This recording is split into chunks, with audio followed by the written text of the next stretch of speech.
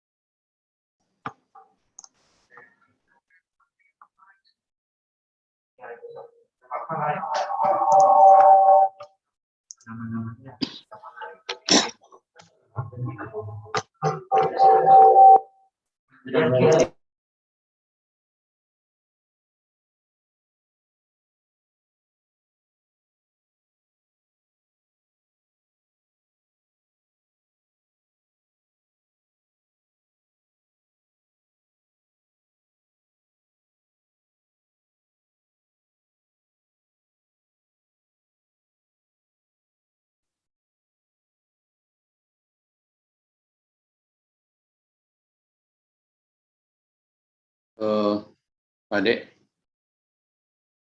mungkin coba dites suara adik bergema enggak?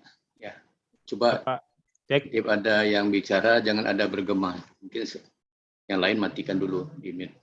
Coba aja tes. Cek san. Oke. Assalamualaikum Pak Dekan, Pak Dekan Fakultas Teknik. Waalaikumsalam warahmatullahi wabarakatuh. Terima kasih Pak Dekan telah bergabung. Ya. Selamat berseminar. Ya. Nah, ini selamat untuk FIK ini laksanakan International Conference. Terima kasih Pak Dekan. Selamat untuk Pak Dekan, teman-teman semua, Pak Umar. Ya, terima kasih Pak. Kita tunggu sebentar ya, Pak Rektor ya buka Pak Umar. Rencananya gitu, tapi seperti yang kemarin itu diwakilkan ke WR1. Gitu. Ah ya, mungkin Pak WR1 nanti sebentar lagi. Ya, terima kasih Pak Dekan. Tunggu ya Pak Umar ya. Ya, siap Pak Dekan.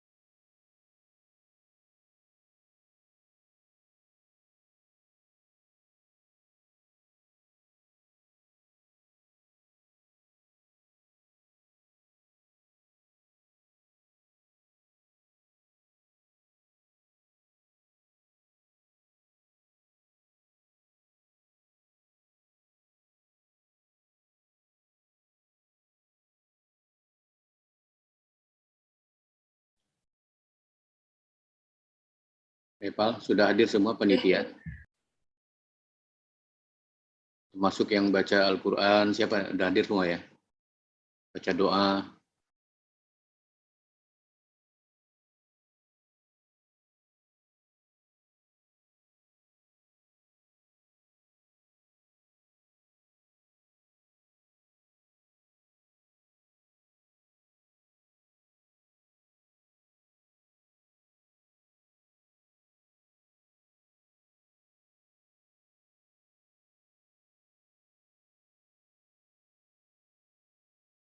Udah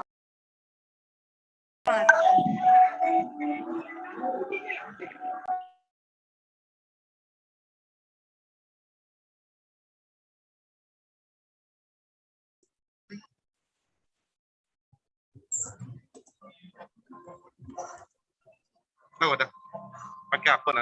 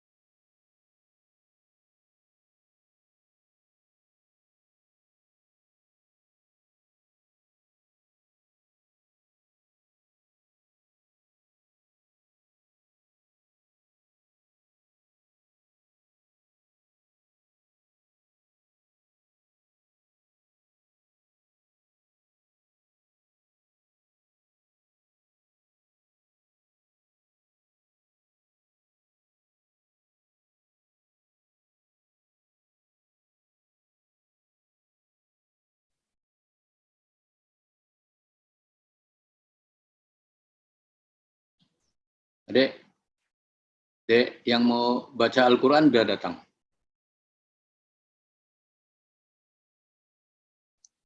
Yang mau baca Al-Quran udah datang. Lagi di jalan, Pak. Oh iya, iya. Si yang baca doa siapa? Udah ada enggak?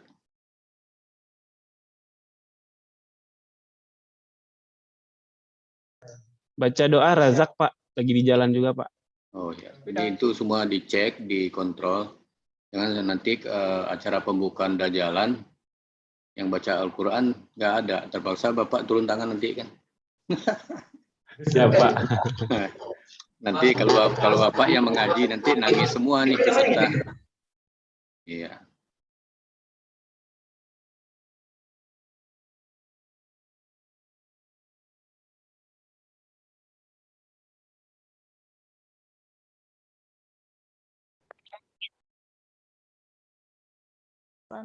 Tinggi.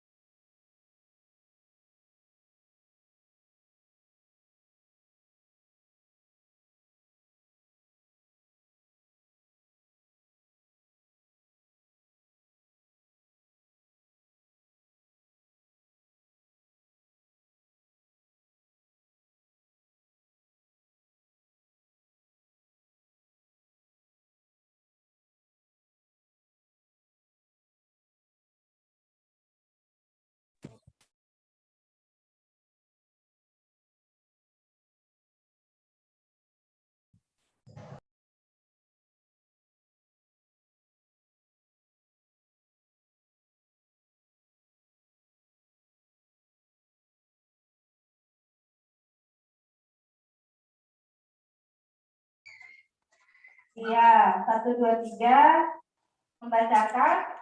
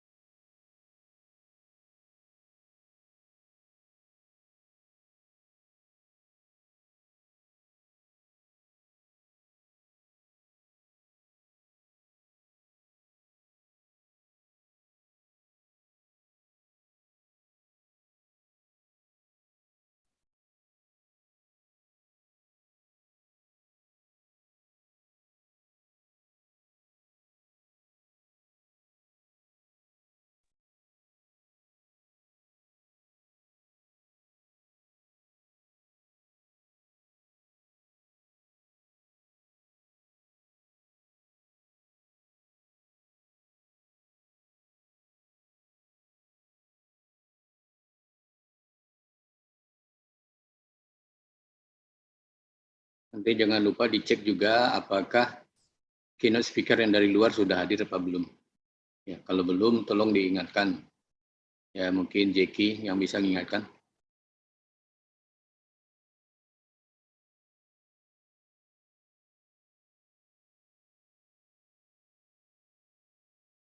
Ya, Pak Jeki, nanti kalau belum Ya, Pak. bergabung, ya bergabung keynote yang dari luar, mungkin diingatkan. Untuk segera Oh, ya. bergabung. Ya, malam tadi udah diinformasikan, Pak. Oke. Nah, Oke. ya. Ini nama ini masih Febri ini ya. Oh ya, mantap. Orang rumah mah gantilah.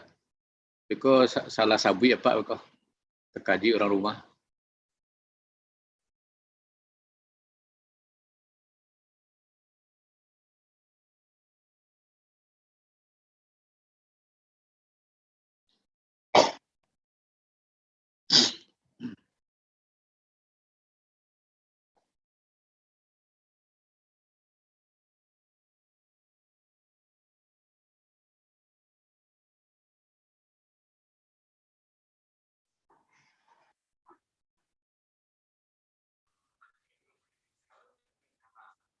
Assalamualaikum Ketua Jurusan Pak Doni sudah hadir ya.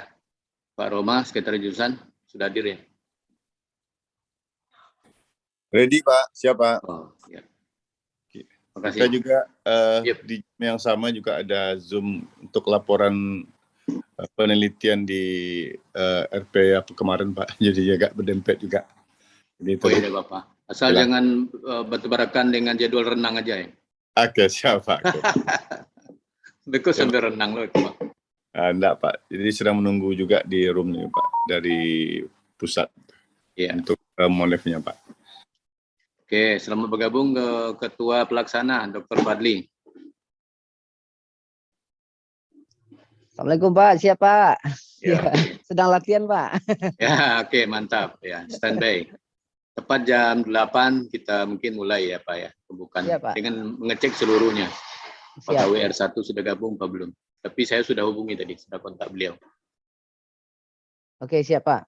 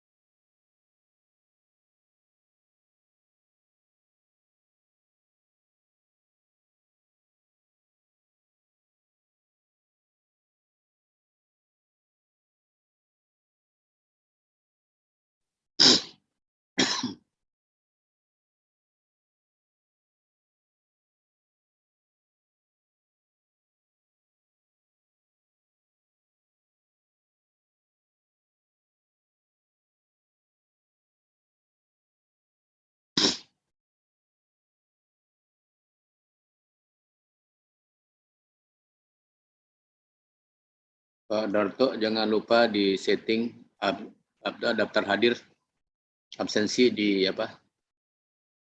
Di share di chat Zoom aplikasi untuk absensi.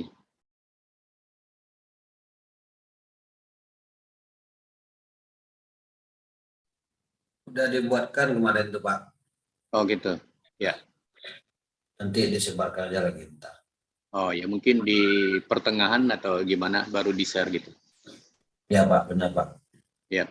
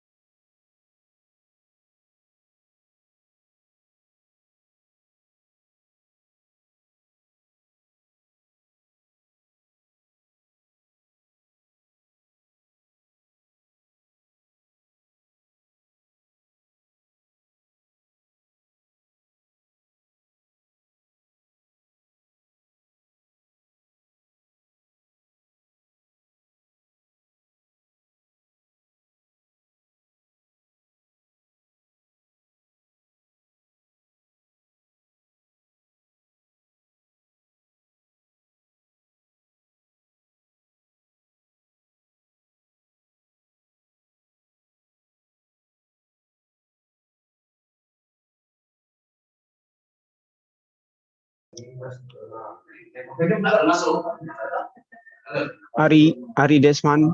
Yang buka siapa?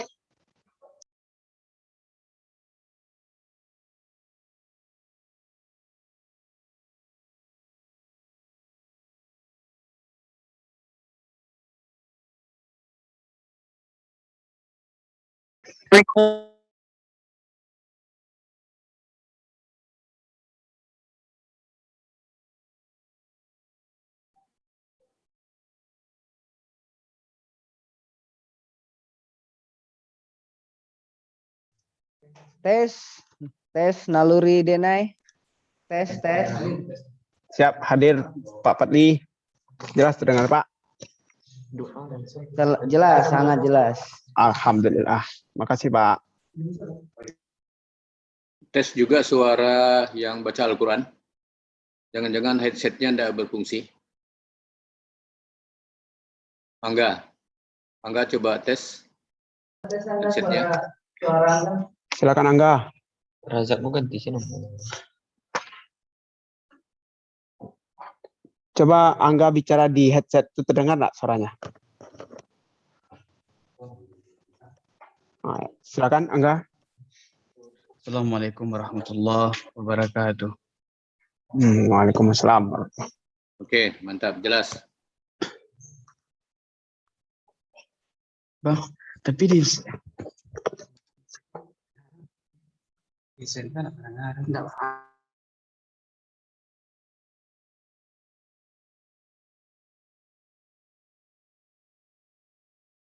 Angga, ada dengar suara Bangga?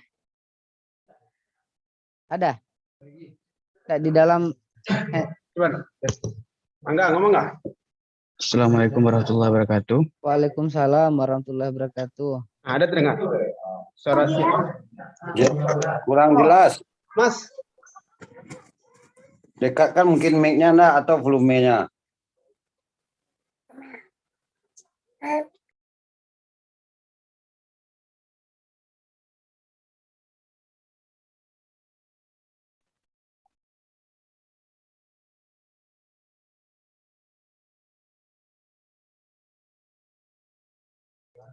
Cek 1 2. 1 2. Cek dengar.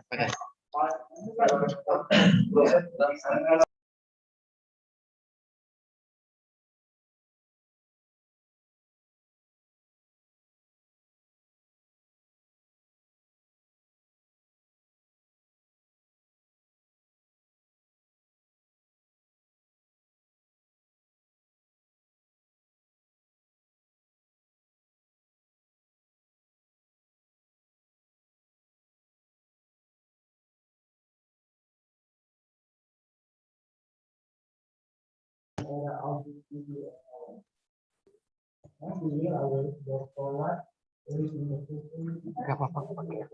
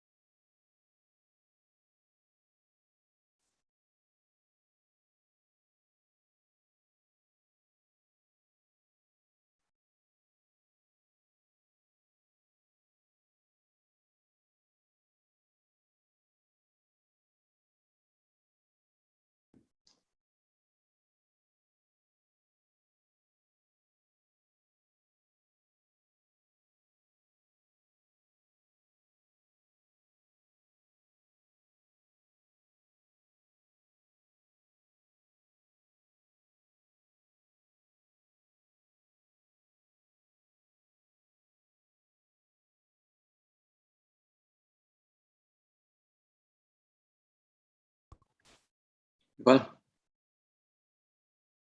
Salam.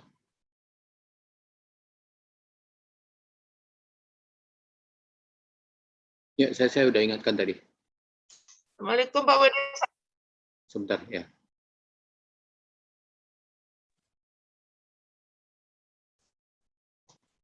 Waalaikumsalam Bunda.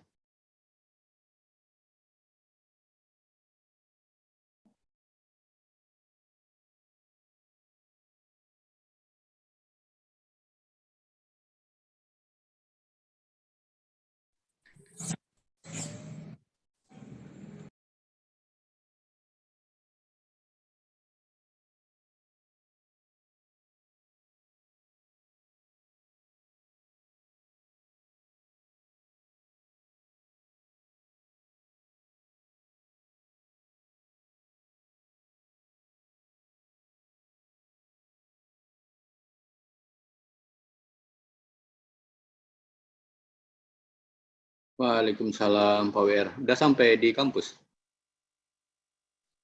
Oh masih dari rumah aja Beko, Pak WR, bukan? Jam 8 kok Pak WR. Linknya Lambo kirim tadi. Termasuk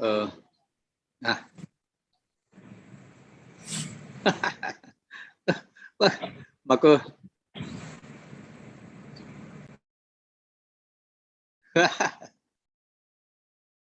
Iya. Baik. Diringkas-ringkas saja Beko, bukan di KEPEL Pak WR. Makasih Pak WR. Ya. Yuk.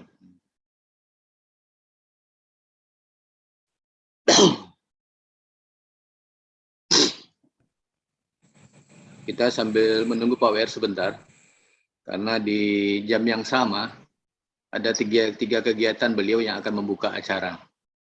Tapi beliau mendahulukan mungkin kita yang jam 8. Maka saya minta tadi ringkas-ringkas saja Pak WR, supaya bisa gabung ke yang dua yang lainnya. Mungkin sebentar lagi beliau gabung.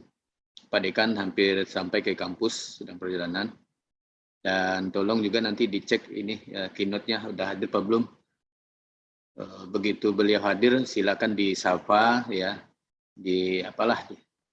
selamat datang ya, jangan lupa itu. Atau coba dicek udah ada enggak, mana tahu sudah ada yang dari Malaysia, dari Austria atau dari mana itu. Jangan terlewatkan itu. Dan Assalamualaikum, keynote yang lokal dulu. ya. Iya, ini Waalaikumsalam. lokal udah gabung nih. Iya. Saya mau menuju ke kampus ya. Ini karena mohon izin dulu, mau start biar store wajah dulu ke Pak Jeki. Mantap. Good morning, Pak Jeki. Good morning, good morning. Prof.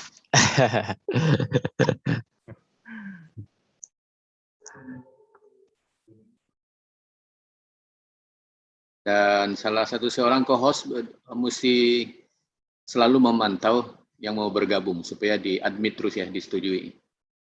Jangan karena udah jalan acara pembukaan, kita semua fokus ke pembukaan, dan perhatikan orang yang mau gabung nggak bisa masuk. Betul Gitu. ya.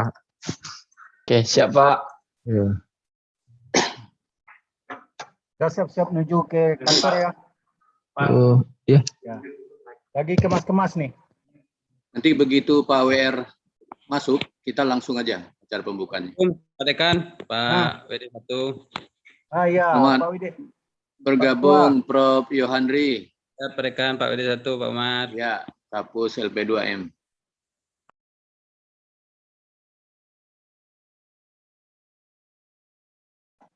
Alhamdulillah ya Pak Kapus ya, kita 1 UNP dan 9-10 Prodi ya, itu diperpanjang apa ya, tidak perlu ke tahap pemantauan 2 ya. Sudah jadi pemantauan tahap 2 Pak. Iya, mantap ya.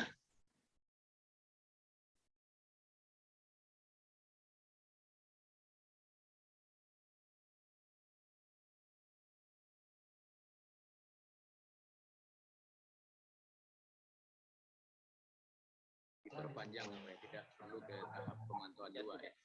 Jadi pemantauan tahap 2 Pak. Iya. Pak WD, alhamdulillah Pak Revinaldi udah gabung Pak. Iya, selamat gabung Pak WR. Pak WR. Nah, kalau begitu langsung buka aja dulu Pak. Ya, Pak WR 1 kalau sudah gabung bisa kita mulai Pak WR. Karena mengingat Pak WR ini ada 3 Zoom hari ini.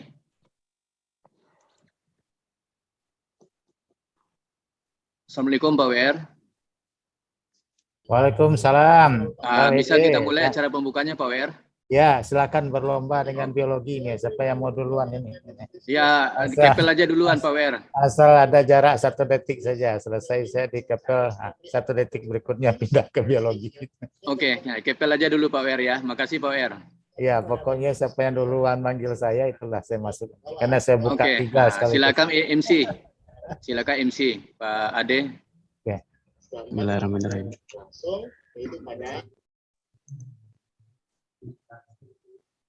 Ladies and gentlemen, may I have your attention please?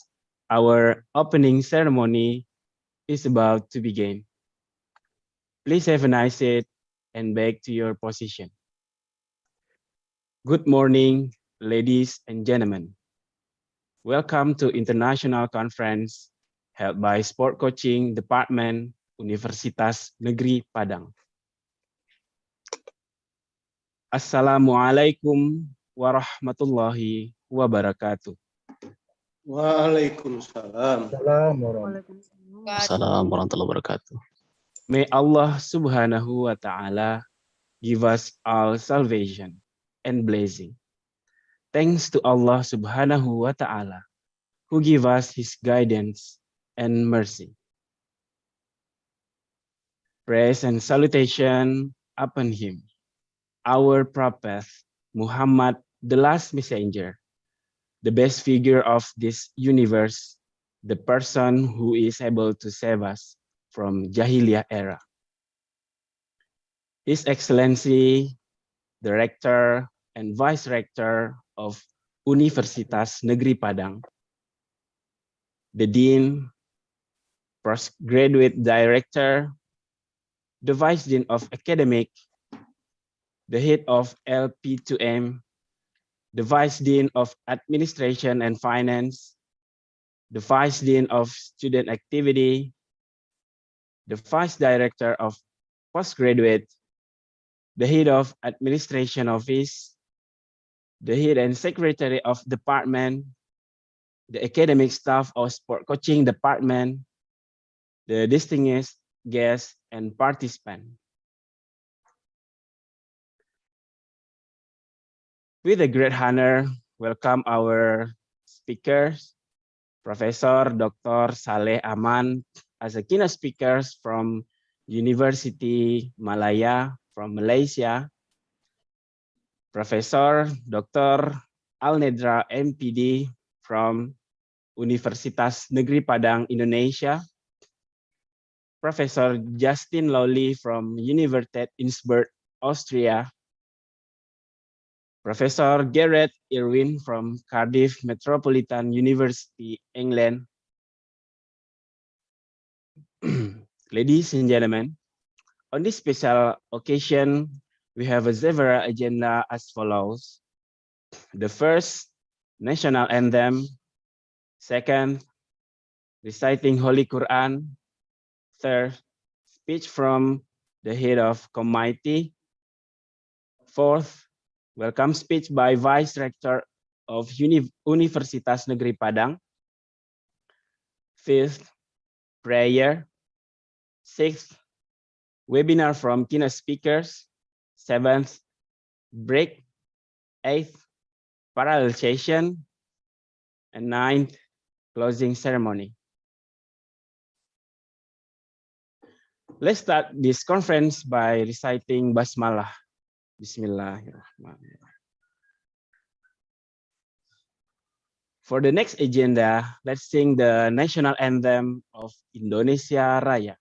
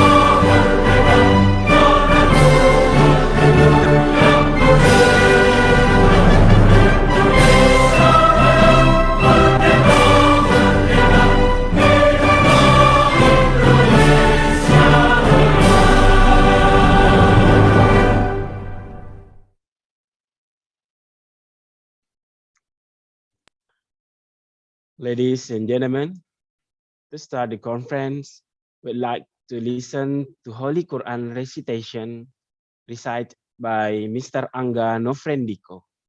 Mr. Angga Nofrendiko, time is yours. Assalamualaikum warahmatullahi wabarakatuh.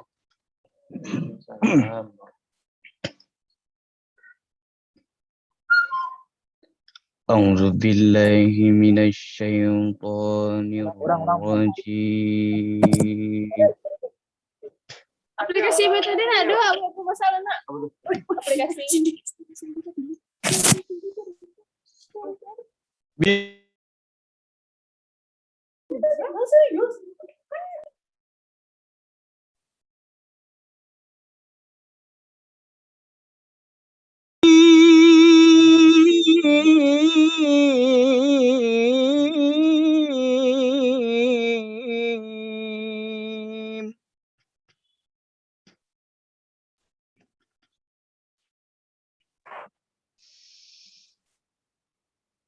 Ya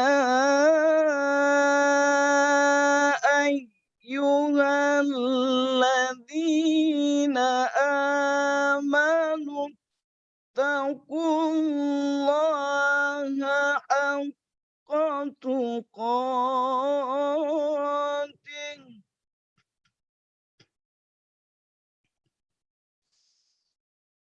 ولا تموتن إلا وأنتم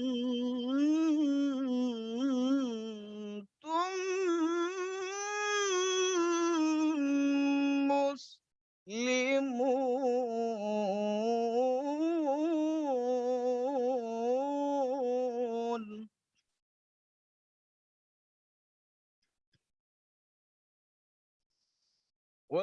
واعتصموا بحبل الله جميعا ولا تفرقوا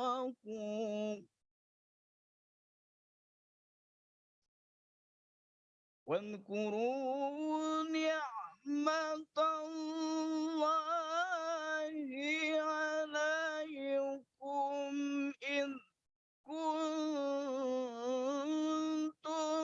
أعداء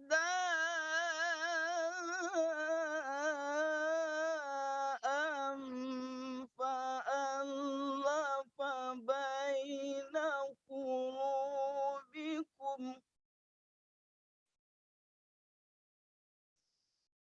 وأصبحتم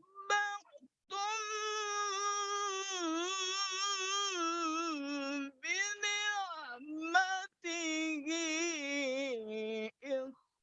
إخوانا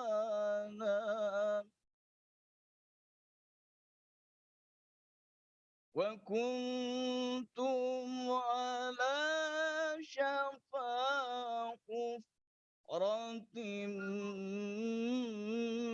من النار فأنقذكم منها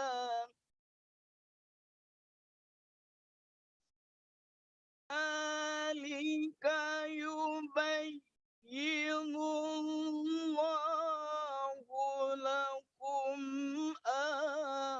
آياته لعلكم تهتدون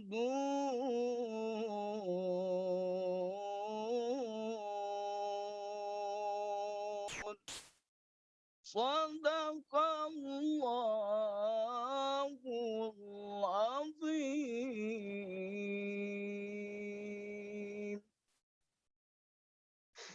Assalamualaikum warahmatullahi wabarakatuh.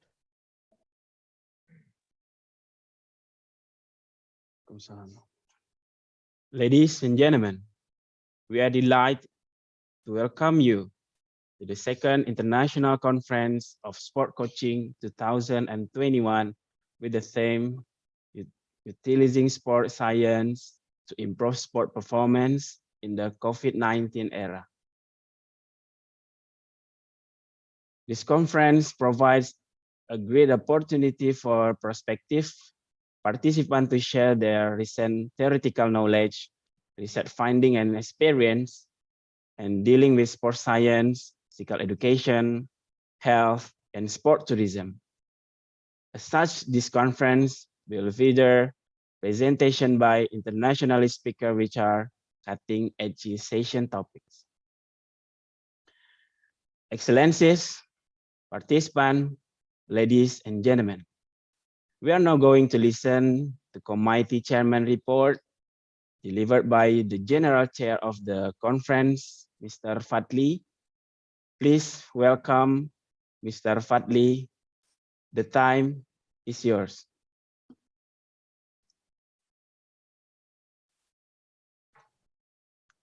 Assalamualaikum warahmatullahi wabarakatuh.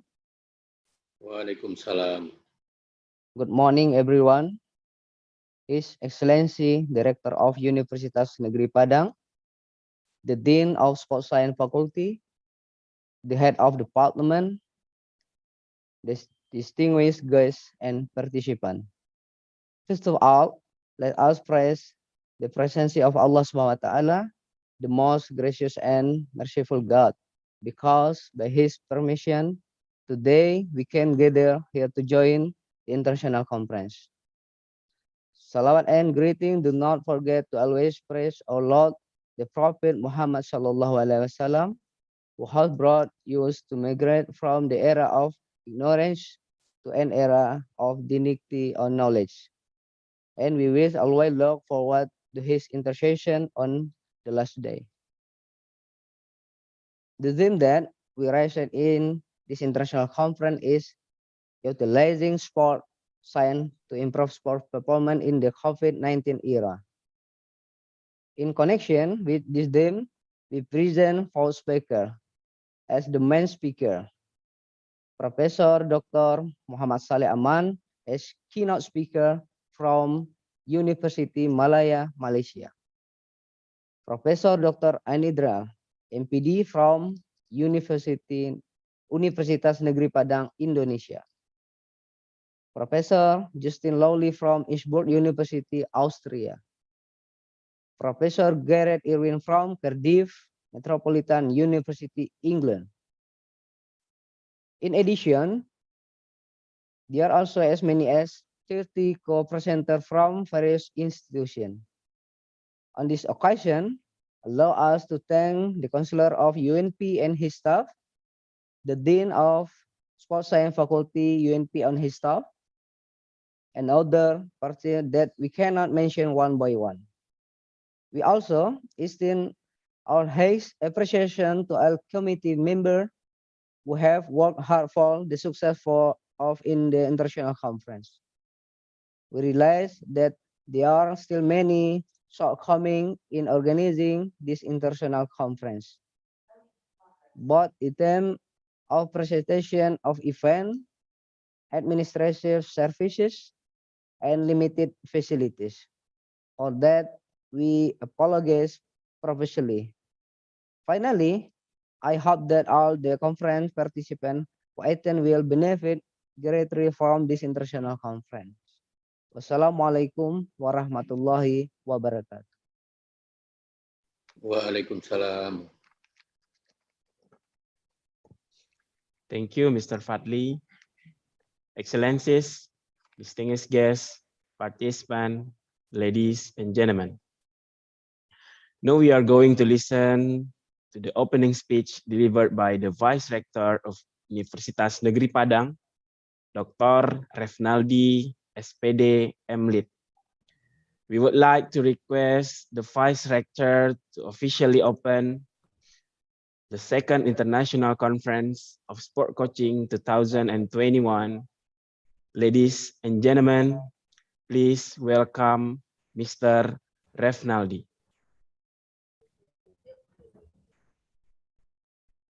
Assalamualaikum warahmatullahi wabarakatuh. Waalaikumsalam warahmatullahi wabarakatuh. Alhamdulillahirabbil alamin. Wassalatu wassalamu ala asrofil anbiya wal mursalin wa ala alihi washabihi rasulillah ajmain. Amma ba'du. Every good morning, ladies and gentlemen. The Honorable Vice Rectors of Universitas Negeri Padang, Deans of Faculties of Sports Sciences, Deans of other faculties, Vice Deans of Faculties of Sports Sciences, the program coordinators and invited speakers, and especially distinguished guests and participants of the second International Conference on Sports Coaching, organized by Sport Coaching Department, Faculty of Sports Sciences, Universitas Negeri Padang.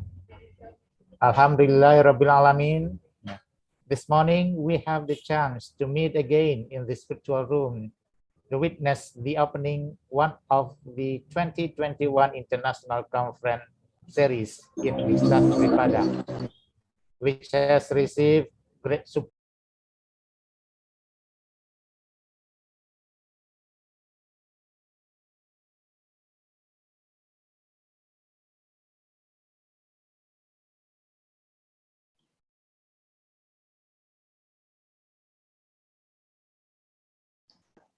Suaranya tidak terdengar Pak WR, mohon maaf.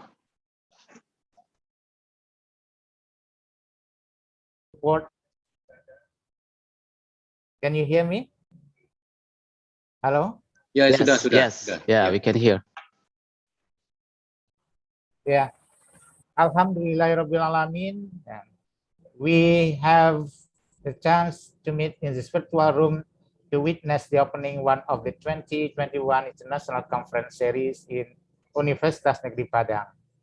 And we fully understand that hosting the virtual meeting provide us new opportunities as well as new challenges, especially in managing presentation, the participant, and also how we use technology well. Representing directors of Universitas Negeri Padang, I'm very pleased to join opening of this virtual conference.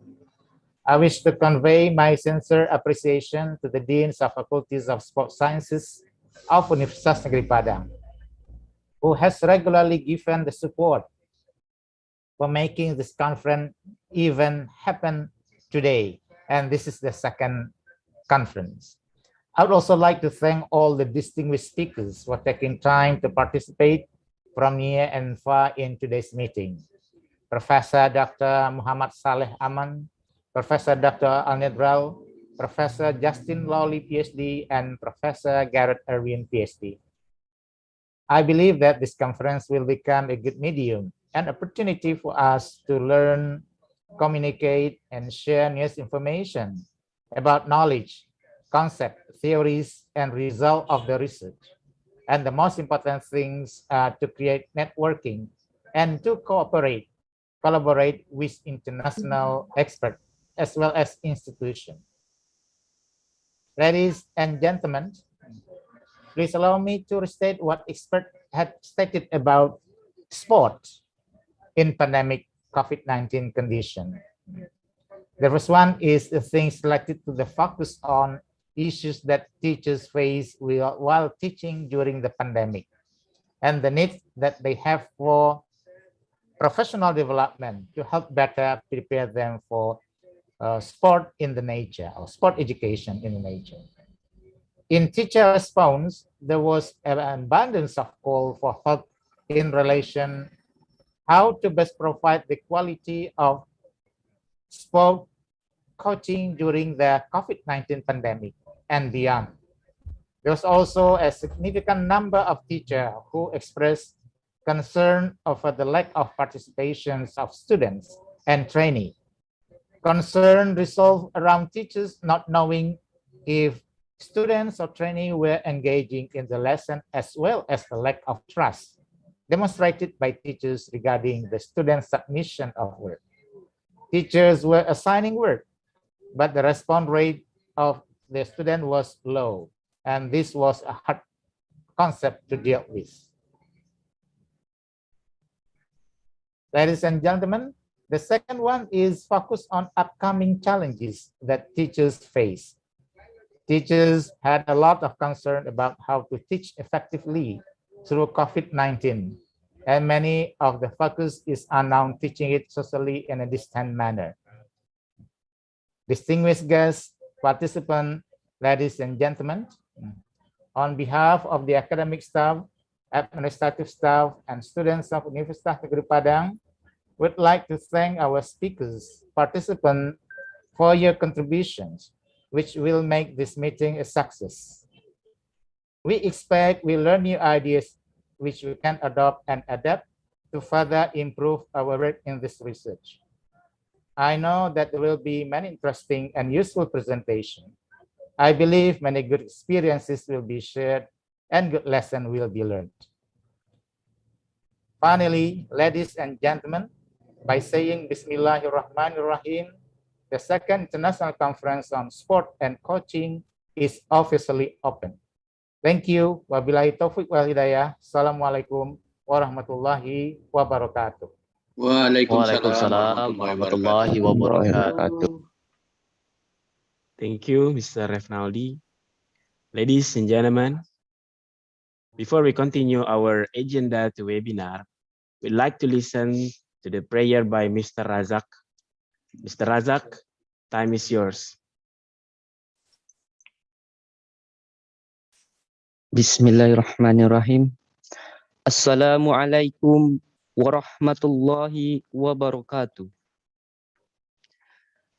A'udzu billahi minasyaitonir rajim. Bismillahirrahmanirrahim. Hamdan syakirin, hamdan na'imin, hamdan yuafi ni'mahu wa yukafi nazida.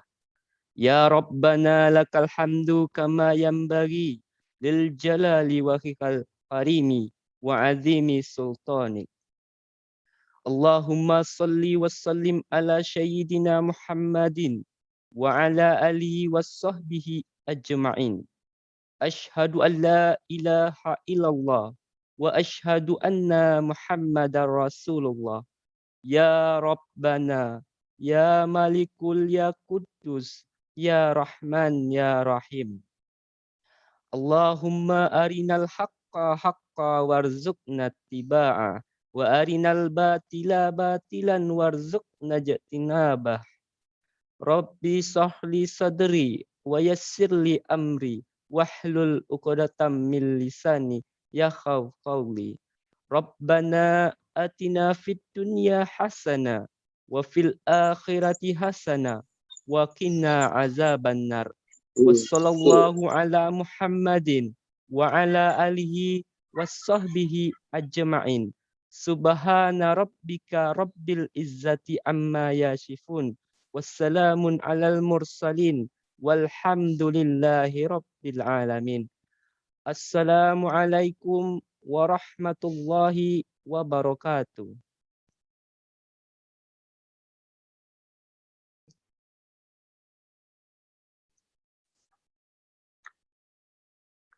Thank you, Mr. Razak. We are now at the end of opening ceremony. For the next section, I would like to welcome Mr. Jeki to moderate our keynote speech. With the close, pray. Assalamualaikum warahmatullahi wabarakatuh. Waalaikumsalam warahmatullahi wabarakatuh.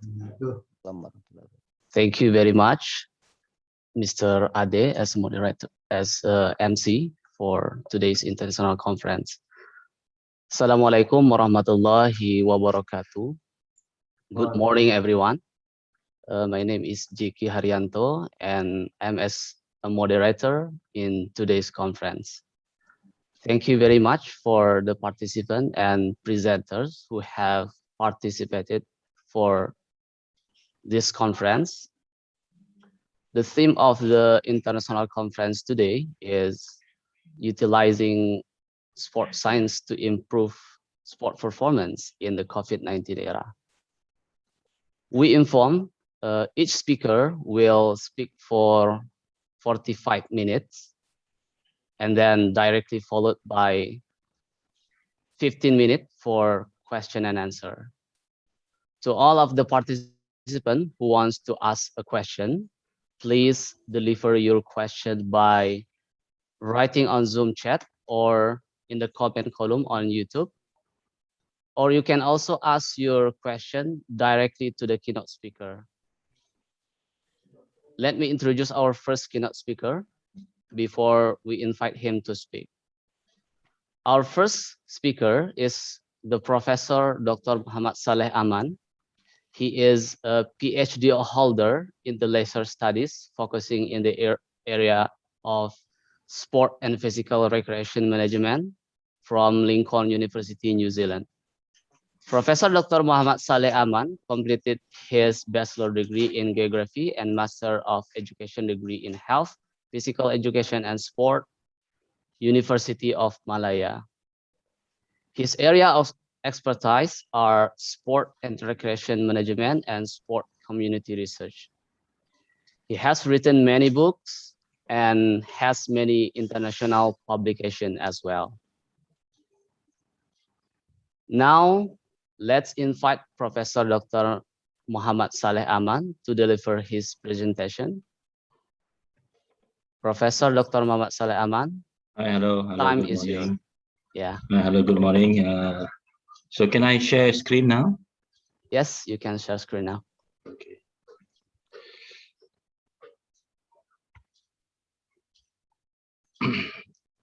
Okay, everybody, you can see my screen? Yes. Okay, thank you very much. Good morning. Assalamualaikum warahmatullahi taala wabarakatuh.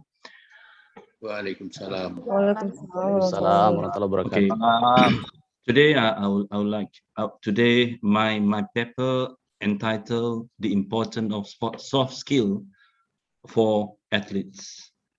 I will try to explain and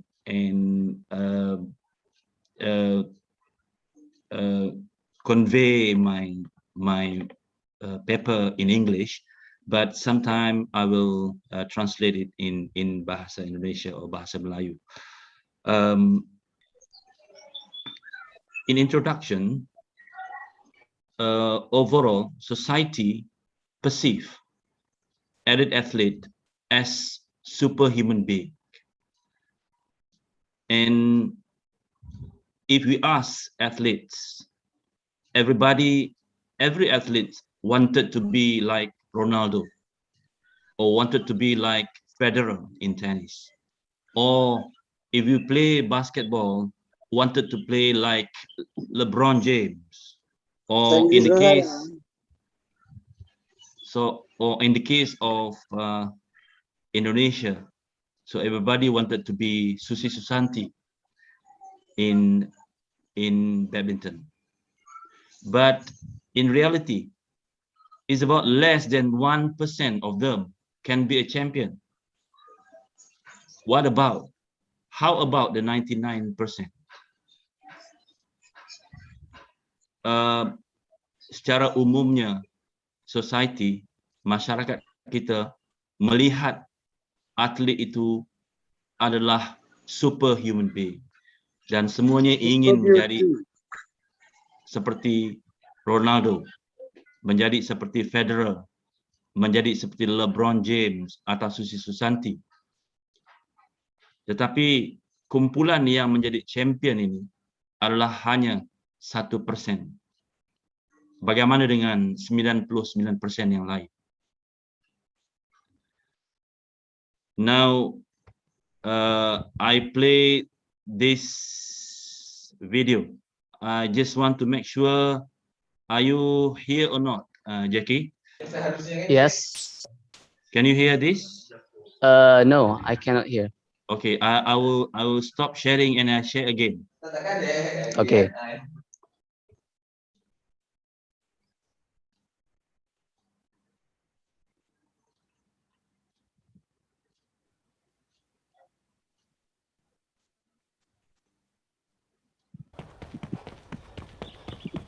You can hear now, Jackie? Yes, you can hear. Okay, everybody can see. This is one of the best athletes in the world, Usain Bolt. It is not easy. Even Usain Bolt also struggled to be a champion.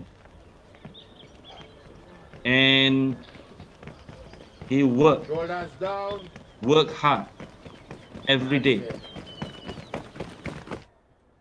Dying. I think a lot of people just, they see you run and they say, oh, it looks so easy, you really look effortless. But before it gets to that point, it's hard. It's like hard work. Day in, day out, sacrifice, day in, day out. Just dying. This time when you run and you just want to stop, you just want to give up, like, to hell with this, I just want to go home. The day when you get up and you know what, you have a training today, you know it's going to be intense and you're like, oh God, I don't want to go today, but you got to go. And it's so hard and a lot of people don't know. My coach always says, in a couple of years, we're not going to have any track because we're going to take all of it home.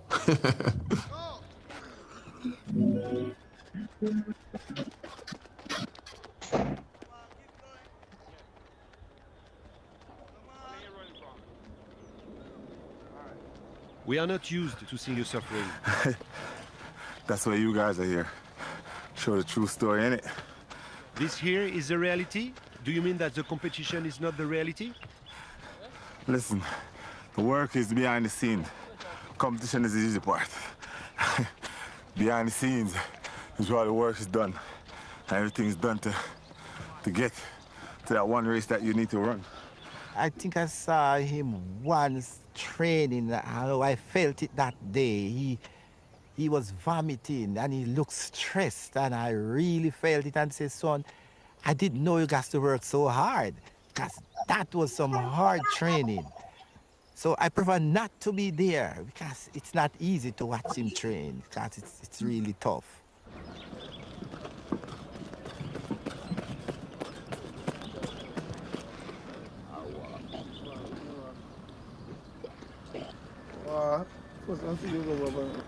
You saying you all right? Yeah, coach. It's your conscience speaking. Don't do it. Stop running. Retire. Go play football. Go play golf.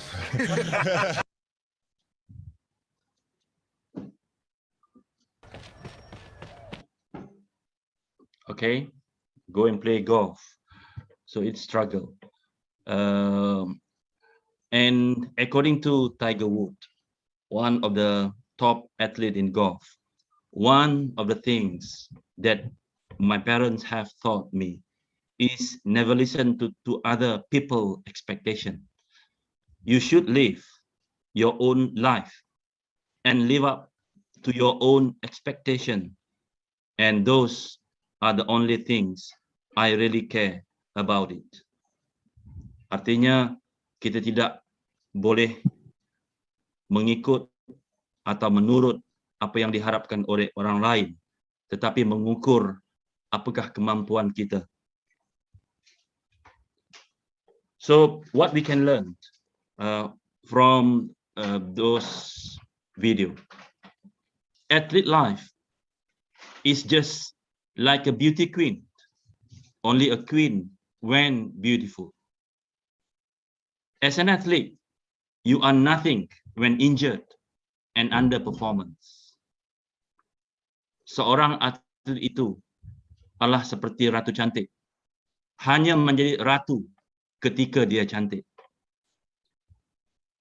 Dan sebagai atlet, jika Anda cedera dan Anda tidak berprestasi lagi, Anda tidak akan berguna kepada tim.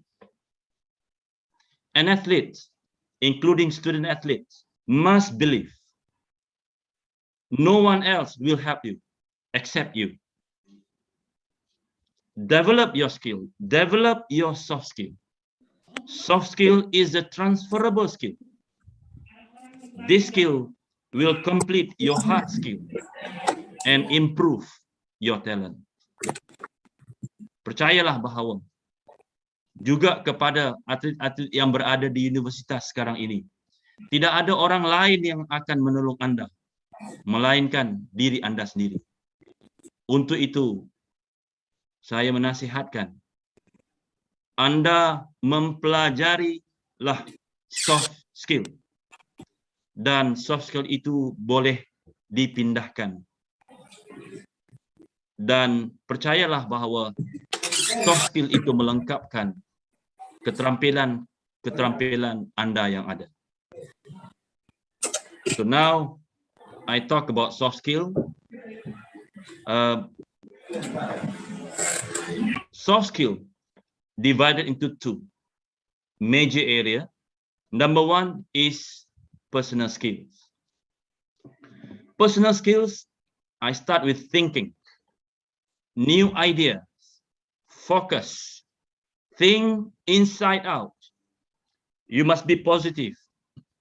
Design your future in your thinking. Pertama adalah berpikir. Berpikir dengan ide yang baru. Fokus. Berpikir polanya dalam keluar. Anda harus positif. Anda harus memikirkan apakah masa depan Anda. Number one. Number two, talking. What we are talking about. Why we are talking. Listen carefully. Listen people. Understand the situation and condition. Choose the best way to talk. And predict the implication after talking. Berbicara. Mengapa kita berbicara? Apa yang kita bicarakan? Sebelum bicara, dengar baik-baik apa yang dikatakan orang. Fahami situasi dan kondisi. Pilih cara berbicara yang paling baik kepada teman, berbeda dengan kepada ayah dan bunda. Dan pikir apakah kesannya apabila kita berbicara. Number 3, action. Done one by one. No rushing. Carefully and accurately. And pastikan desa berhasil. Ketiga, berbuat. Lakukan satu persatu. Jangan buru-buru. Lakukan dengan betul dan tepat. Dan pastikan apa hasilnya. Number 4, spiritual.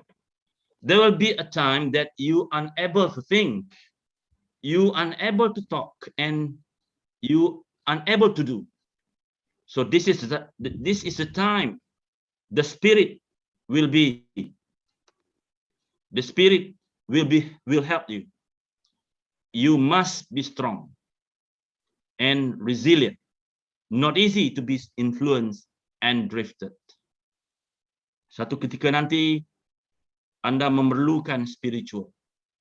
Ketika Anda terlalu capek berpikir, berbicara, dan berbuat, Anda harus diam, dan ketika itulah akan ada tenaga dari dalam yang memberi kekuatan. Yang pentingnya Anda jangan hanyut dengan pengaruh. So this is a personal skills you got to learn. And the other soft skill is people skills. People skills are divided into 4. One is communication. There must be a relationship between you and the group. Whether you like or dislike, you have to talk to your group, to inform them, get commitment, motivate them until the group achieving the goals. Number 2, management. Manage your time, manage your personal life, manage your family, manage your inner circle. Then you can manage your organization well. 3, problem solving. Identify a problem. Make sure that the problem is real problem. And prevent or avoid or transfer, or you have to face the problem to overcome the problem. And number 4, entrepreneurship. You must be brave, dare to run the risk, but calculate the risk. Think and act like a business person. Avoid losses and win-win mentality. Secara umumnya, people skill ataupun keterampilan bermasyarakat atau keterampilan sosial ini, pertama komunikasi, yang mana Anda harus membangunkan hubungan yang baik dengan tim. Yang kedua, menguasai keterampilan manajemen. Manage your time. Waktu Anda, diri Anda, keluarga Anda, dan organisasi Anda. Nombor 3 adalah menyelesaikan masalah. Identifikasi betul-betul apakah masalahnya. Dan hanya perhatikan masalah yang jelas. Jangan tenggelam dengan masalah yang tidak jelas. Dan yang keempat adalah kewirausahaan. Anda harus memiliki nilai kewirausahaan walaupun sebagai seorang atlet. Karena orang yang memiliki nilai keusahaan itu adalah orang yang mengambil risiko, tetapi ada perhitungan dalam mengambil risiko itu. Anda selalu berpikir tidak mau rugi. Anda selalu berpikir untuk menang dan menang. Untung dan untung apabila dengan orang lain. So why are soft skill is important? For me, I divide it into 2. Why? Number 1, to make sure you win yourself. Pertama, memastikan Anda menang dengan diri Anda sendiri. You are satisfied with whatever you do. You got and grab an opportunity. You deserve your right. You are not losers. You are free to talk. You are free to respond and react. And you can become a champion. This is your right. Number one, win yourself. Number two, to make sure you win others. Memenangi orang lain. Control orang lain. Manage orang lain. You know people. You understand people. You approach people. You listen to people. You learn from other people. You learn from other people's experience. You negotiate with them. And you are free to develop relationship with other people. This is why soft skill is important for you and for you to win other people. Dalam konteks olahraga, Anda sebagai seorang atlet, Anda harus menguasai diri Anda dan bagaimana Anda dapat menjalin hubungan Anda dengan pelatih, dengan bos, dengan tim.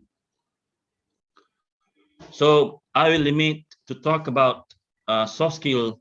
I just share with you 5 selected soft skill for athletes. So number 1, focus. Focus means giving attention. You look at something generally. You are not only look at the thing, but also the surrounding. That's what is mean by focus. Number 1, the first level, giving attention.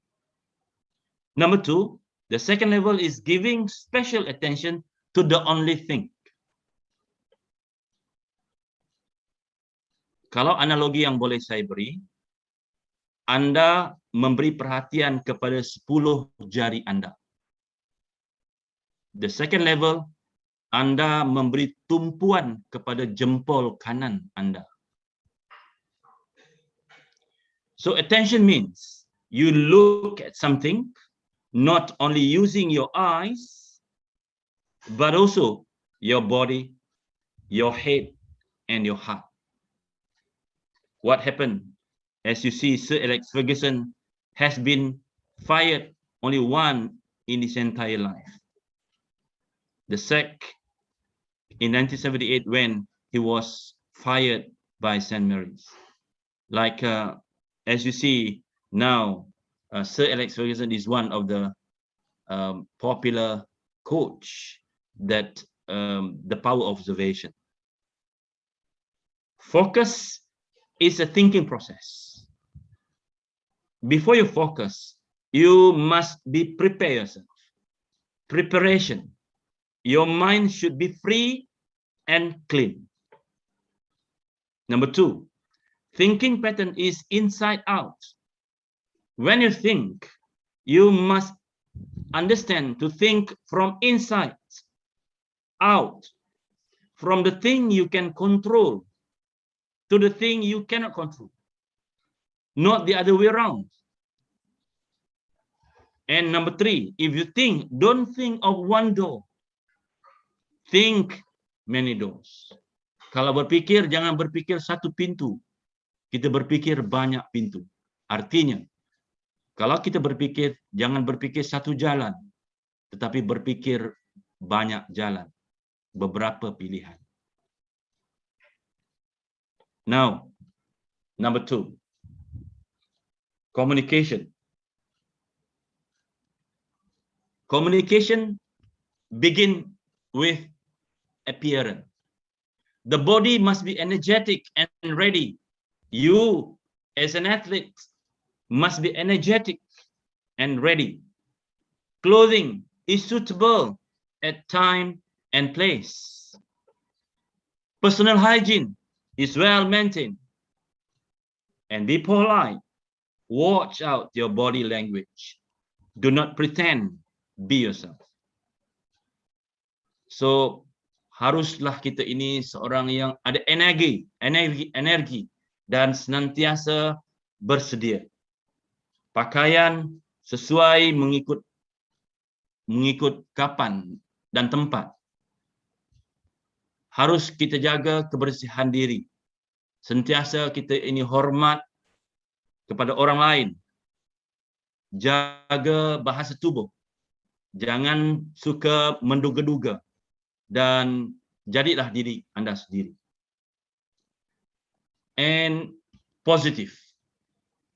In communication, you must be positive. You must listen to people. Learn how to listen to people. Patient when you listen to people. Be open-minded so that you're willing to consider new ideas and unprejudiced. Communicate positively. In speaking, do not assault yourself and insult people. Artinya apabila kita berbicara, jangan suka meninggi-ninggikan diri, jangan sombong, dan jangan pula kita memalukan orang lain. In commenting, apabila kita memberi komentar, be positive and constructive. Even the comments are negative, but deliver constructively. Anda belajar bagaimana untuk memberi komentar yang positif dan membina. Jangan terus negatif. Kalaupun negatif, cuba Anda belajar sampaikannya secara konstruktif. That's number 2. Communication. And one more point about communication. When you talk to people, you must be sure that it is free and flow. The flowing is good. Communication is not rigid and frozen, kaku, diam. Keep flowing. In order to keep flowing in negotiation, you always think of win-win. I win, you win. And then punishing words will disturb the momentum of communication. Jangan terbiasa dengan mengeluarkan kata-kata yang menghukum orang. Ini akan memberhentikan komunikasi. So praise and stimulate is how to deal and win with strange personalities. Anda dalam organisasi akan berhadapan dengan individu-individu yang pelik, individu yang menyusahkan. Tetapi Anda harus stimulate, memuji mereka, memuji dan seterusnya. Pastikan Anda dapat berkomunikasi dengan baik. So, I'm finished. Second point. Now strive. As you see, Muhammad Ali. Everyone knows Muhammad Ali. Muhammad Ali said, I hate every minute of training. But I said, don't quit. Suffer now and live the rest of your life as a champion. Bagi Muhammad Ali, dia juga benci kepada latihan. Tetapi dia berkata, jangan sama sekali Anda mengundur diri. Memang benar sekarang ini susah. Sekarang ini sulit. Tetapi setelah ini, Anda akan menjadi champion buat selama-lamanya. Strive means to try to accomplish until the end. Strive ini berarti Anda harus menyelesaikan tugas. No complaint. Learn. Practice. No complaint. Don't complain. And don't give up. Do it one by one. When you do something, do it one by one. When you think, you can think 5 things at a time. But do it one by one. Do it precisely and correctly. That's strife. And I think strife is related to problem solving. Problem solving is a process of finding solution. Menyelesaikan masalah adalah satu proses untuk mencari solusi. Identify the problem, number one. Are the problem clear or not clear? Pertama, Anda harus identifikasi apakah masalahnya dan pastikan itu benar-benar masalah atau hanya apa orang lain kata, bukannya masalah. So can you prevent, avoid, or transfer? Sekarang Anda berpikir, bolehkah Anda mengatasinya? Ataupun mengelak, menjauhinya? Ataupun memindahkan? In preventing problems, acknowledge your limitation, be good to each other, and don't commit mistake. Pada Anda ingin mengatasi masalah, Anda akui apakah kekurangan Anda, berbaik dengan orang lain, dan jangan sama sekali Anda mendekati masalah. And most of the time, take responsibility.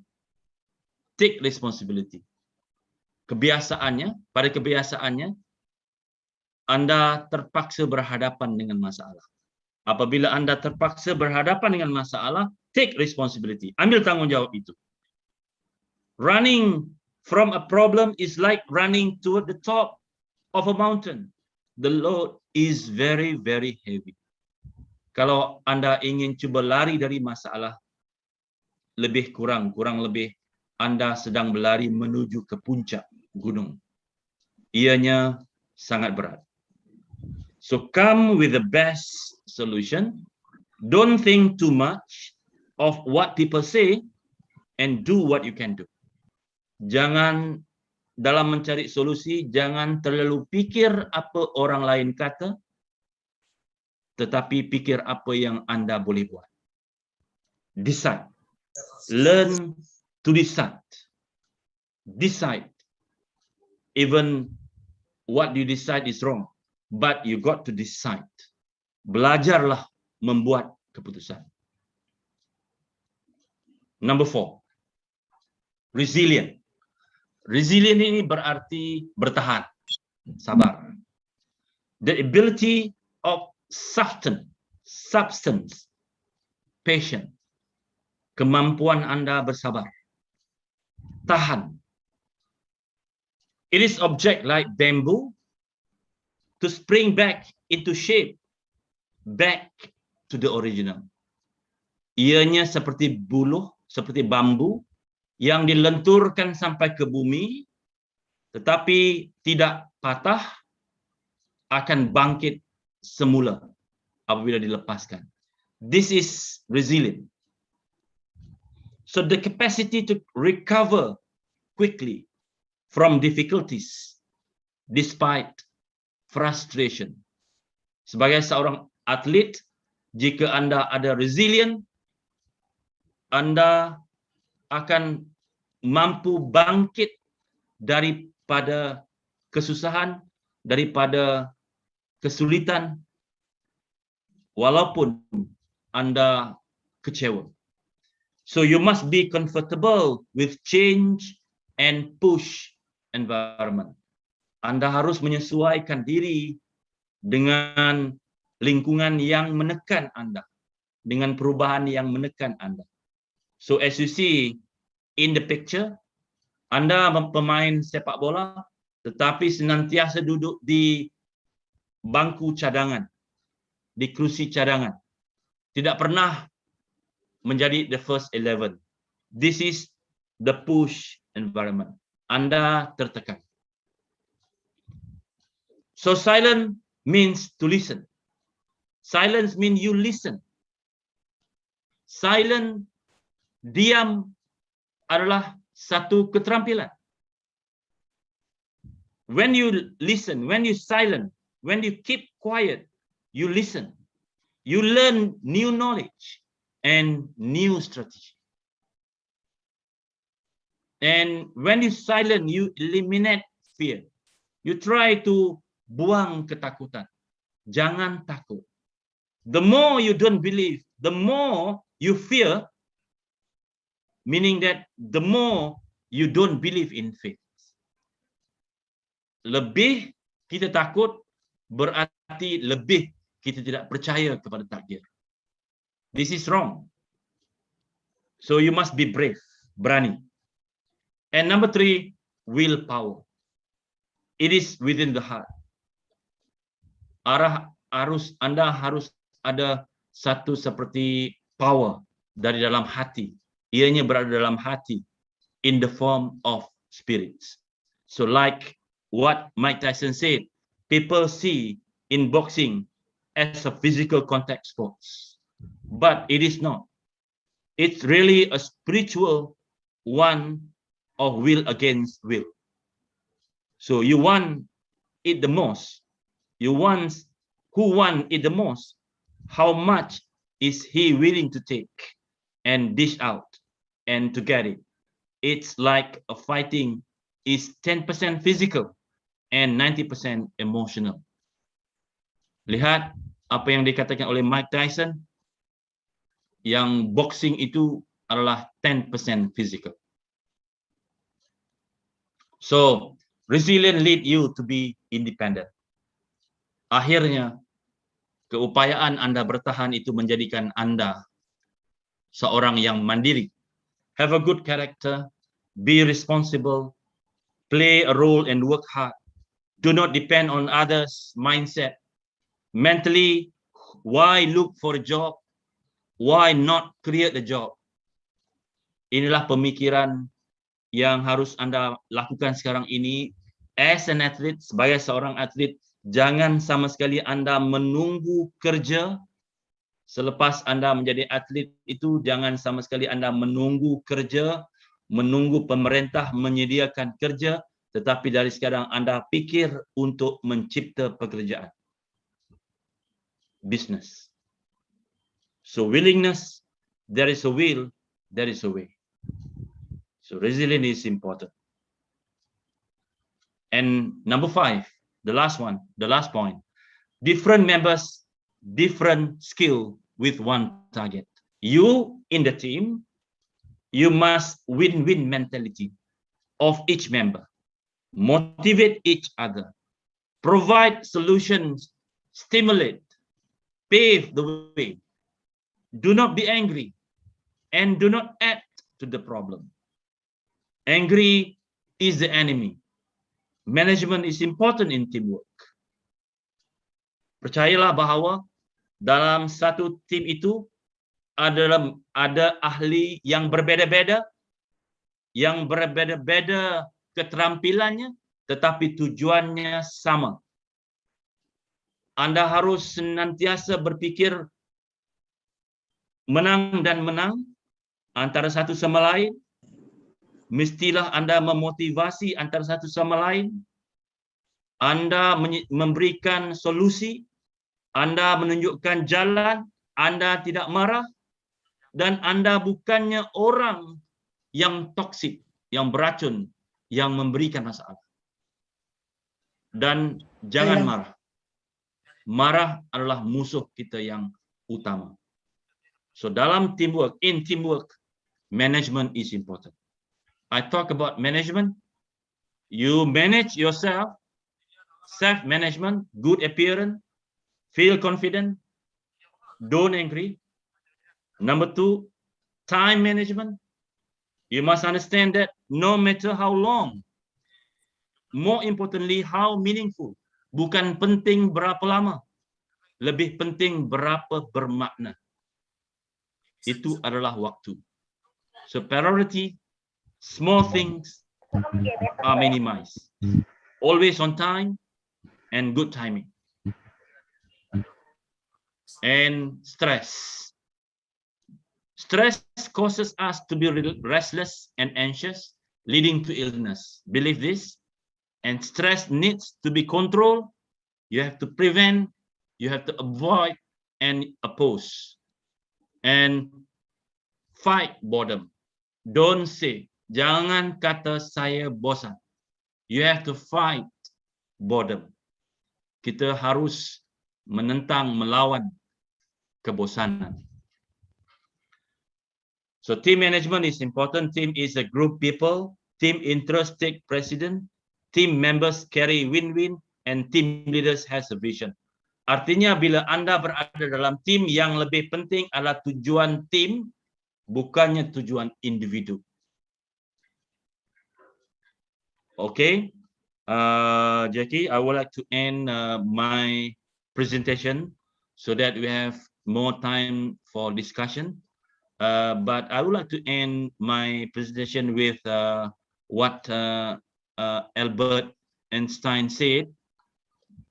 Albert Einstein said, everyone is a genius, but if you judge a fish on its ability to climb a tree, it will live its whole life believing that it is stupid.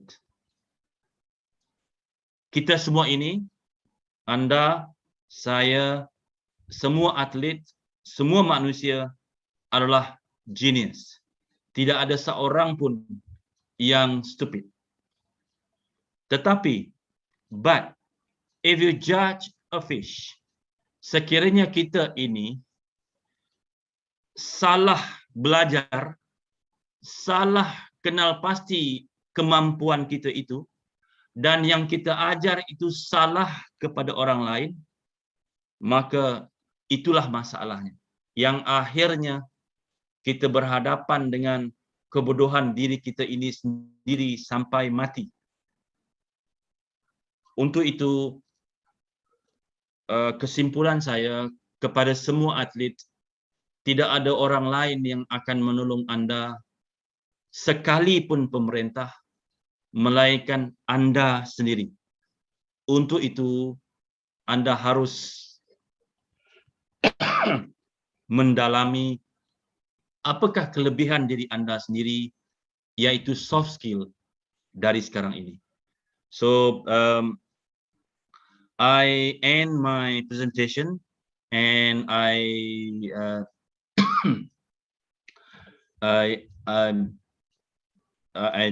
return back to Jackie to the committee, and I'm okay with the question.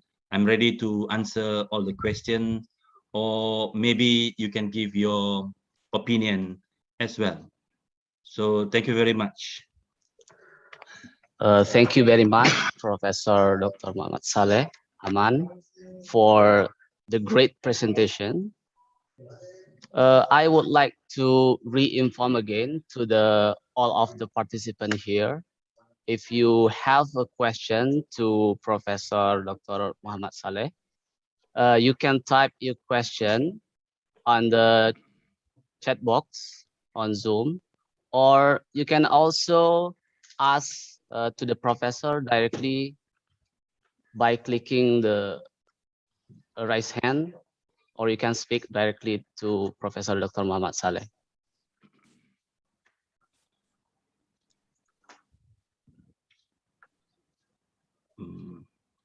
Jackie, if you have question from the audience, you can read for me. Yes. Yeah. Yeah. If the participant have a question, I can read it for you. Okay, thank you. Oke, Bapak Ibu, kalau ada yang ingin bertanya, silakan boleh diketikkan dengan bahasa Indonesia, boleh di kolom chat. Atau boleh juga bertanya langsung ke Prof. Muhammad Saleh secara langsung.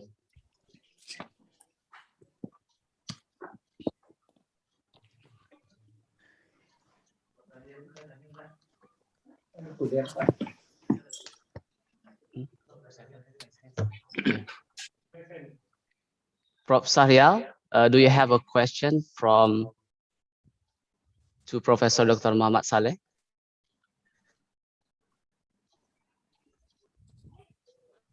Okay, much. Okay, thank you very much. Yes, Prof. Professor Muhammad Salah. Yeah. I'm very interested what have you present today for us. Okay. Mungkin ini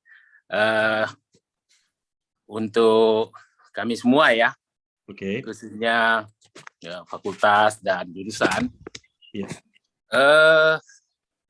Sebenarnya saya yang termasuk agak keras mendorong jurusan kepelatihan untuk tidak memakai lagi nama pendidikannya. But when I hear what you tell today, Prof. Salah, I want to suggest our team or our department supaya tetap mempertahankan jurusan pendidikan kepelatihan. Jadi ini Pak Dr. Doni sebagai ketua jurusan dan teman-teman di kepelatihan, karena begitu banyaknya sebenarnya hal penting, tidak hanya seperti di Prof. Muhammad Saleh tadi sudah menyampaikan, Muhammad Saleh ya, bahwa soft skill ya itu hendaknya menjadi perhatian betul bagi semua manusia, khususnya dalam dunia olahraga, khususnya atlet. Dengan demikian mestinya pelajaran yang berkaitan dengan soft skill ini tentu harus diberikan oleh seorang coach ya, yang betul-betul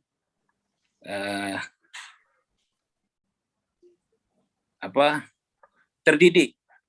Coachnya dulu terdidik untuk memang berperilaku seperti yang disampaikan Prof. Salah itu. Jadi kita perlu menyiapkan dosen-dosen yang memang harus menjadi contoh dulu dalam dunia pendidikan kita. Jadi jangan lakukan yang kita sendiri nggak buat para dosen-dosennya, ya. Ini supaya kita juga mencontohkan, dan yang lebih penting lagi kita bisa melahirkan atlet-atlet yang handal, yang memiliki soft skill yang tinggi, yang well educated, ya Prof. Salah ya. Karena kenyataannya seorang atlet itu memang betul-betul menjadi model bagi masyarakat umum, ya. Jadi when he is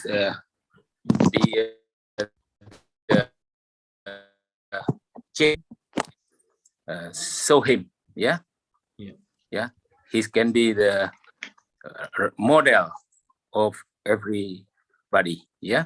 Oleh sebab itu Prof. Doni, Prof. Umar, Prof. Doni dan guru besar di pelatihan ini, saya pikir saya tarik balik usul saya dulu untuk membuat kepelatihan murni, karena supaya betul-betul unggul pelatih-pelatih yang dihasilkan oleh Fakultas Ilmu Keolahragaan, karena mereka semua tahu bagaimana harus menjadikan seseorang.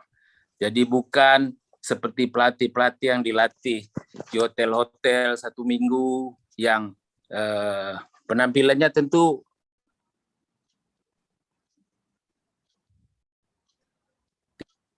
tidak seperti Prof. Salah. Kalau pilihannya nanti alumni kita, ini tidak ada orang lain yang bisa melaksanakan proses pelatihan sebaik alumni yang kita hasilkan. Jadi pakailah ya beberapa hal yang sudah disampaikan Prof. Salah ini untuk kita bersama-sama bisa memperbaiki kualitas jurusan kepelatihan kita, di samping memang skillful dalam berbagai keterampilan, tapi juga skillful untuk dalam memberikan bimbingan-bimbingan untuk soft skill dalam kepelatihan mereka. Terima kasih Pak Jeki, Prof. Salah, thank you so much. Ya, Prof.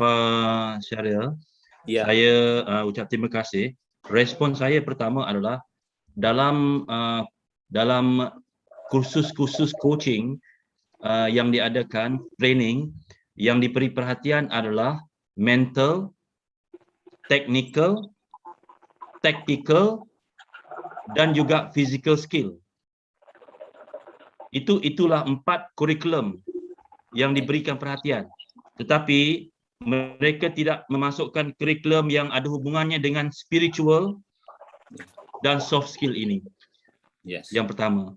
That's right. Yang kedua, kalau petenis Pak, kalau kita main tenis, kita kalau physical skill itu artinya fitness. Kalau tactical itu kita melihat ke kiri ke kanan. Kalau technical itu kita serve, kita volley. Tetapi bagaimana kita menahan kesabaran? Bagaimana kita mengetahui apabila oponen kita itu tidak stabil? Bagaimana kita bisa bertahan ketika kita dalam keadaan tidak boleh menyerang? Itu adalah keterampilan soft skill yang tidak diajar oleh coach. Inilah komponen yang tertinggal yang saya lihat.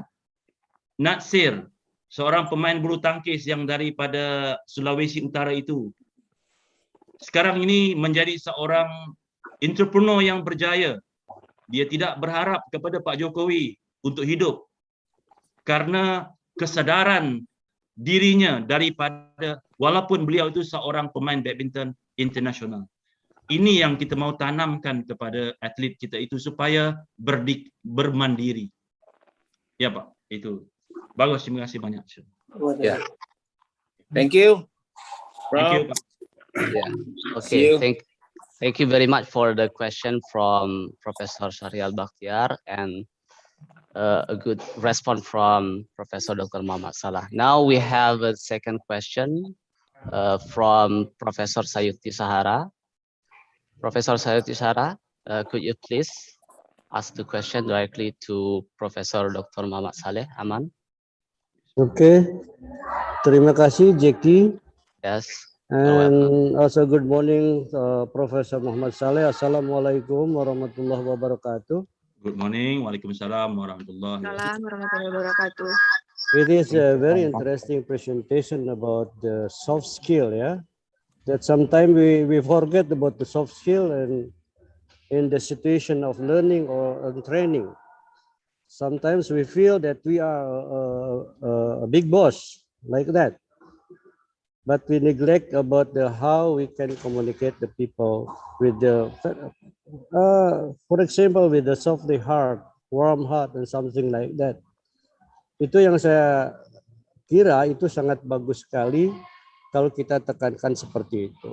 It's not only for the athlete, yeah. What Professor Syahrial said, we have to do something like with soft skill like that, because sometimes we forget about that the student is our lower, let's say lower level about from us, yeah. So we have to care about how we can implement, we apply this soft skill for not for the athlete or our student, but also for us itself, ya.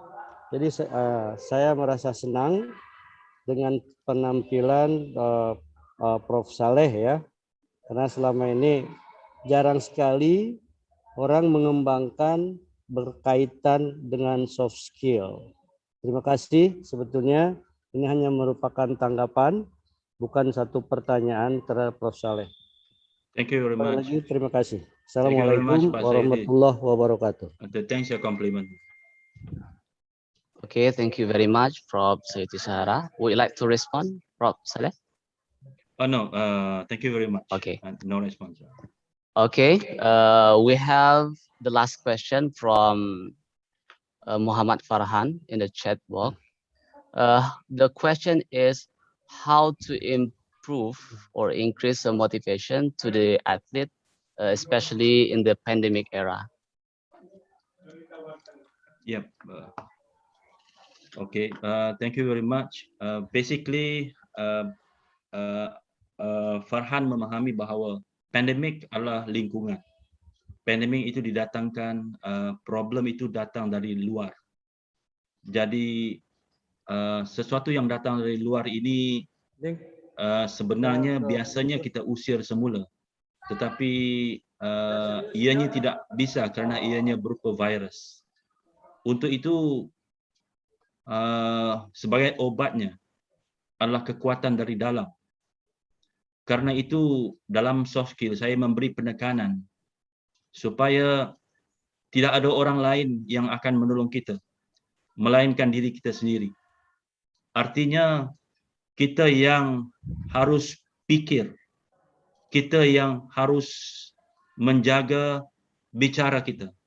Kalau ngomong kita besar ataupun kita tidak perlu bicara, kita diam. Kerana diam itu adalah satu keterampilan. Ketiga, jika kita bertindak tepat dan betul, SOP dan sebagainya. Dan yang keempat, segala-galanya itu harus kita kumpulkan dalam hati kita, spiritual. Kita harus bertahan, ikhlas. Kita harus sadar, alert. So itu adalah kecil-kecil yang saya ada tulis dalam buku saya sendiri. Dan untuk Farhan, kalau kita kaitkan dengan pandemik ini akan berlalu, tetapi dalam waktu pandemik ini jika kita lalai, kita yang rugi. Untuk itu berbaliklah pada diri kita sendiri, mandiri, jaga kebersihan, jaga SOP dan bersabar, bertahan. Tetapi ketika inilah anda melakukan perencanaan. Yang mana kalau dalam olahraga ini sekarang ini telah berubah menjadi industri. Dulu orang akan membeli sepeda 10. Tetapi setelah pandemik nanti akan berlaku peningkatan 3-4 kali ganda. Jadi anda harus pikir bagaimana untuk bisnes sepeda selepas ini umpamanya. So itu yang yang harus anda lakukan sewaktu pandemik, yaitu melakukan perencanaan untuk bangkit lebih baik lagi pasca pandemik nanti. Mungkin itu saja jawapan saya secara general, tetapi untuk kedepannya saya akan bisa berbicara nanti dengan Pak Dekan, Profesor Anudra, apakah mungkin bisa saya ke Universitas Padang untuk saya melakukan kuliah umum, dan mungkin nanti kita bisa menulis buku bersama dengan Universitas Padang tentang menulis tentang soft skill ini ke depannya, insyaAllah.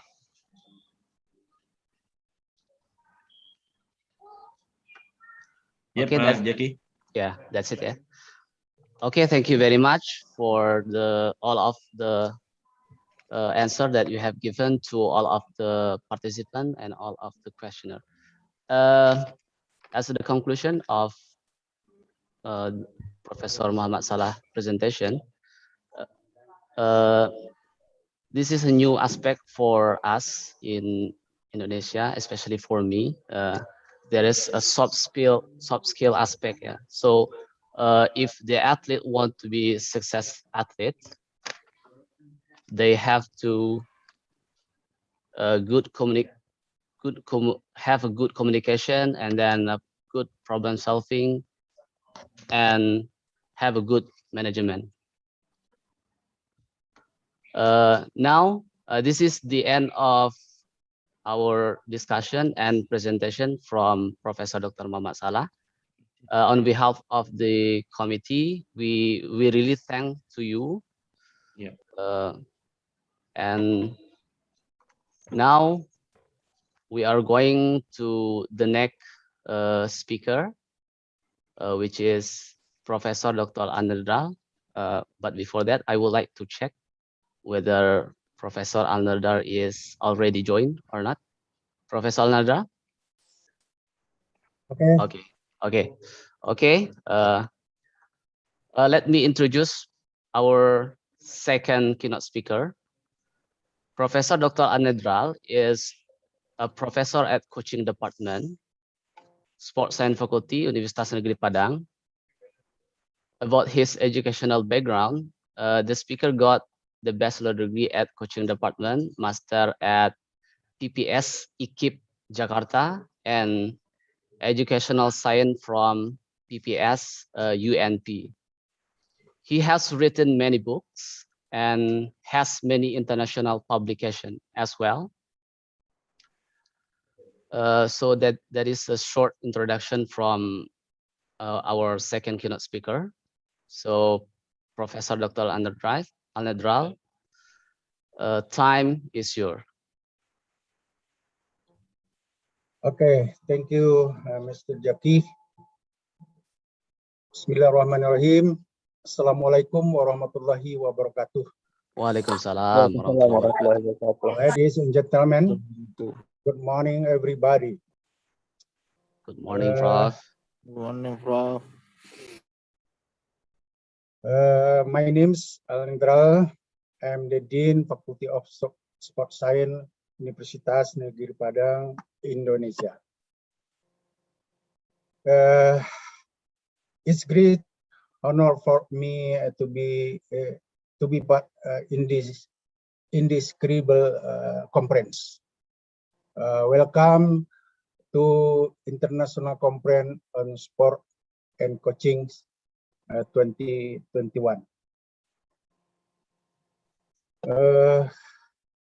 I would like to thank Director Vice, Dean, and Vice Dean for Faculty UMP.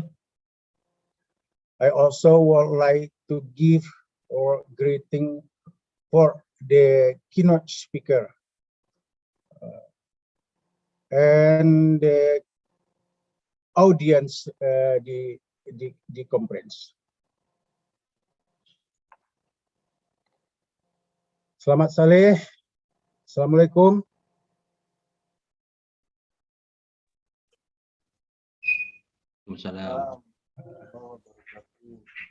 Thank you. Presentation excellent for me. Thank you, Pak. I'll share slide, Jackie. Yes. Okay. Mr. Ade would like to share the PowerPoint. Bapak saja, ya. Okay. All right. Okay.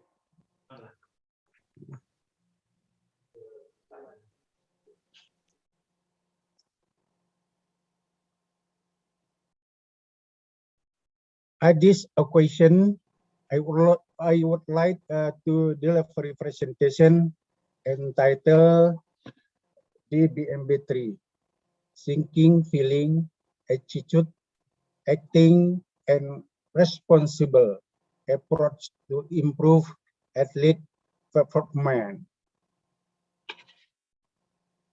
This presentation will cover 3 root area. Jadi saya berlatih bahasa Inggris kembali sama dengan Pak Sarial ini. Prof Sarial sudah mantap.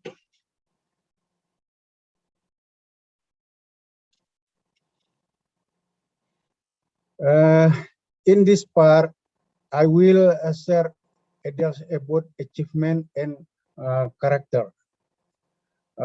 Part 2, BMB3. In this part 2, we'll talk about BMB3, approach to obtain sport achievement.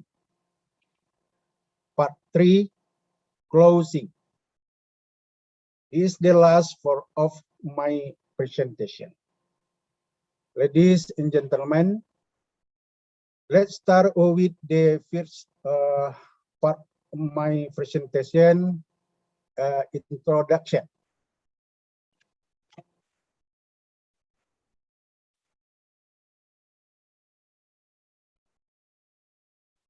According to Grosser 1980, there are 6 key points that affect sport performance: technique, constitution, external circumstances, condition, tactic, cognitive abilities, mental talent, or mental capacities.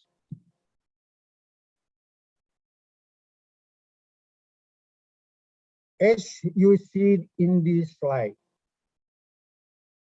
there is a component achievement of sport coaching. 3 components: athlete, coach, support, player condition,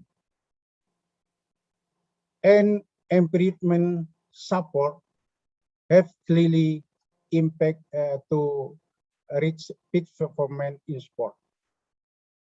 Athlete conditional refer to their morphological and physiological feature, moral or mental, and talent. The coach role is connective. The trainer credential and abilities, trainer or leadership trainer. Other aspects include parental support, excellent and accurate teaching technique, training, facilities and equipment, competition, nutritional assistance, and sport organization administration.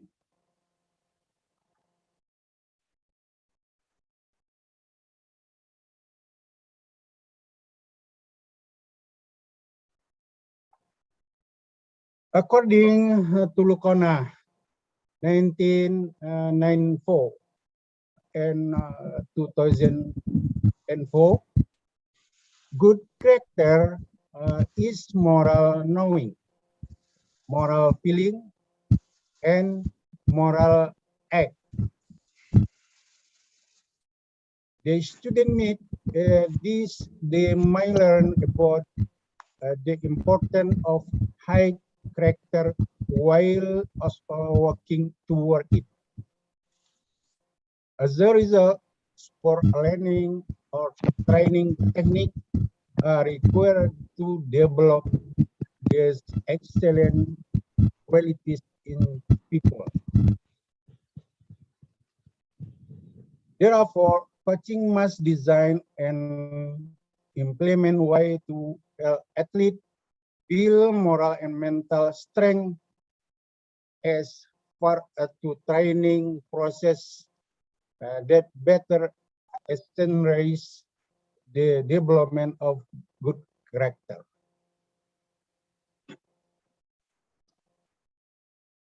Now we come to second session of my presentation, BMB3 approach. BMB3 approach is berpikir or thinking, merasa or feeling, bersikap or attitude, bertindak or acting, and then bertanggung jawab or responsible.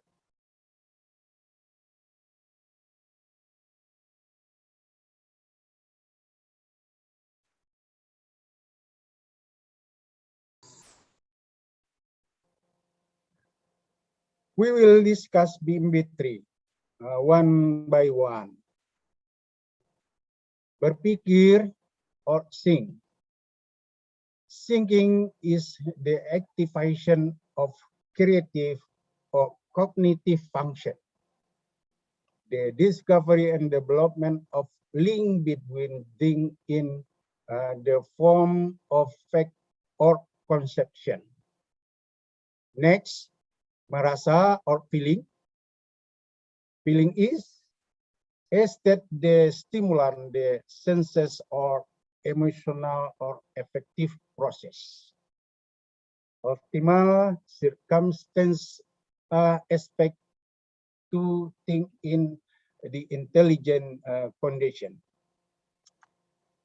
Next, bersikap or attitude. Attitude is the activation of the initiative, which is the prerequisite and propensity to action. In introspective state, optimal conditions are anticipated to are. And then bertindak, action or acting. Acting is a physiological dynamic situation in which any human move the organ function. In agile life setting, optimal condition are expected to are. And the last one, bertanggung jawab or responsible.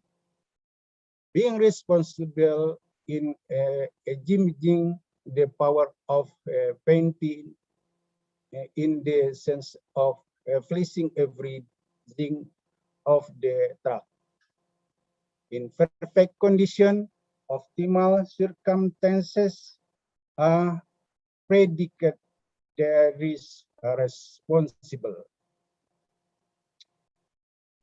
Dynamic human life with BMB3. When it comes to daily living, anywhere, anytime, and the dynamic of thinking, feeling, acting, and being responsible, or BMB3, are constant. Without BMB3, life cases to exist. Human becomes status sign they do not think, feel, act, or do anything. As a result, in refer to BMB3 as mother of life. BMB3 can be described as the mother of human or civilization. For human society to continue to grow, synergize, and drive, the dynamic of BMB3 must be processed.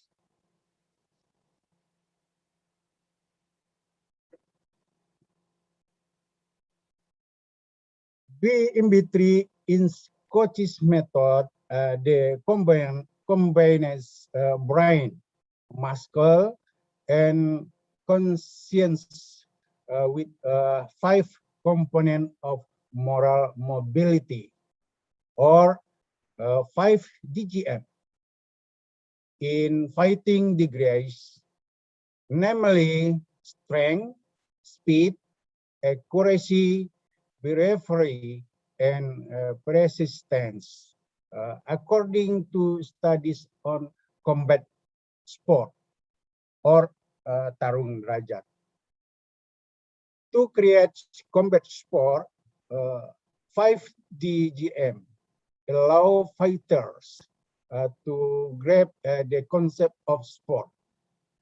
Students must possess 5 DGM.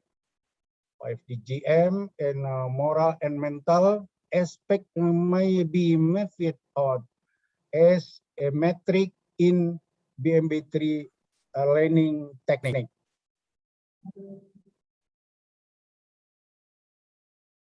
As you see in this slide, combines moral mobility and BMB3 approach. It can be seen that all moral mobility or DGM aspects are aligned with the BMB3 approach.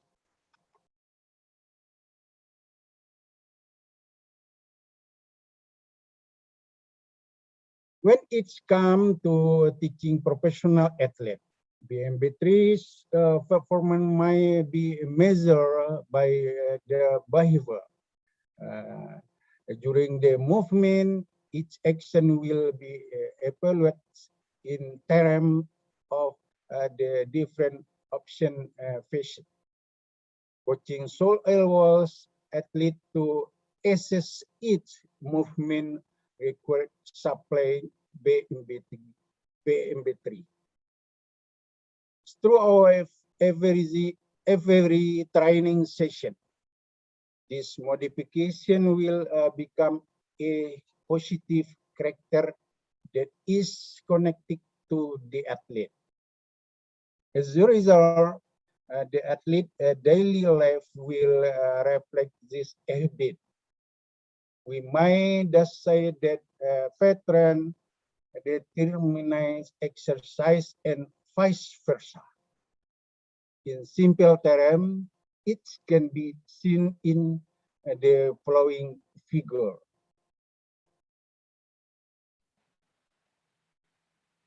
This is the process of formation of athlete achievement of good sport character.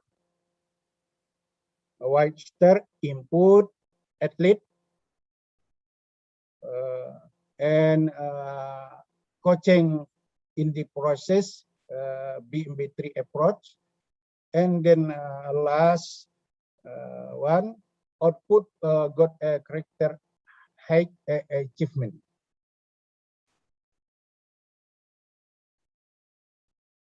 According to studies on developing excellent character athlete using BMB3, behavior and motor ability might be alternate as the method of thinking, viewpoint, and way of analysis change.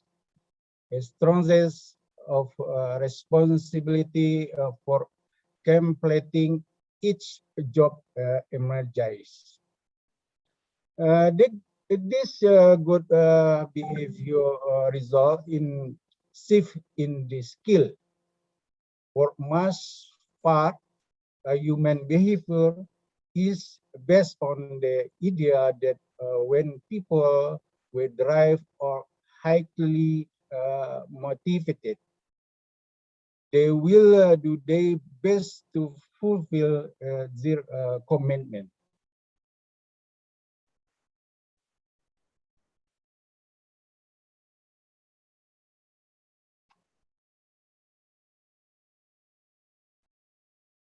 According to study finding, the athlete character improved by 84.98% while utilizing the BMB3 methods, putting him in the good category.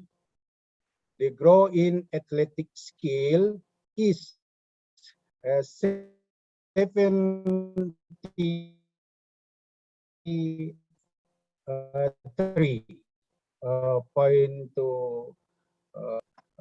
which into the enough category. The percentage of athletes who have mastered BMB3 is 81.73%, putting them in the good group. It demonstrates the learning or practicing experience through moment activities Tarung Derajat. That initial moral and mental values following the parameter of the success of good character education based off the healthy, competitive, and fair play or sportsmanship lifestyle.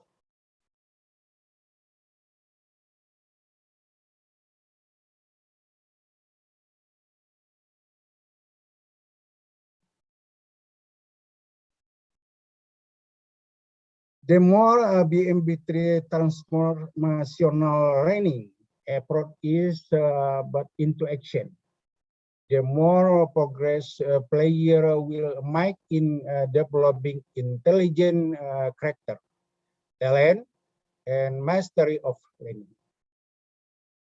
As a result, the moral mental principle taught in combat martial art school of student develop a stronger self. A BMB3 learning strategy imposes moral mental values into the training process.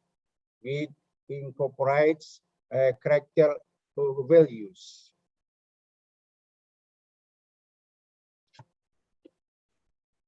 Optimal achievement. Achievement is defined as the outcome that waste of time or from what has been done or done. And athlete success in support may define as the outcome they accomplish in activity or workout that causes them to change.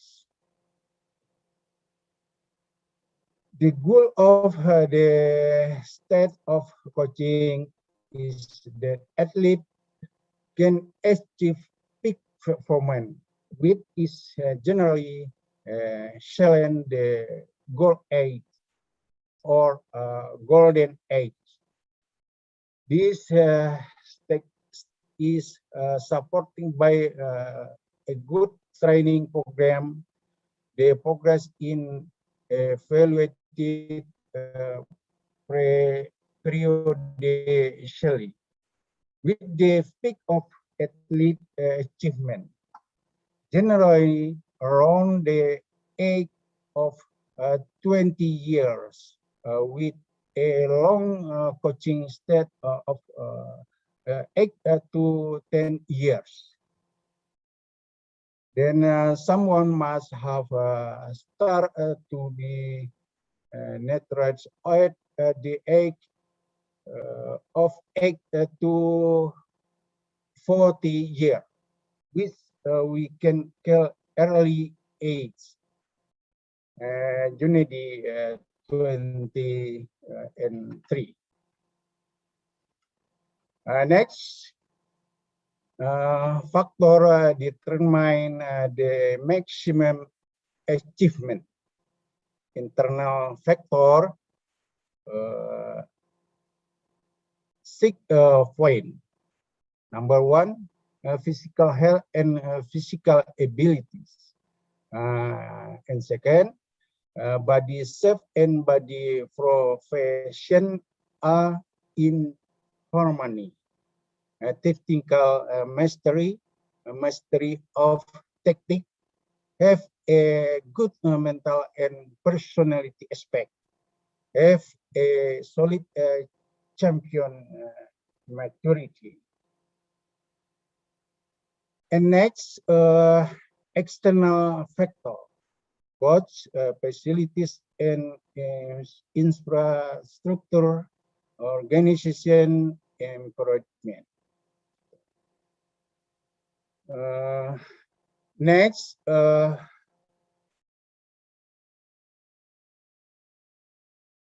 we come the last session, my presentation, part 3, closing.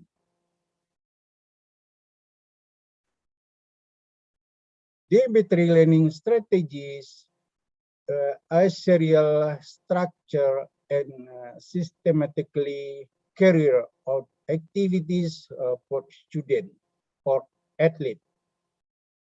through BMB3 strategy, it is believed to be able to provide the positive result for change in the mental and moral aspect, which are reflected in a good character of athlete.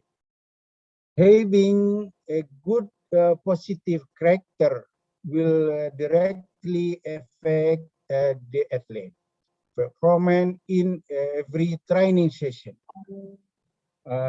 Finally, the element of achievement, technique, constitution, external factor, physical conditioning, cognitive tactic, and mental skill ultimately show good result.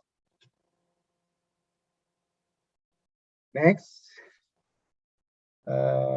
my slide, last one.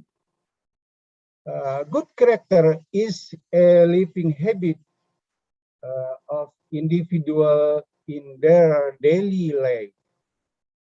Good character can change and be effective by the environment that influences it. BMB3 has a positive impact on the formation of good character in athlete in training.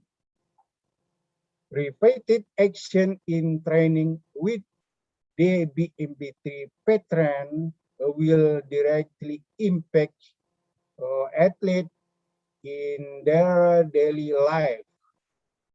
It can be concluded that the transformative dynamic of the BMB3 strategy can form good, positive character for athlete.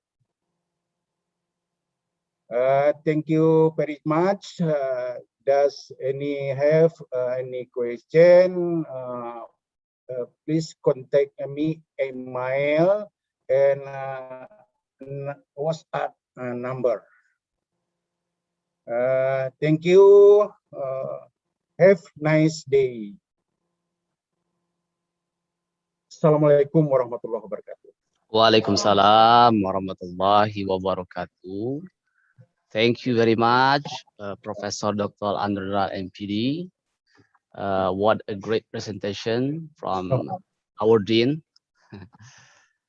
Now I would like to re-inform again to all of the participants here. If you have a question to Professor Dr. Andra MPD, you can write down your question in the chat on the Zoom, or you can ask a question directly to the professor.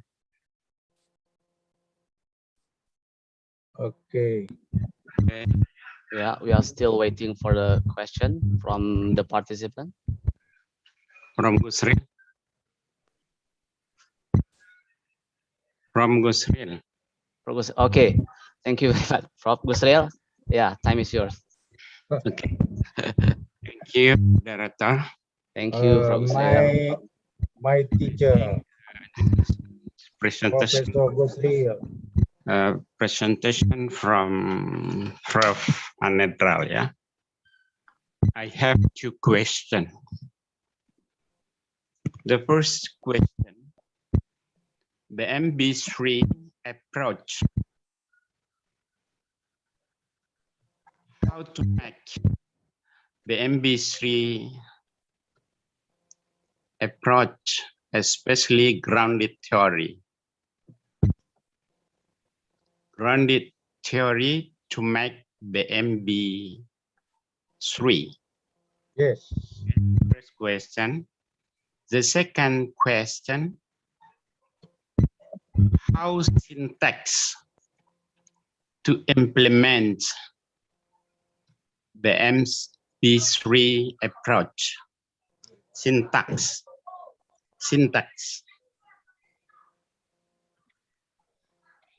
Another you explain in conclusion, you say the MB3 learning strategy. And the first you explain BMB3 approach. Another explain in your conclusion. BMB3 is learning strategy. I think that's all what I can tell you. Thank you very much. Thank you very much for the question from Professor Gusril MPD. And now could you respond to the question of the professor?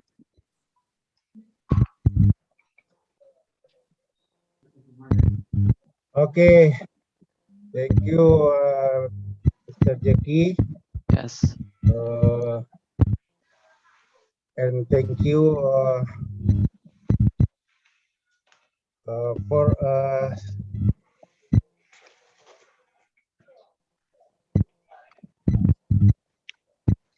Mr. Gusril. Saya agak susah bicaranya Pak Renggi. Lebih baik saya bahasa Indonesia saja ya. Siap Pak, siap Pak. Tadi saya belajar membaca. Rupanya banyak juga salah.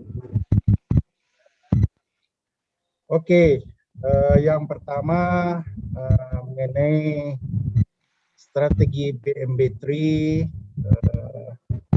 sebagai teori grand theory BMB3 itu adalah berdasarkan teori yang saya sebutkan di atas tadi, yaitu berdasarkan Likona, itu tentang mental moral, ya, moral knowing dan art. Nah, tiga teori itu dikombinasikan di dalam pendekatan BMB3 dan kemudian disinergiskan dengan 5DGM, moral mobility, strength, speed, accuracy, bravery, persistence, ya, atau keuletan. Jadi di Tarung Derajat itu adalah budaya yang diterapkan sebagai grand teorinya, sebagai moral mental Tarung Derajat, ya. Jadi implementasi di Tarung Derajat, ya, kekuatan, kecepatan, ketepatan,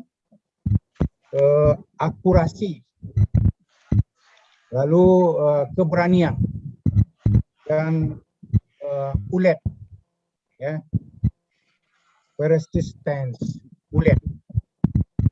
Jadi seseorang yang diberikan stimulan atau diberikan pembentukan achievement improve strategi BMB3, ya, disinergiskan dengan BNBT itu sendiri, yaitu thinking, feeling, attitude, acting, dan responsible.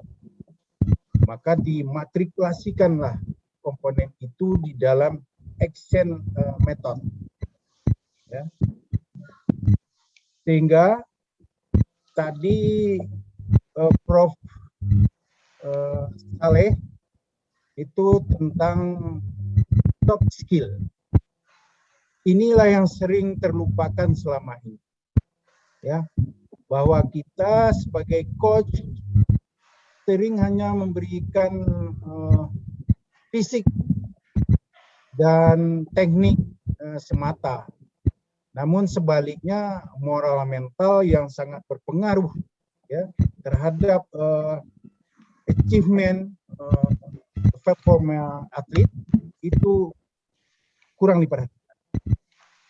Jadi dari hasil penelitian saya di bawah arahan dan bimbingan Profesor Gusril dulu waktu saya mahasiswa di S3, ya, beliaulah yang memberikan semacam nuansanya atau tibah ilmunya tentang strategi BMB3. Dan pakar utamanya adalah Profesor Praetno. Di dalam slide saya ini ada saya sebutkan tadi, ya, itu. Jadi Penerapan metode di dalam implementasi pembelajaran atau latihan khusus saya praktekkan di Tarung Derajat, ya, ini betul-betul terasa dan terlihat. Mulai dari tahun 2012 saya meneliti, 2015, 17, dan 18 sudah 4 kali penelitian.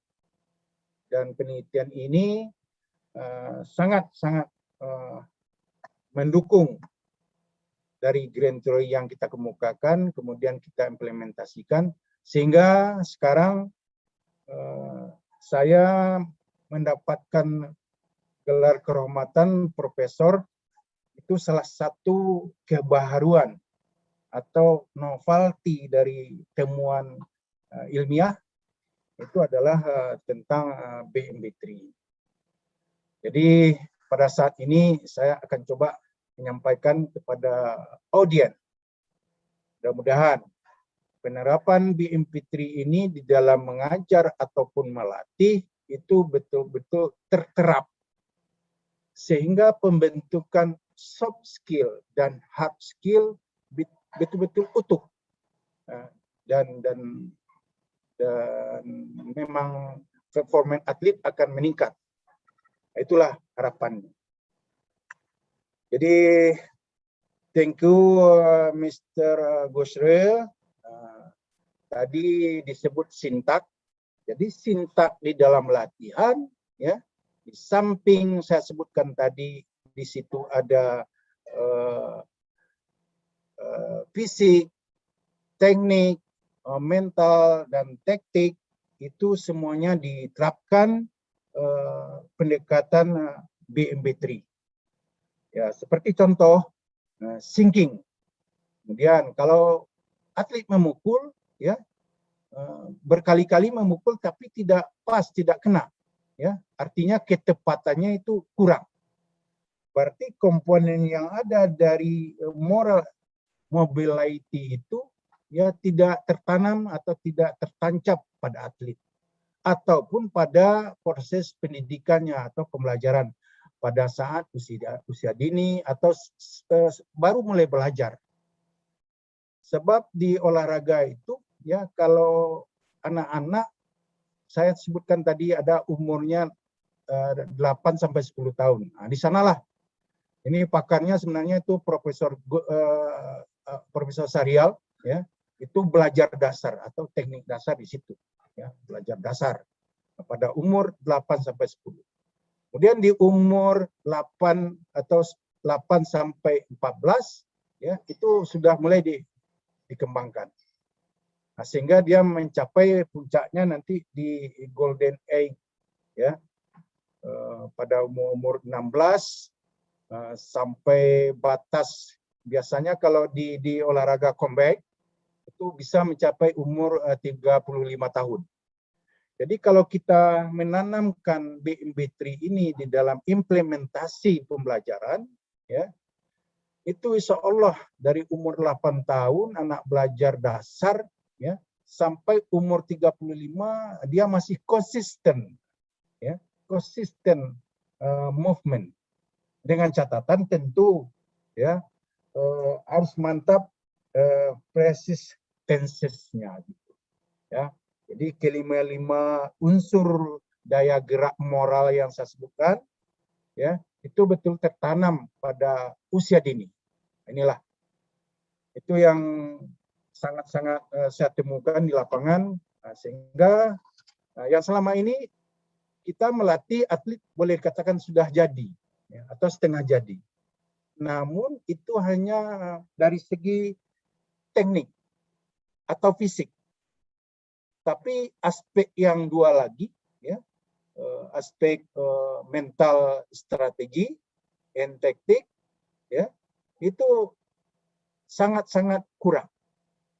Sehingga penelitian sudah menyebutkan bahwa kalau atlet mentalnya kurang atau mentalnya sudah keok sebelum bertanding, itu teori mengatakan 40% performanya atau kemampuannya berkurang.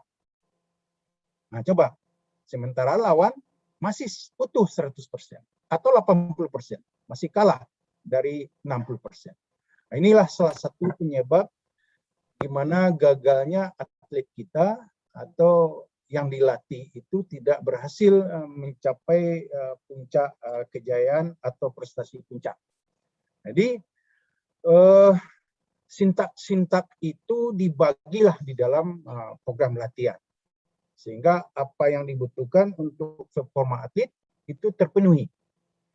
Jadi sebenarnya dalam implementasi Prof, itu betul-betul apa yang dimunculkan pada saat bertanding, ya, itu benar-benar diterapkan, dilatih pada saat dia mengikuti latihan, dan pelatih harus mampu dan paham, ya.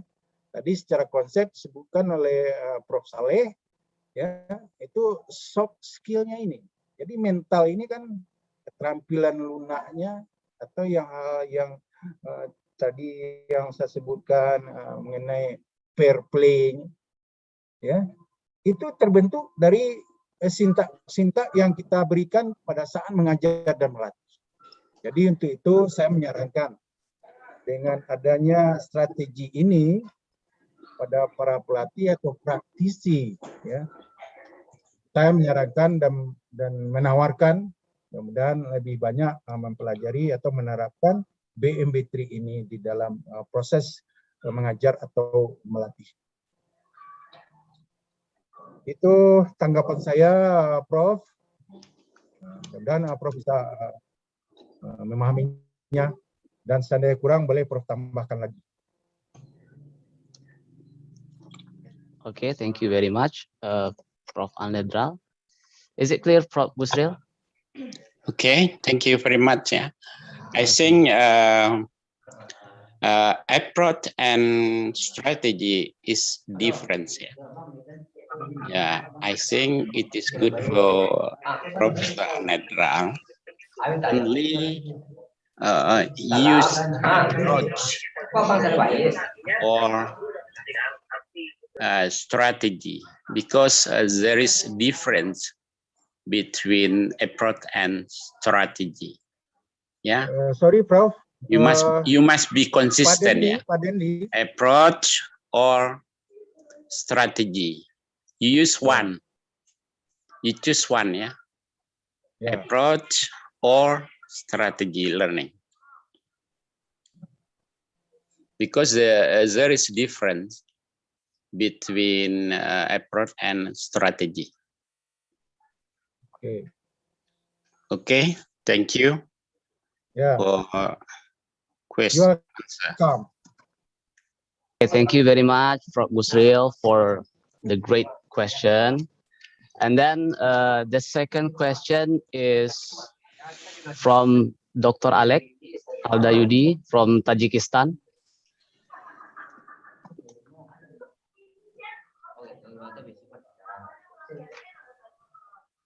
Mr. Alek? Okay. Assalamualaikum warahmatullahi wabarakatuh. Waalaikumsalam warahmatullahi wabarakatuh.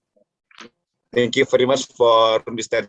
Eki to chance for me about discuss the material from Profesor Dr. Alnedral.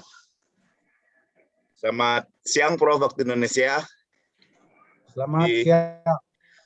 Izin Prof. Alex lagi di Tajikistan dengan tim nasional U23 yang semalam main lawan Australia. Pakistan atau apa? Tajikistan, Bro. Oh iya, iya. Penyelesaian akhirnya kurang bagus. Siap, Prof. BMB3-nya hebat sudah sama kencang dia. Dan minta pendapat dari Prof. Alnedral dan Prof. Busril juga mungkin. Bagaimana how to can improve our motivation mental our player when we go opponent with the good physical. Australia memiliki pemain yang tinggi badannya 180, 187.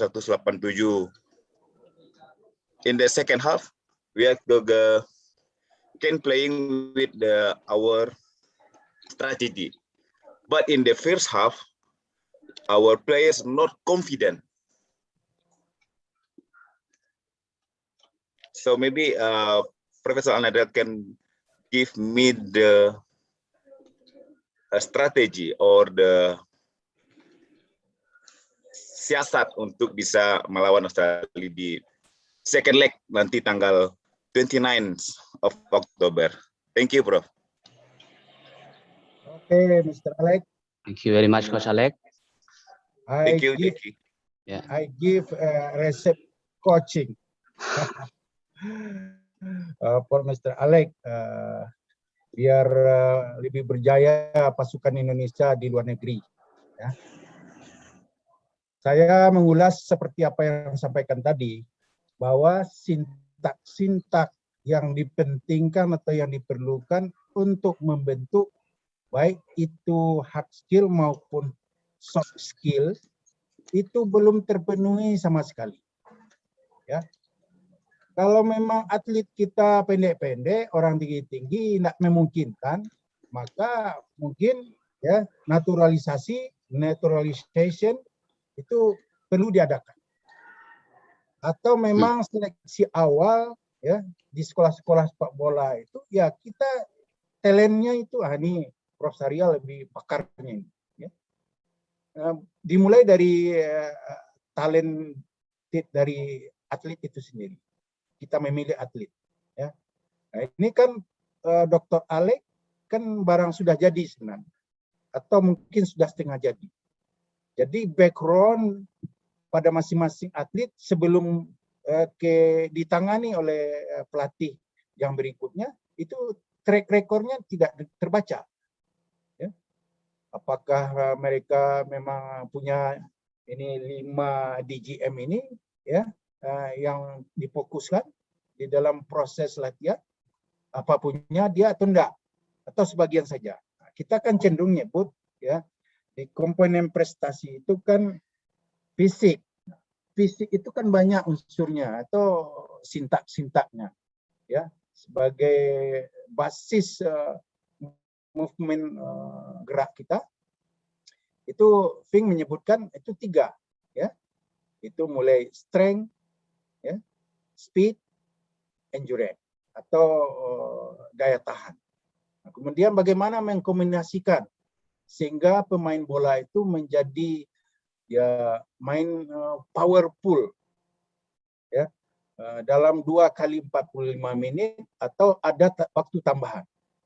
Jadi pemain-pemain dunia itu semakin lama waktunya dia semakin power. Kita enggak, semakin lama semakin lemas. Nah, jadi pembentukan awal bagaimana itu terhadap fisiologinya atau kapasitas paru dan kapasitas jantungnya itu ya tidak sesuai atau tidak cocok dengan ritme ataupun waktu durasi yang dibutuhkan. Sehingga pada saat berlaga agak tinggi dosisnya, mereka sudah kewalahan. Jadi inilah barangkali yang kurang Dr. Alex ya mengemasnya pada semenjak umur awal. Jadi saya menyarankan pada proses pendidikan maka terapkanlah ya strategi BMB3. Karena strategi BMB3 itu ya itu pertama thinking, memikirkan apa yang terpikir oleh mereka. Kita ajak dia memikirkan. Kalau dia berpikir, pasti nanti dia ada inisiasi, ada kreatif. Ya. Kemudian kalau dia kreatif, pasti nanti akan ada produktif. Nah, kalau sudah produktif, berarti dia membuat sebuah inovasi. Jadi atlet tidak akan pernah membuat inovasi di dalam bentuk tim, ya, mengantisipasi, ya, secara automatically itu tidak mungkin berhasil. Ya. Kalau dia pendek, orang tinggi, gimana? Kalau di tarung derajat, ya itu pendek tinggi itu sama saja. Karena sama-sama mempunyai kelebihan. Filosofinya begini Pak Alex. Yang pendek itu ya kelebihannya lebih pendek. Yang tinggi ya dia mempunyai kelebihan lebih tinggi. Nah, kan sama-sama punya kelebihan. Ya, Prof. Bagaimana pelatih lebih cerdas, lebih cerdik ya mengantisipasi itu. Ditanamkanlah kepada atlet pada usia dini itu ya, pada saat latihan, fisik kamu kecil, fisik kamu pendek, nanti akan berhadapan dengan itu. Apa yang perlu kamu persiapkan? Sesungguhnya pelatih sebenarnya sudah mempersiapkan. Jadi kalau pelatih tidak bisa mencarikan jalan keluar, solusi terhadap apa yang dilatihkannya, itu belum pelatih. Itu pelatih dapat sertifikat 3 hari saja. Ya. Jadi inilah proses pelatihan itu. Ya. Makanya seorang pelatih yang hebat itu adalah guru yang hebat. Jadi proses BMB3 ini adalah proses pendidikannya. Ya. Bagaimana mendidik atlet itu bisa dia cerdas, bisa dia mendapatkan fair play. Ya. Dalam civil citizen-nya, maka inilah yang diterapkan. Terus pelatih juga mampu mengidentifikasi ya situasi-situasi yang mungkin terjadi pada saat bertanding. Ya. Dan situasi-situasi saat bertanding itulah yang dilatihkan pada persiapan latihan. Pada persiapan latihan atau bertanding ya tantangannya di bawah performa lawan. Pada saat bertanding dia tinggi. Sebelum bertanding sudah kalah dia itu. Jadi kalau di bela diri atau di tinju biasanya kalau dia mau turun 12 ronde ya latihannya nanti itu adalah 100 ronde. Jadi kalau dia mau turun 12 ronde latihannya 5 ronde, 6 ronde setiap hari, tidak akan mampu dia. Jadi kondisi-kondisi yang diantisipasi yang mungkin terjadi pada saat bertanding, ya, misalnya sliding tackle itu pada saat kita latihan tidak ada oper bola, tita, ya, tidak ada yang keras, tidak ada. Maka pada saat melatih itu komponen-komponen seperti itu, sinta itu dibuat, disimulasikan. Ya. Sehingga pada saat bertanding nanti ya itu betul-betul tampil apa yang dilatihkan oleh pelatih. Kalau demikian siapapun lawan di dunia ini pasti menang terbalik. Ya. Begitu juga di bela diri ini. Ya. Biasa dia memukul menendang saja. Enak tekniknya, bagus. Fisiknya bagus, tahan. Tetapi karena di combat itu full body contact, ya nanti kena pukul, dia jatuh langsung. Pasti lawan menang. Ya. Nah, ini pelatih harus siapkan dia siap untuk kena pukul. Ya. Kemudian jangan sampai atlet itu takut kena pukul. Nah, ini kan kadang-kadang kalau di bela diri takut kena pukul. Atau dalam bola takut berbenturan. Body charge. Ya. Kalau mau tinggi bolanya, udah nih yang tinggi pasti nanti kepalanya lebih duluan dapat bola. Ya. Nah, ini gimana? Mungkin lompatannya dipertinggi daripada orang tinggi. Nah, itu salah satu alternatif. Ya kalau tidak carilah atlet yang seimbang dengan itu. Kalau atlet di luar rata-rata 180, 190, ya paling tidak kita merekrut atlet ya tingginya 175, 185, dan kita latih jamnya. Ditingkatkan misalnya sampai 30 cm. Ya. Nah, Oke, Prof. Thank you, Prof. Ketinggian dia 175, berarti dia sudah mencapai bola 205. Pasti kalah si bule itu.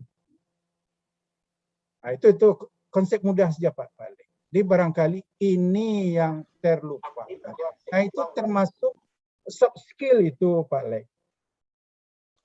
Nah, jadi mungkin kita nanti bisa berkolaborasi tentang tadi Prof. Saleh dari Malaysia juga sudah menawarkan diri. Saya minta persetujuan ke Pak Dekan. Saya istilahnya Prof. Saleh. Kalau bahasa Minang itu kalau kurang telapak tangan ya dengan niru ditampung. Tapi sekarang sudah lebih luas lagi. Kalau kurang besar telapak tangan, dengan lapang bola kita tunggu Prof. Saleh. Nah, gitu. Nah, sehingga di Indonesia ini bisa berjaya lah begitu penampilan atau performanya. Jadi achievement improving kita termasuk aspek itu. Nah, kemudian kita terapkanlah dengan ini strategi yang sudah ada. Oh, ini strategi yang paling baik sekarang. Nah, saya tidak bisa mengatakan begitu. Tetapi ini sudah saya cobakan khusus di bela diri. Nah, dan saya menawarkan juga di bela diri lain atau di cabang olahraga lain. Nah, termasuk juga sepak bola, ya. Karena di tarung derajat kan menendang juga, di sepak bola juga menendang, ya. Nah, memukul yang ada. Cuma sering di sepak bola itu terjadi pemukulan, kan? Terima kasih, Bro. Iya. Jadi kadang-kadang saya berkira Pak Alex, saya mau talent atlet, cari aja ke lapangan sepak bola. Karena pemain sepak bola cenderung memukul-mukul atau berkelahi di lapangan. Nah, udah saya bawa aja ke tarung derajat. Salah satu komponen. Ya. Thank you, improve man for me. Suggestion, dan sekali lagi mudah-mudahan Pak Alex ke depan lebih berhasil lagi dan berjaya untuk jurusan kepelatihan. Mudah-mudahan saya terkesan juga dengan saran Prof. Sarial tadi. Ya. Kadang-kadang kita belum menempatkan diri atau situasi pada kondisi yang pas untuk kita sebagai pelatih. Ya. Nah, ini yang penting.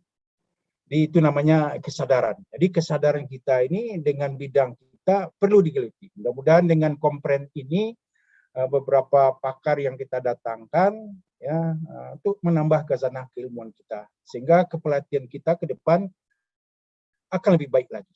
Thank you very much. Have a nice day. Thank you very much, Prof. Analdar, for the presentation today. And this is our last section. Before we go to the next speaker, the third speaker and the fourth speaker, I would like to thanks to all of the speaker that have delivered his nice presentation. Again, thank you very much, Prof. Analdra. You're welcome. Okay, for the next presentation, I would like to pass this room to Miss Anna to moderate the third and the fourth keynote speaker. Miss Anna, time is yours. Okay, thank you, Mr. Jackie.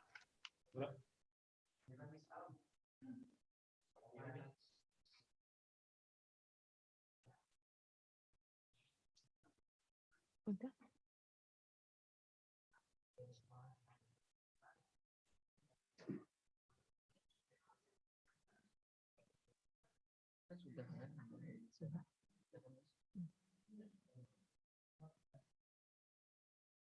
Okay.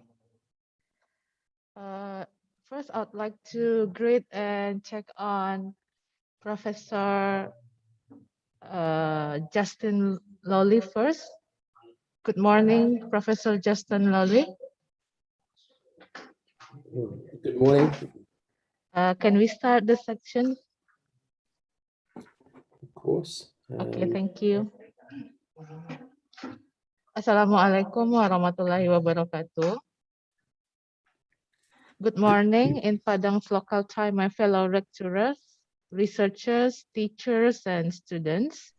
I'm Anna. I will be a moderator for the third and fourth session of keynote speech.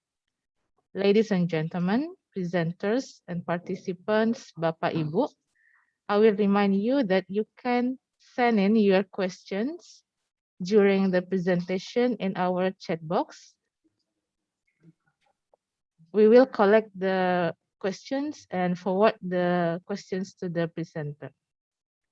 And I would like to introduce our speaker, Professor Justin Lowley, PhD from Universität Innsbruck, Austria, who will talk about exercise training methods to counteract deconditioning. Professor Justin Lowley is currently a university professor and a student's director for sport science.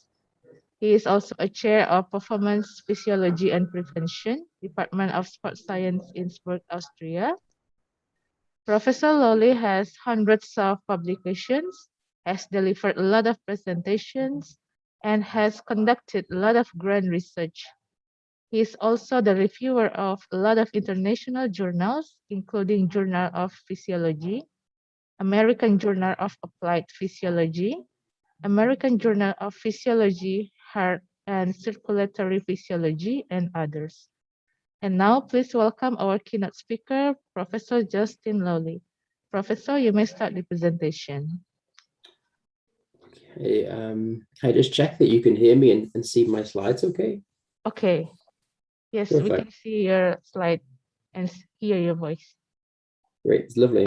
Well, of course, I'd like to start by thank you very much for the invitation from the steering committee of the conference. It's a little early here in Innsbruck, but hopefully I can have some motivation at this time in the morning and do a nice presentation for you all. So I'm going to talk just a little bit about exercise training and also some non-exercise methods to try to counteract deconditioning. And what I mean by that is a reduction in your physical fitness, so how fit you are. And before I do that, I just want to give you a little bit of background, just to impress on you a little bit how important it is to be to train to engage in regular physical exercise. Hopefully my slides work. Yeah. So this is perhaps one of my favorite slides to show, in that basically in its simplicity. What I'm going to show you on the y-axis here is basically the risk of death, so all-cause mortality. And then on the x-axis, I'm going to have now varied levels of fitness, and we measure that in a way called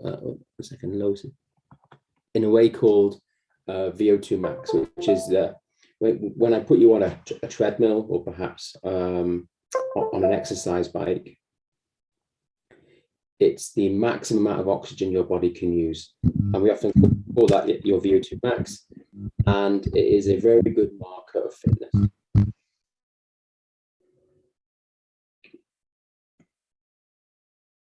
So here, as we go along some of the data, these are particularly unfit individuals. I would say if your maximal ability to only use 3.5 milliliters per kilo per minute of oxygen is very, very low.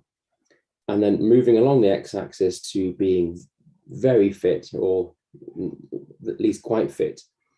And what you can see is that there's a dramatic reduction in your risk of death. And it starts to plateau out, but potentially around this point. So a huge reduction. The fitter you are, the larger reduction in your risk of all-cause mortality. Anna, can I ask you? Can you hear me okay? Because my system's saying there's poor audio quality. But can you hear?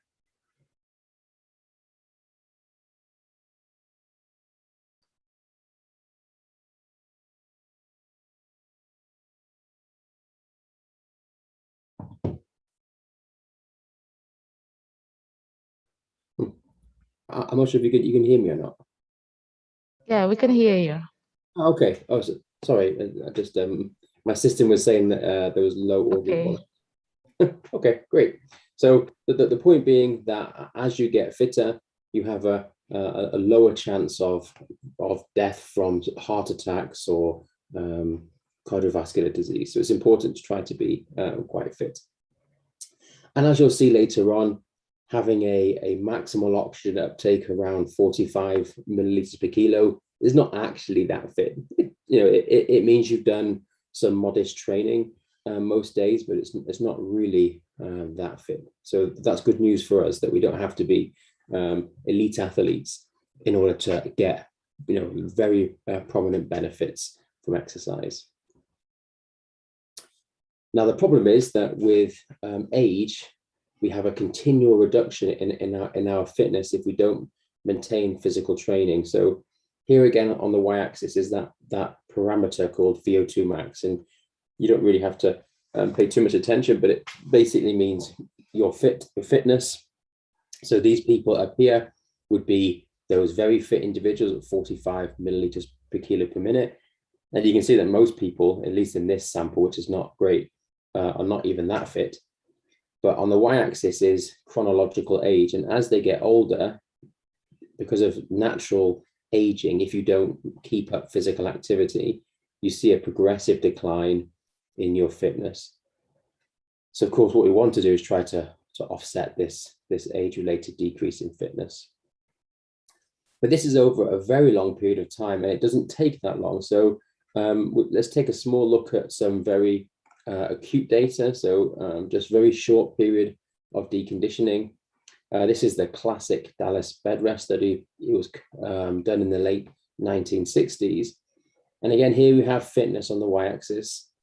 We have the baseline fitness. And then after only 3 weeks of bed rest, so 3 weeks of deconditioning, and you can see that the fitness of these, I think it was these five participants decreased quite substantially in just 3 weeks.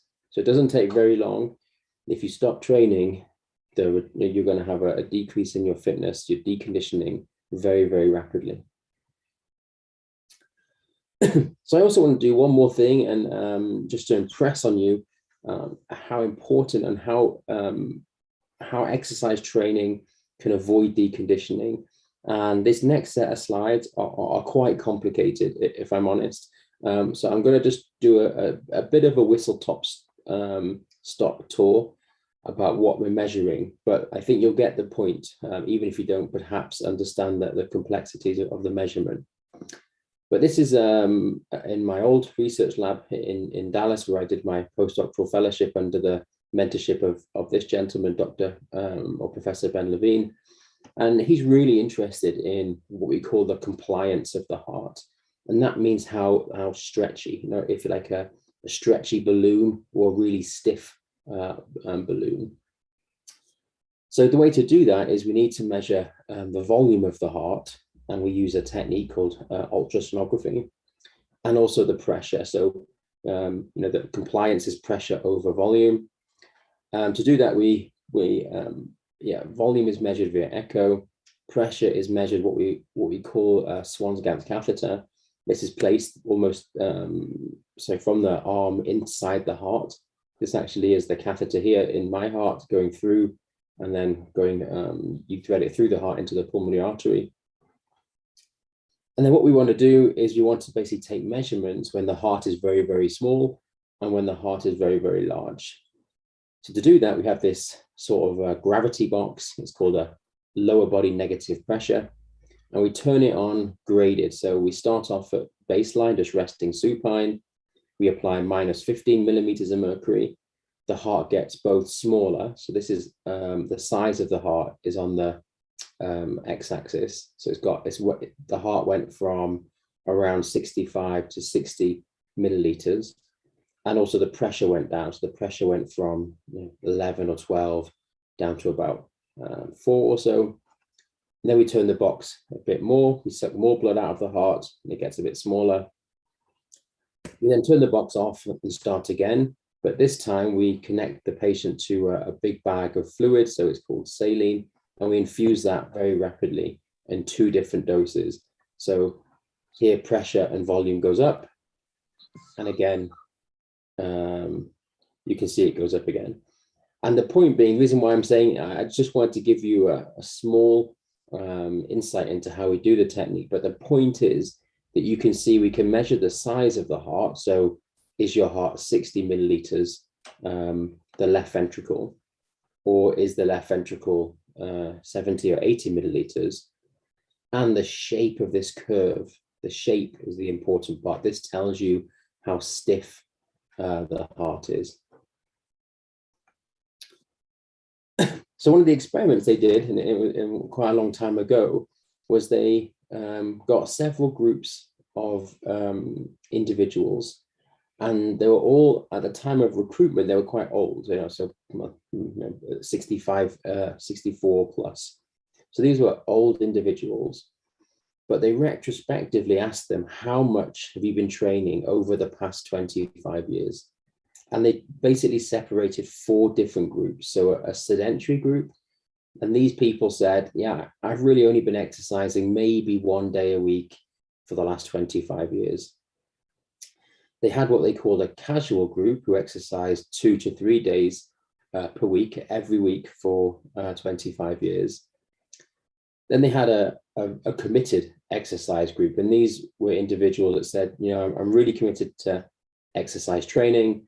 I exercise 4 to 5 days per week, every week. And then we had, or they had a really committed group. And these were individuals that, despite being 65 and older, they were still competing, of course, not at a Olympic level, but they were still doing, I would say, like masters competitions, still running, let's say 10Ks or marathons, and in local competitions around Dallas. Okay, so you have these 4 different groups, and here is that curve for the sedentary individuals. So those that just didn't really exercise very much at all. If you exercise casually 2 to 3 days a week, you can see that the size of the heart, it got a bit bigger. So these individuals, their left ventricle was around 55 or so, and those that casually exercised managed to get up to a larger heart, so around 60 milliliters.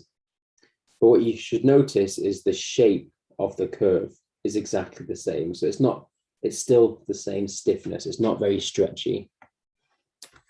Those that committed to exercise, so 4 to 5 days a week, now you can see really, I would say, the prominent difference, both in terms of the size of the heart, so it's much, much larger, and you can see this curve begins to flatten out. It becomes less steep, and that means the heart is more flexible and more compliant.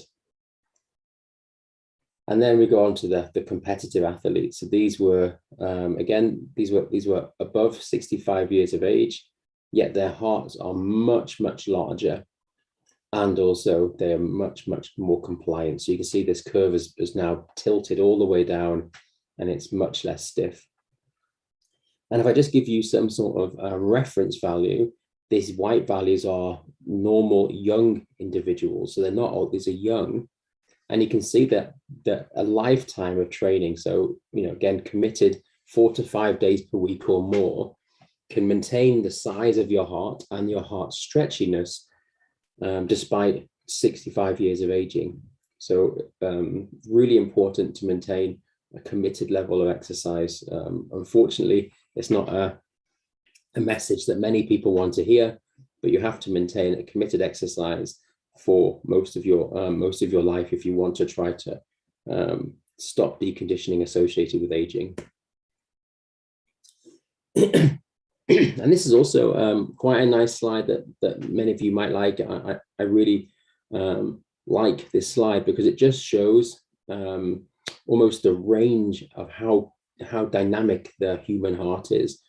So it's just a collection of data from several studies from Dallas and also a couple of other studies. And on the y-axis, what I have here is the baseline ventricular mass. And what that means is it's how much muscle mass is in the heart, in the left ventricle of the heart. And what I can show you is that when you do exercise training, so 3, 6, 9, 12 months of training, we can increase the muscle mass of your heart. If we put you to bed for bed rest, or if we have a chronological aging, the muscle mass of the heart goes down. And you can see that the muscle mass of the heart is very, very small in patients with spinal cord injury and very, very large in elite runners. And what that shows you, at least to me, is it just lets me know that actually how much you can change your heart is really profound. Almost 75% of the heart is completely adaptable to changes due to training and due to exercise. So hopefully this just gives you a visual representation about how much you can change the size of your heart, and it's adaptable.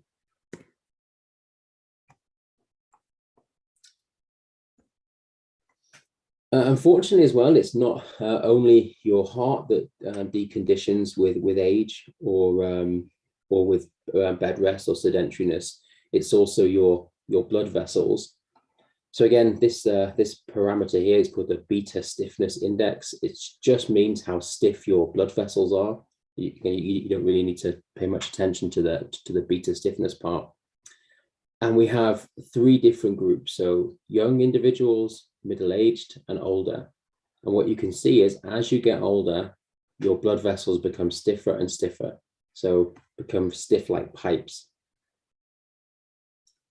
If you're recreationally active, so again, perhaps committed or you're performing regular exercise, but not a huge amount, you can see, unfortunately, that there's no real difference, perhaps a small reduction between here and here and here and here in terms of aging. So as you get older, your arteries still get stiffer. But if you're really an endurance trained, I wouldn't say that athletes, that they're not doing that amount of training, but they are, again, committed to training most days. You can see that, yes, there's a small increase in stiffness from young to middle age, but then it doesn't really get any more, your blood vessels don't get any more stiffer despite going into older age. And what we can do is we can actually look at this the other way. So if perhaps I can show you another way of at least thinking about this same data, and I quite like this method. And what we can do is we can measure the flexibility or the stiffness of your arteries. And then we can basically kind of reverse engineer a piece of hardware and software, and we can ask it to tell us how old the computer thinks you are, depending on the stiffness of your vessels. So on the y-axis here, we have age in years. Oops, hopefully my mouse is slowing down.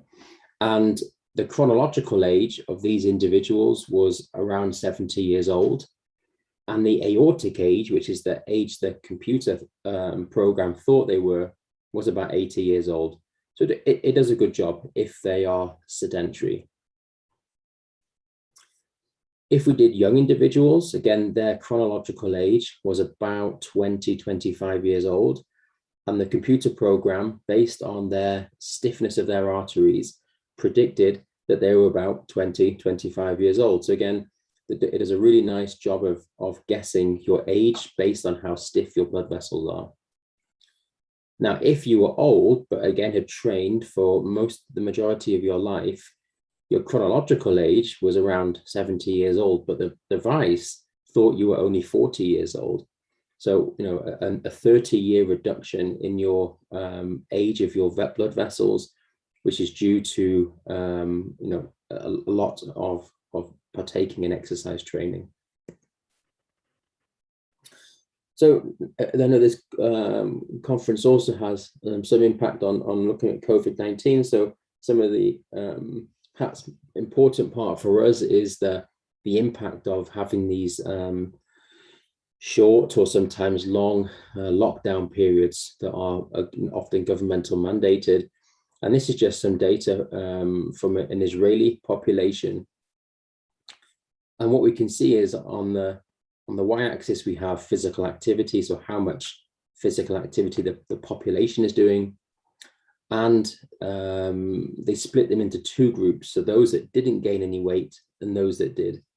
And you can clearly see that on the right-hand side, those that reduced the physical activity the most during this period of the lockdown gained the most body weight.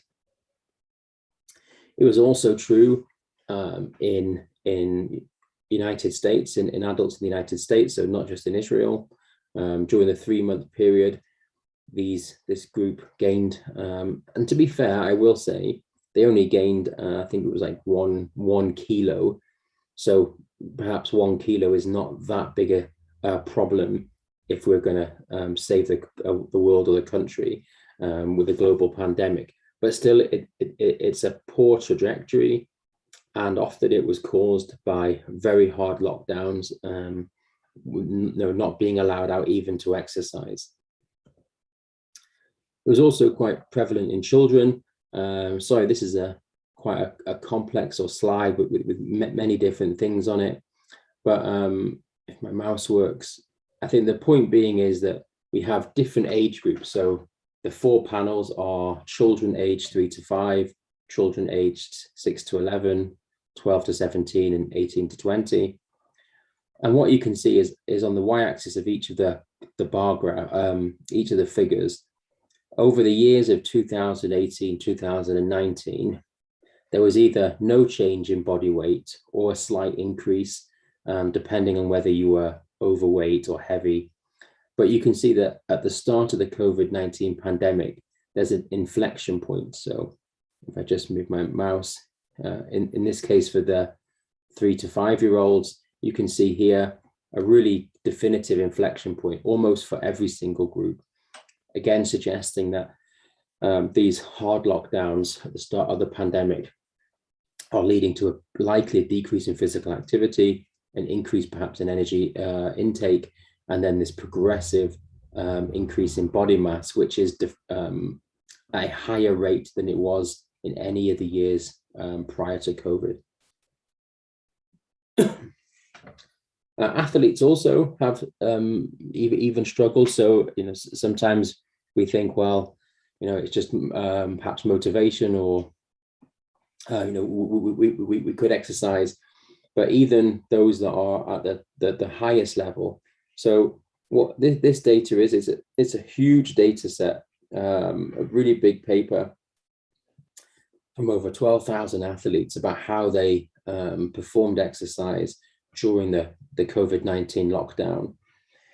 And on the y-axis, we have data in percent, and it's basically asking the athletes, how much time did you spend training 4 times a week, 5 to 7, 8 to 10 times a week, or 11 to 12 times?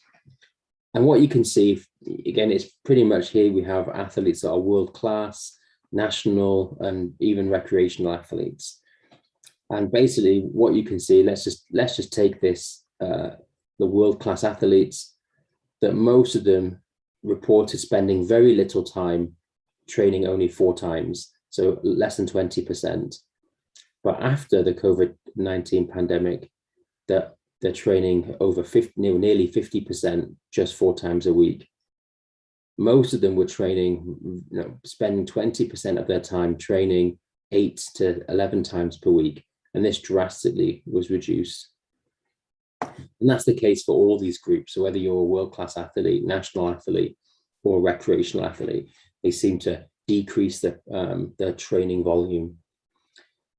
And there was many reasons. You can read this paper, but one of the things they even found was that remote training, training at home on their own, really reduced their motivation to train, even in, again, world-class athletes who it's pretty much their livelihood and their job to train.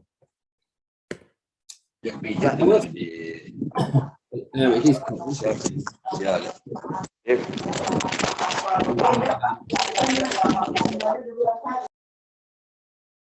is that it doesn't have to be the case. So we actually, part of our group, are working with the under 23 cyclists here in Innsbruck, and they're an elite group of young athletes.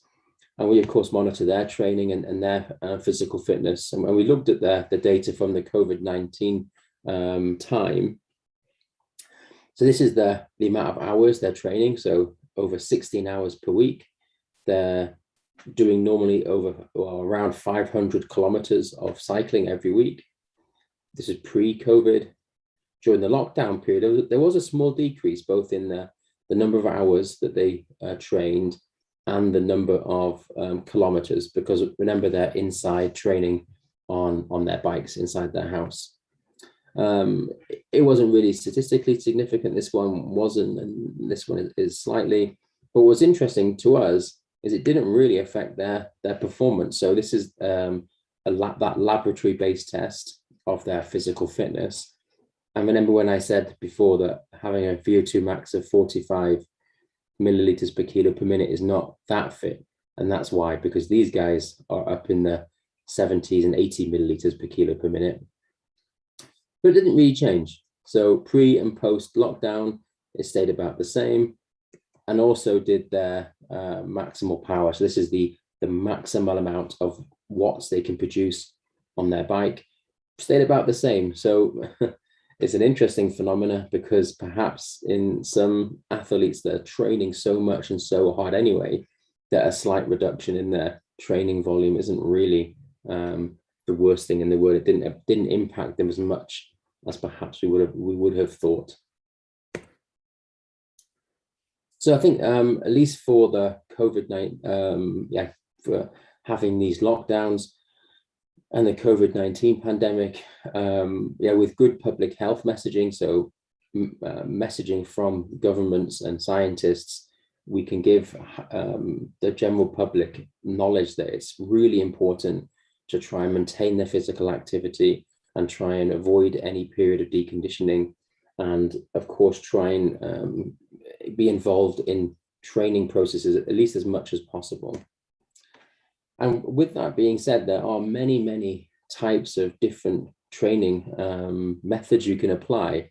So on the left-hand side is this, I guess, classic monotonous steady state exercise, if you will. You have to have a turbo trainer and a bike in your house, or a treadmill, and most people don't have this. So it's obvious that they think, okay, well, I don't have a treadmill in my house, so I can't exercise.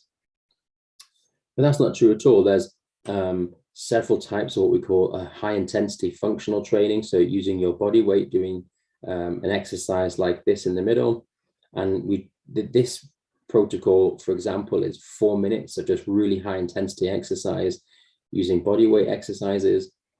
And there's a lot of research recently using what we call, or what they called, exercise snacks. So it's just getting up, doing a bit of physical activity for a few minutes, going back to work, or let's call it sedentary behavior, for several hours, then going doing a bit more exercise, coming back, doing more exercise, coming back. So just having these very short periods of exercise throughout the day, and they've showed really nice benefits. So we'll just take a look at some of the data to prove that to you. This is the study where we looked at the difference between doing classic high intensity interval training on a treadmill. So again, you have to have access to a treadmill. You have to have be motivated to run on a treadmill. And we did that versus this high intensity functional training. So using the body weight training. And you can see that we can quite nicely improve VO2 max by about 11 or 12% in both methods. So it doesn't really matter. If you have a method that you enjoy to increase your heart rate and load the skeletal muscle, you'll generally have improvements in cardiovascular fitness. This is also true for, again, these exercise snacks. So just doing stair exercises. Many people have stairs in their house or somewhere local. They did a control group versus those doing stair climbing. And what you can see is post-training, those that just simply trained going up and down the stairs had an increase in their aerobic fitness. There's many different methods that you can, or training methods that you can use to improve your cardiovascular fitness. And it doesn't have to always be thinking about going to a gym or or having a treadmill. And a lot of people really, for example, my parents are really enjoying this new style. So there's a lot of, I guess, adapting to the COVID-19 pandemic. These trainers are having now online classes, so through Zoom or other online media formats. And I think they are being very beneficial to a lot of people because it allows them to train when they like. They can train in the comfort of their own home. And this also has been I think, quite a big change in our thinking about how we can approach exercise training, especially when we have these periods of lockdowns in our homes where we're not allowed to leave for prolonged periods of time.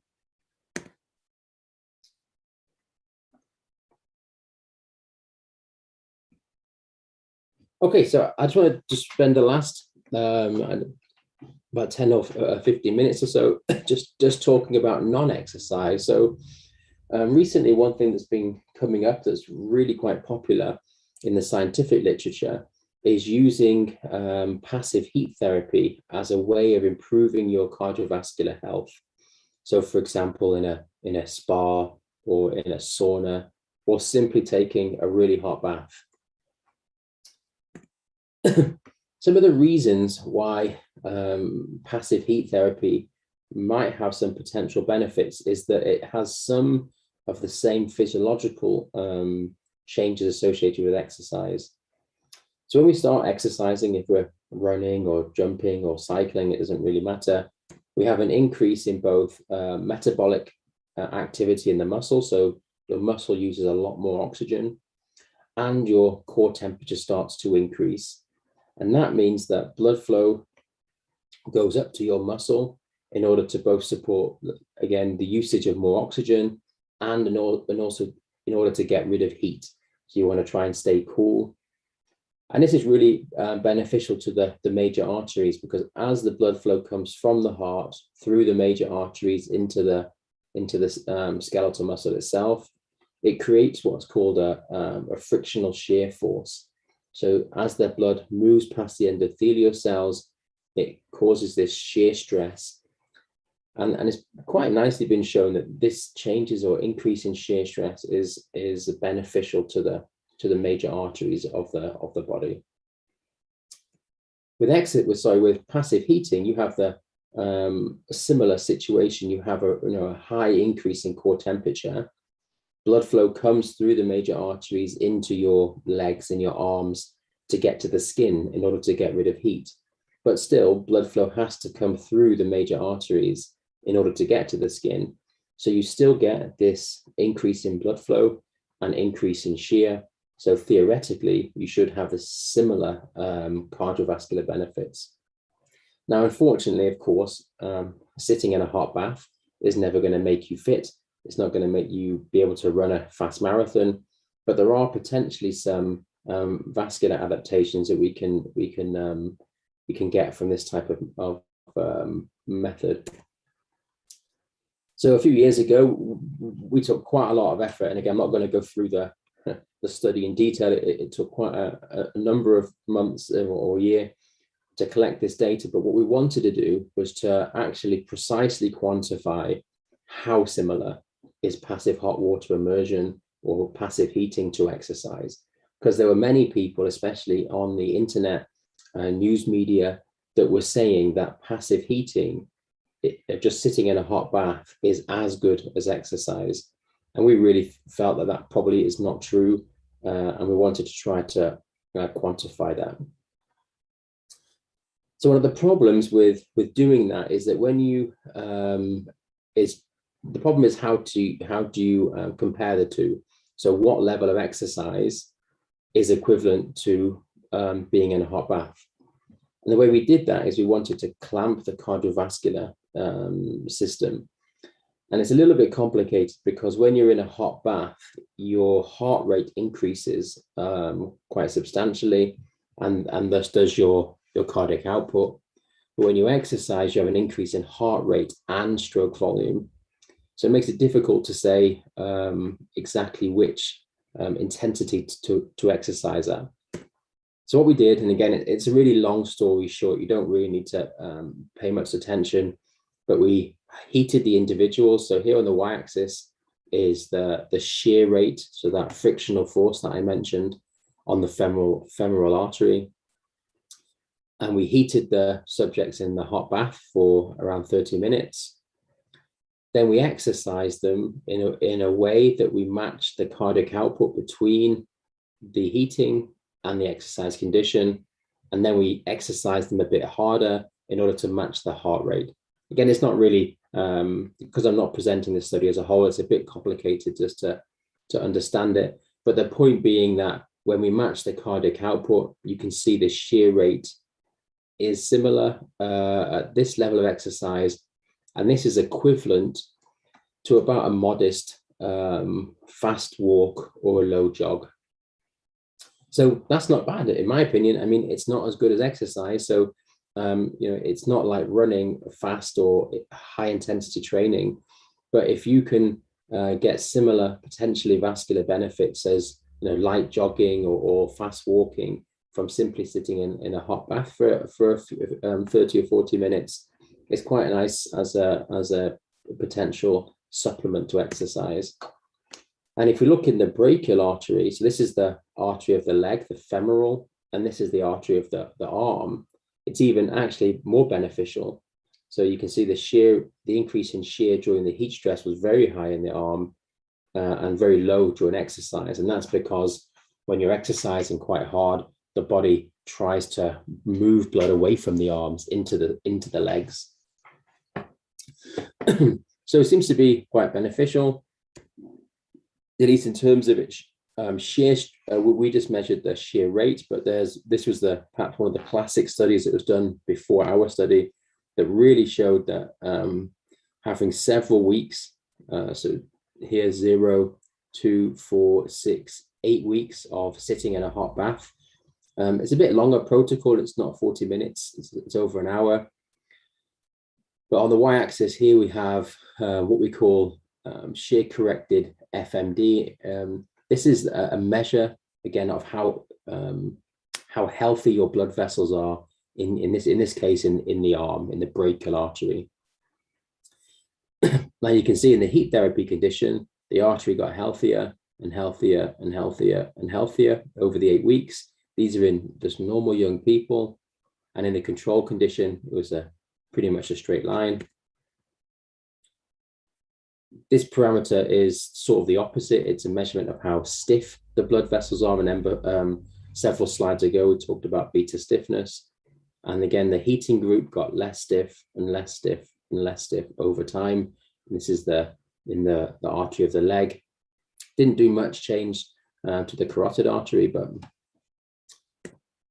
and there's been now, and this is actually a meta-analysis, so there's been lots of studies now that have done experimental designs looking at, can passive heat therapy change your blood pressure?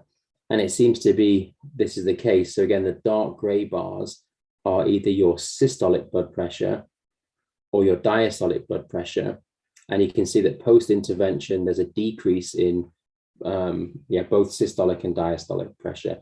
And that's really good, especially if we can extrapolate this into patients with hypertension and other clinical diseases, that we can lower their blood pressure via this simple non-pharmacological intervention. So really looks promising.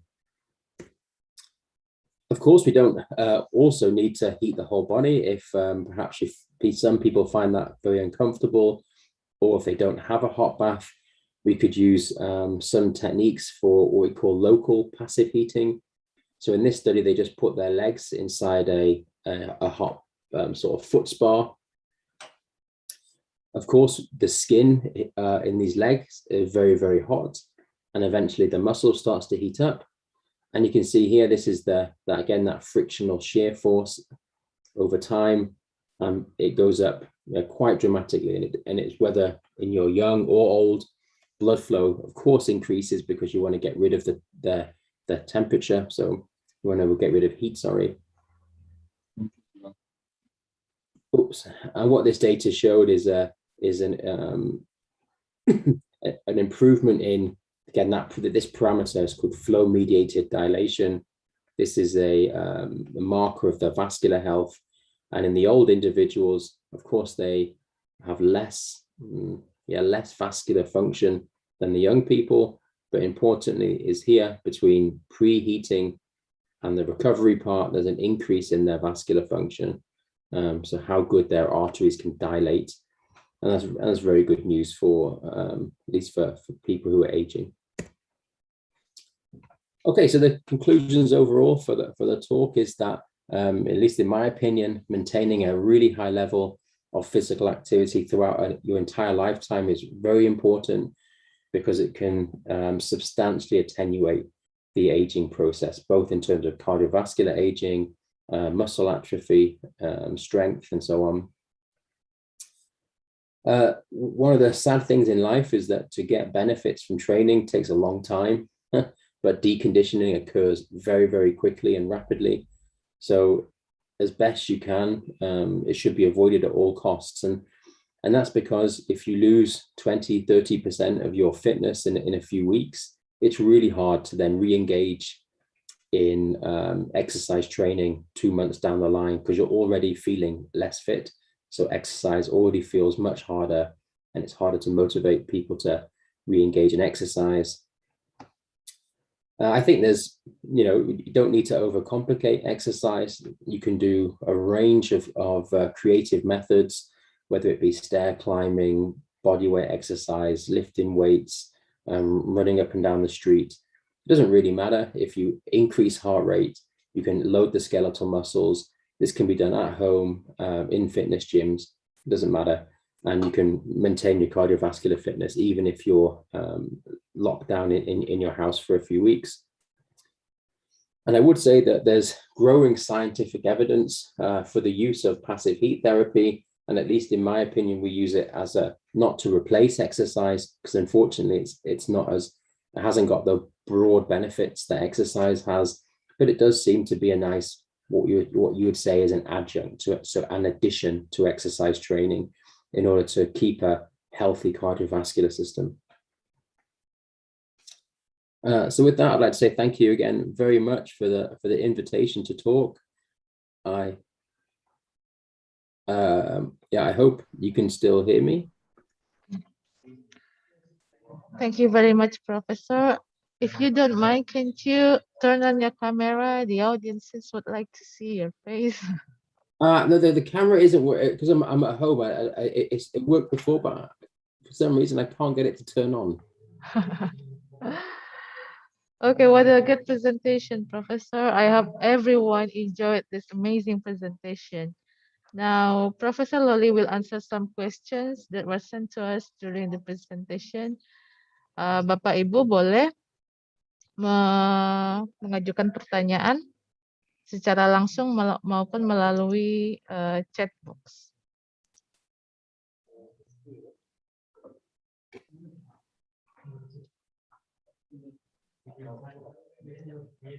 Can I see where the questions are? Oke. Silakan Bapak Ibu, pertanyaan disampaikan secara langsung maupun melalui chat box. Miss Ana? Oh ya. Ana? Okay. Okay. Let me invite Professor Gusril first. Oke, nah saya bahasa Indonesia aja. Ya. Bagaimana kita melakukan latihan untuk mendapatkan kebugaran jasmani ketika kita mempunyai darah kental?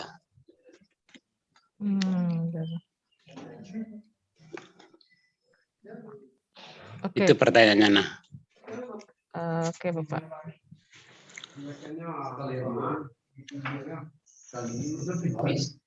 Bagaimana prinsip-prinsip latihan untuk mendapatkan kebugaran jasmani ketika kita punya masalah darah kental? Okay.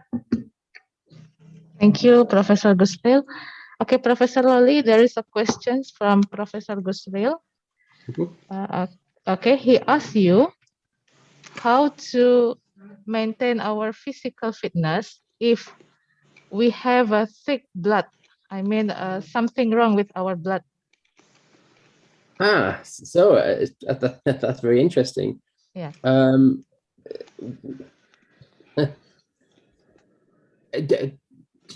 I guess you mean thick blood in terms of having many red cells, or in terms of having high blood pressure, but I can address both. Yeah. Yeah. So we actually did a study recently in a place called Cerro de Pasco, which is in the South America, and they have very, very thick blood. And actually turns out that their fitness wasn't that bad. They at least we caught the disease quite early on in the process, and they could still, exercise on the bike quite well. So I think it's still possible, as long as you can exercise and you're cleared by a medical physician to perform exercise, then it's completely fine to engage in regular aerobic or strength-based training.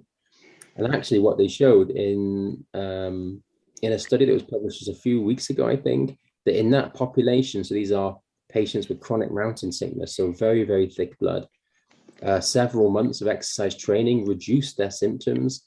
And I think from memory, it even reduced the thickness of the blood. So it helped even in their pathology. So really nice. Not only, of course, you don't want to, if you have really a severe clinical condition, you want to check with a doctor first and have a checkup.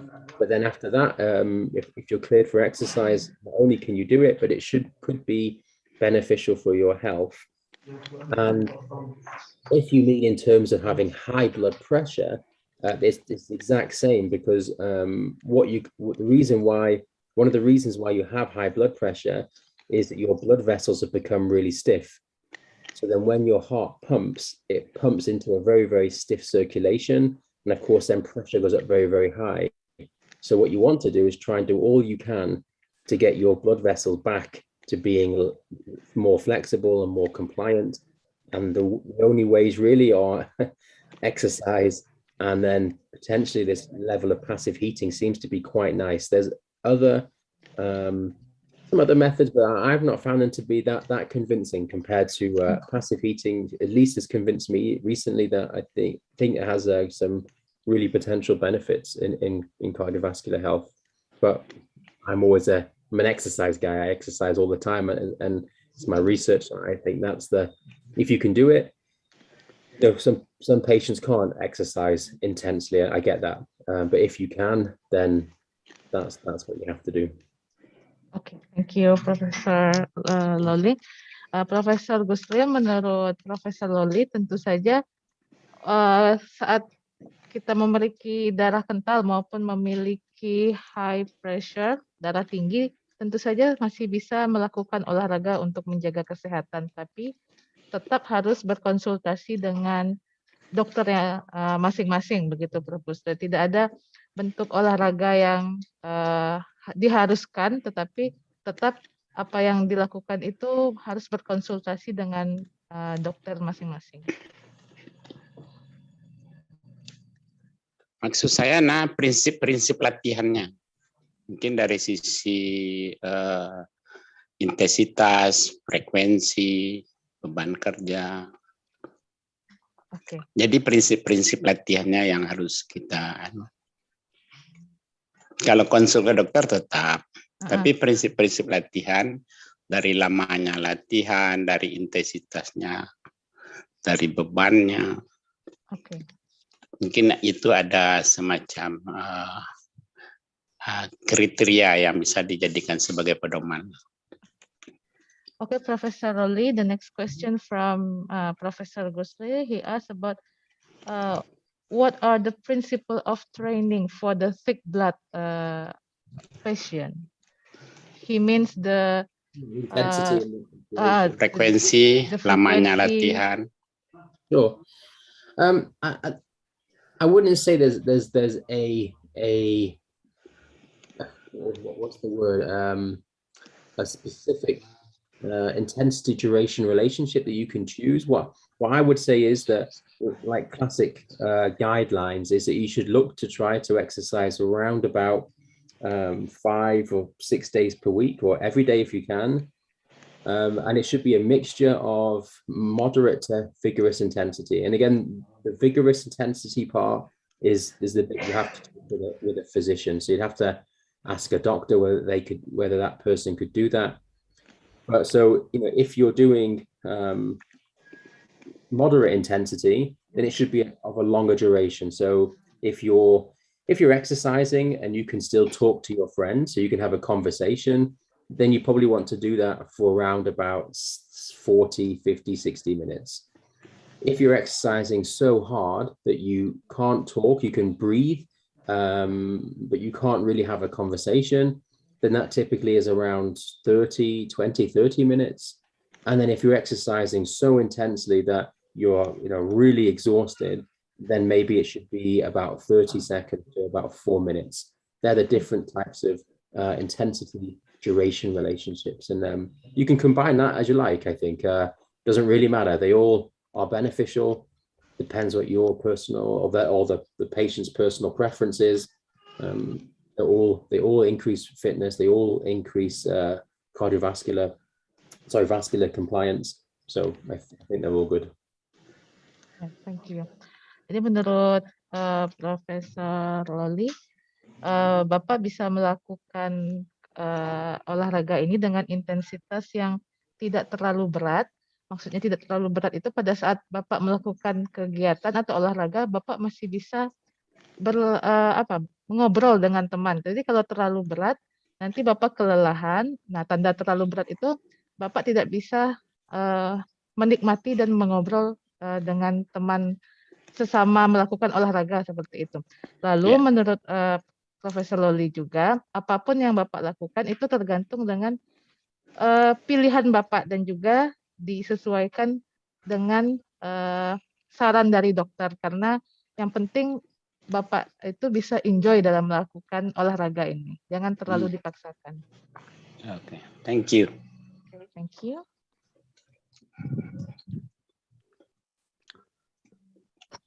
Do you have any question? Miss Anna, can I have? Please, Okay. Mr. Jackie. Okay, thank you very much for the opportunity. I would like to ask a question. The question is how to do a passive heat therapy appropriately. I mean, how about the water temperature? How long should we do, and etc. Okay, yeah, also a good question.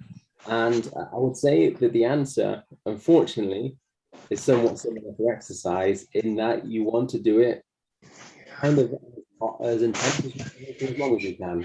But of course, the hotter the bath or the passive heat therapy, the less you can tolerate it. So, with that in mind, so for example, the studies that I showed you that we do the water, I forgot what the water temperature is, 42 degrees, I think. And they go in the bath up to their chest. Yeah, and they can tolerate that for about 30 or 40 minutes. And by that time, their core temperature is very high. So the core temperature is as high as it is during maximal exercise. So that's why at the end, they're like, oh, you know, I've had enough. I've really had enough of that being in that hot bath. But that is a good amount of core temperature to increase shear rate. But you could do it the other way around. You could say, well, I'll have rather than having a 42 degree bath for 40 minutes, I'll have a 38 degree bath for an hour. And we just don't know whether one is equal to the other, like with exercise. That's something we really need to know. So at the moment, I would say that, having a hot bath for around 30 or 40 minutes is going to be beneficial. And the reason why I say that is we know that jogging or fast walking for around 30 or 40 minutes is very classic guidelines for health. So if my data is correct, then being in a hot bath is similar to to fast walking, then you should do it for about 30 minutes, because that makes sense that that's about the guidelines for normal exercise. Again, I would never say to replace exercise with being in a hot bath, but as an extra. What's also nice is if you live in a hot country, where the hot bath also really gives you a lot of benefits in terms of heat acclimation. So your body adapts to the heat much better if you have these hot baths. This has also really been shown quite nicely for athletes and for people who live in hot environments. So you get double the benefits. So I always do it in the summer, for sure.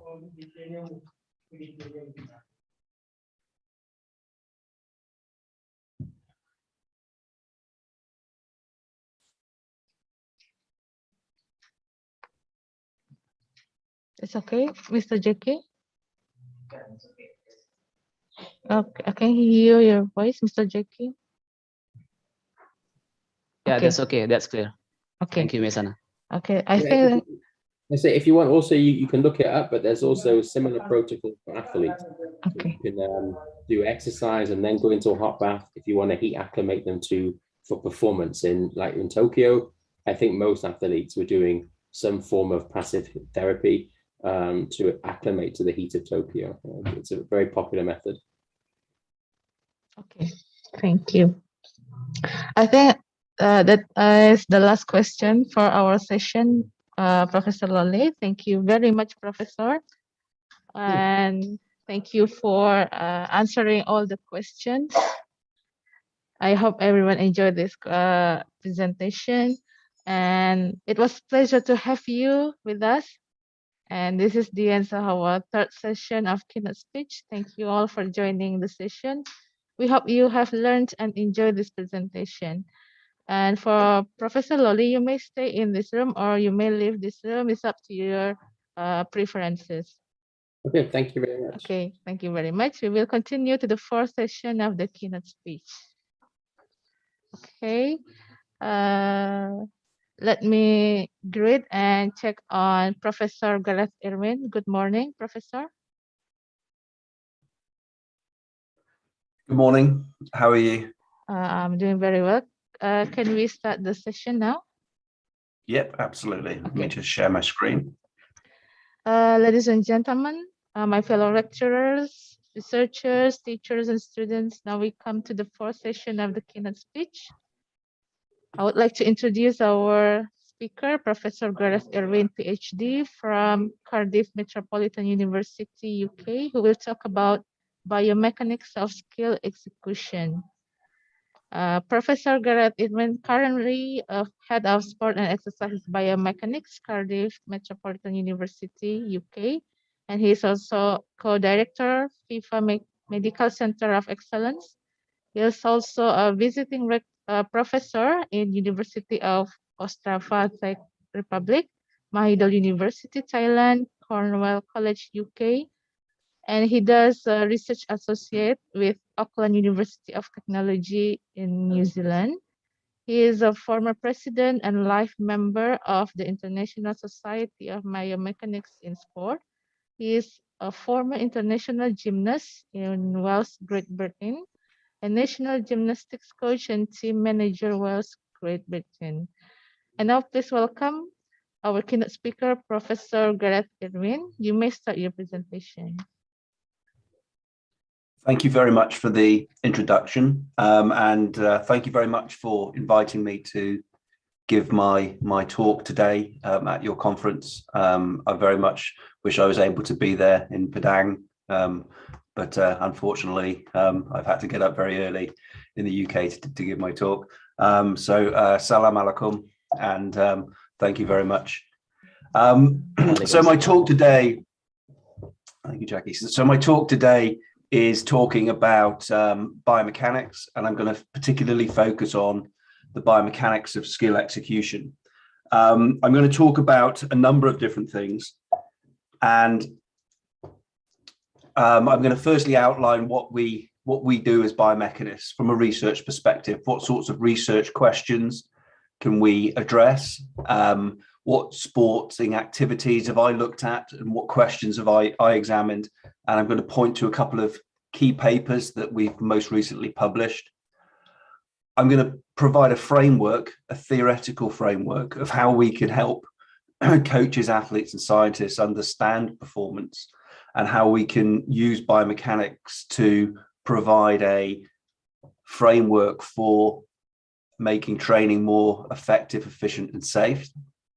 And then finally, I'm going to move on to a theoretical construct to allow us to understand training better, to allow us to understand technique and see how that understanding of skill and technique is really the framework from which we can make decisions about how to develop an athlete-centered, safe, effective program for skill development.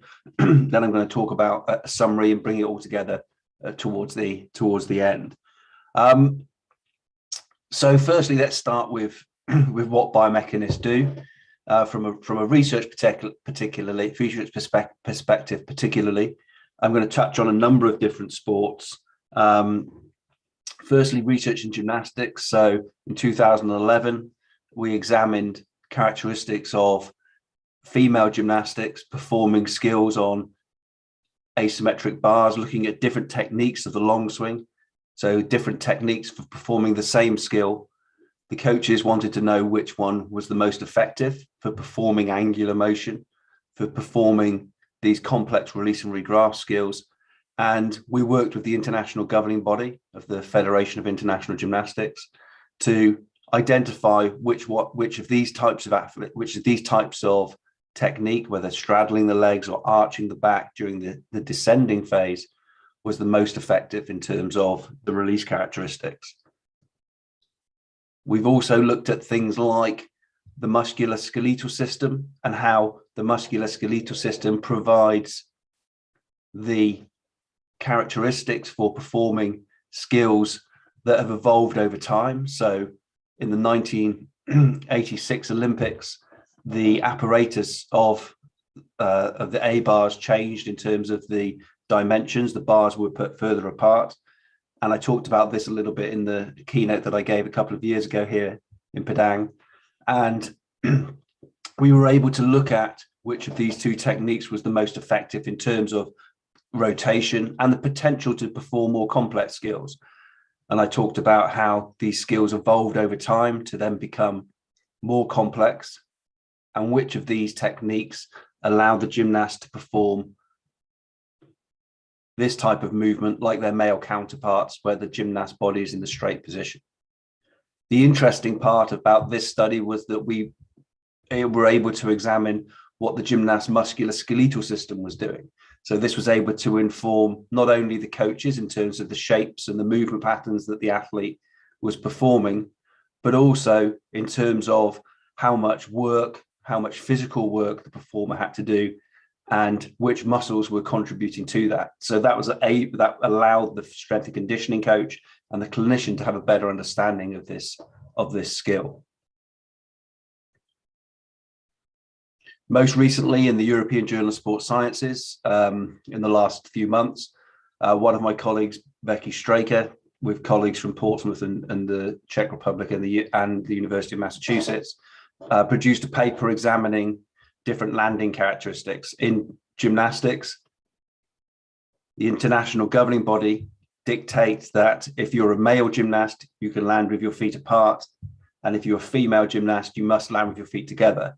And does this rule, which is set by the governing body, predispose the athlete to injuries? Does landing in the male technique, is it different to landing in the female technique? And interestingly, we've examined this for both males and females. We're also now looking at it from different maneuvers during the aerial phase to see whether ground reaction forces, to see whether internal forces are higher and or predisposing the athlete to injury risk. This information then can be used by the international governing body to inform which of these techniques should be encouraged, and then coaches can use that information to develop these tasks. Particularly important when you think of young gymnasts training 20, 30 hours a week at the elite end and performing these skills very, very, very regularly. In our lab, we're very lucky that we have a good international network. So this study was performed back in 2020. Part of the group were lucky enough to go to Jamaica to collect data. You see in the top picture, that's Usain Bolt, his data being collected, looking at what are the most what are the key characteristics of sprint starting. We looked at things like ground reaction forces. We looked at shapes and movement patterns in terms of the kinematics of the hips, the knees, the ankles, and looked at which of the different techniques that were produced were more effective in terms of the amount of power, the amount of force, and the temporal characteristics of the athletes. A nice diagram that emerged from this is this one. On the bottom of this graph, you can see the personal best times for all of the athletes. On the vertical axis, you can see the normalized average horizontal block power. So this is our indicator of performance. So the more successful performers will generally have a higher horizontal block power. And all of the data points are separated into male participants, which are in the blue, and female participants, which are in the red. And you can see that all of these athletes were members of the Jamaican national team. And interestingly, right up here at the top, you can see there's one athlete whose score is around about 9.58 seconds. So this dot here is Usain Bolt. And you've got female athletes down at the other end. But interestingly, you can see that there's a proportion of male and female athletes in the center. So there is a proportion of female athletes that are encroaching now into the male performance area. So we were able to look at what the characteristics of the sprint start were, what the ground reaction forces, for example, during the block start, and how those changed. So, for example, you can see here that there's a difference in the types of athletes. So these are two different groups of athletes. One that has a more, and the horizontal, the blue line is the vertical force, and the red line is the horizontal force. And you can see that in some athletes, there's a large second peak, and in other athletes, there's a large initial and second peak. So this allows the athletes to provide the kinetic characteristics, the musculoskeletal input in order to achieve successful output characteristics of ultimately horizontal velocity.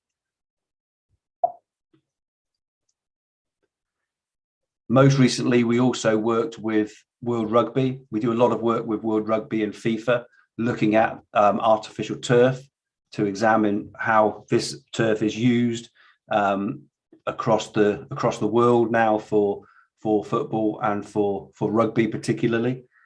In this particular study, we were asked to examine the kinetic characteristics of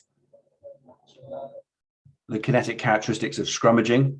So we changed the rubber crumb depth of the 3G turf to examine whether injury risk increased, particularly at the toe.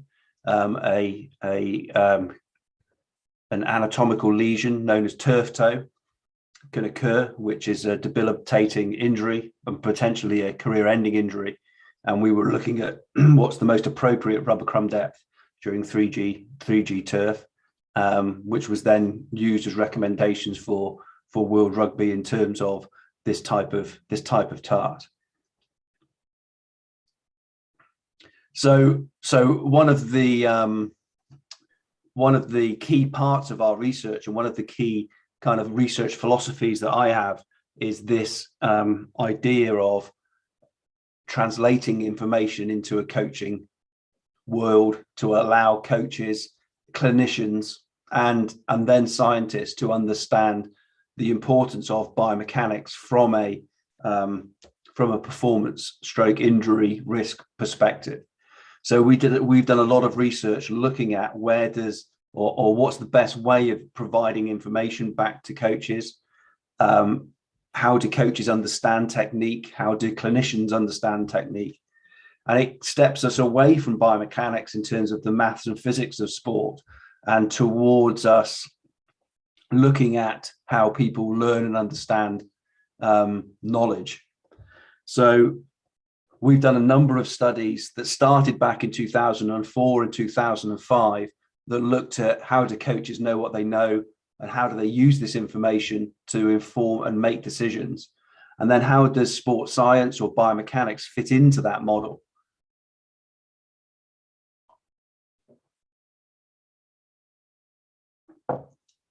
So one of the 4 central themes of information that coaches use. So the data that I'm presenting here comes from sports of gymnastics, athletics, and football. Coaches, when they come to a situation of understanding technique, look at how to develop that technique from drills or progressions that they already know. They have this ability to modify current knowledge to the environment in which they find themselves.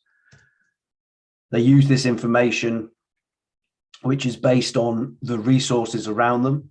So we have a bit of disparity certainly across the UK, where people that have access to certain resources will benefit from having more effective and efficient decision-making opportunities. In terms of technique and in terms of coaching particularly, when we talk about coaching, we have a propensity of coaches that are able to develop a mindset of the skill. Now, this mental picture of the skill is one that most clinicians have when we talk about understanding clinical decision making from a movement performance perspective, and as a coach, it can either be a moving picture, it can identify the shapes and movement patterns of the performance. It really looks at what the skill should look like, or what the individual thinks the skill should look like. It's informed by a number of things in terms of observing elite performers, and it leads us to this idea that coaches do have a biomechanical understanding of skill, albeit at a very descriptive level. So if I took most coaches into an environment and asked them to explain to me what the key characteristics of skill were, they'd talk about these are the important shapes and movement patterns that I believe inform or decide what effective performance looks like. The fundamental part of that is the quality and the accuracy of that biomechanical understanding of that, and that mental picture of the skill is what drives this model and drives this mindset of what the performance or the technique looks like. And any inaccuracies in these 4 themes below will have a direct impact on the conceptual understanding of the skill. And it's the conceptual understanding of the skill that's important. So this model has been used now in British gymnastics. It's also been used by certain football coach education, boxing, for example, as well, to provide a framework for understanding technique. Because this mindset allows us to develop what we mean by the key technical parts of the skill. What are the key phases? What are the functional parts of the skill? And how do we break a skill down, a technique down, to understand how it actually works? So let's take an example. Here we have a gymnast performing a very basic skill, a long swing. They start in handstand on the top left-hand corner, and they rotate around the bar back to handstand again. Now, from a coaching perspective, if I asked any coach across the world, whether it be in Padang or Tokyo, they would identify that the key phase is this one underneath the bar, where the gymnast moves from a position of shoulder flexion and hip extension to shoulder extension and hip flexion as they move through this lower vertical of the movement. And coaches would know inherently and from their tacit knowledge that this is an important phase. And biomechanically, we've demonstrated that this phase is very important. 70% of or 2/3 of the musculoskeletal work occurs in this. 70% of the musculoskeletal work occurs in this phase, and 2/3 of that work comes from the shoulder joint.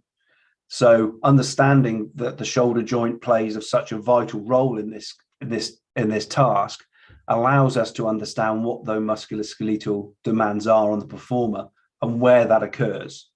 So if we know that this phase drives the movement, we can then use that information to make decisions about physical preparation. And we can use that information to make decisions about how we're going to develop this skill to our young athletes. Another nice example is this one. So by identifying what the key phases of the rugby pass are, we're able to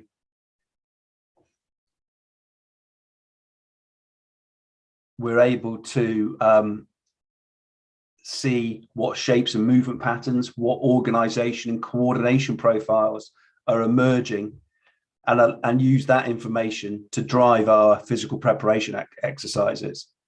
So the graph on the right shows a very characteristic proximal to distal sequencing. So if I was to show other skills like throwing, javelin, shot put, throw in soccer, you'd see this type of pattern, tennis serving, for example, and you'd see this movement from a peak hip followed by shoulder, followed by shoulder, followed by elbow, followed by wrist, as the movement moves sequentially down this kinematic chain. And this proximal to distal sequence has been somewhat purported to be a universal principle of biomechanics. And it's something that I'm going to come back to in a minute. So try and remember that this proximal to distal sequence, this universal principle exists, because I'm going to question it towards the end of the talk. But this information then is used to drive how we develop these tasks. The key to training then, and the key to physical preparation,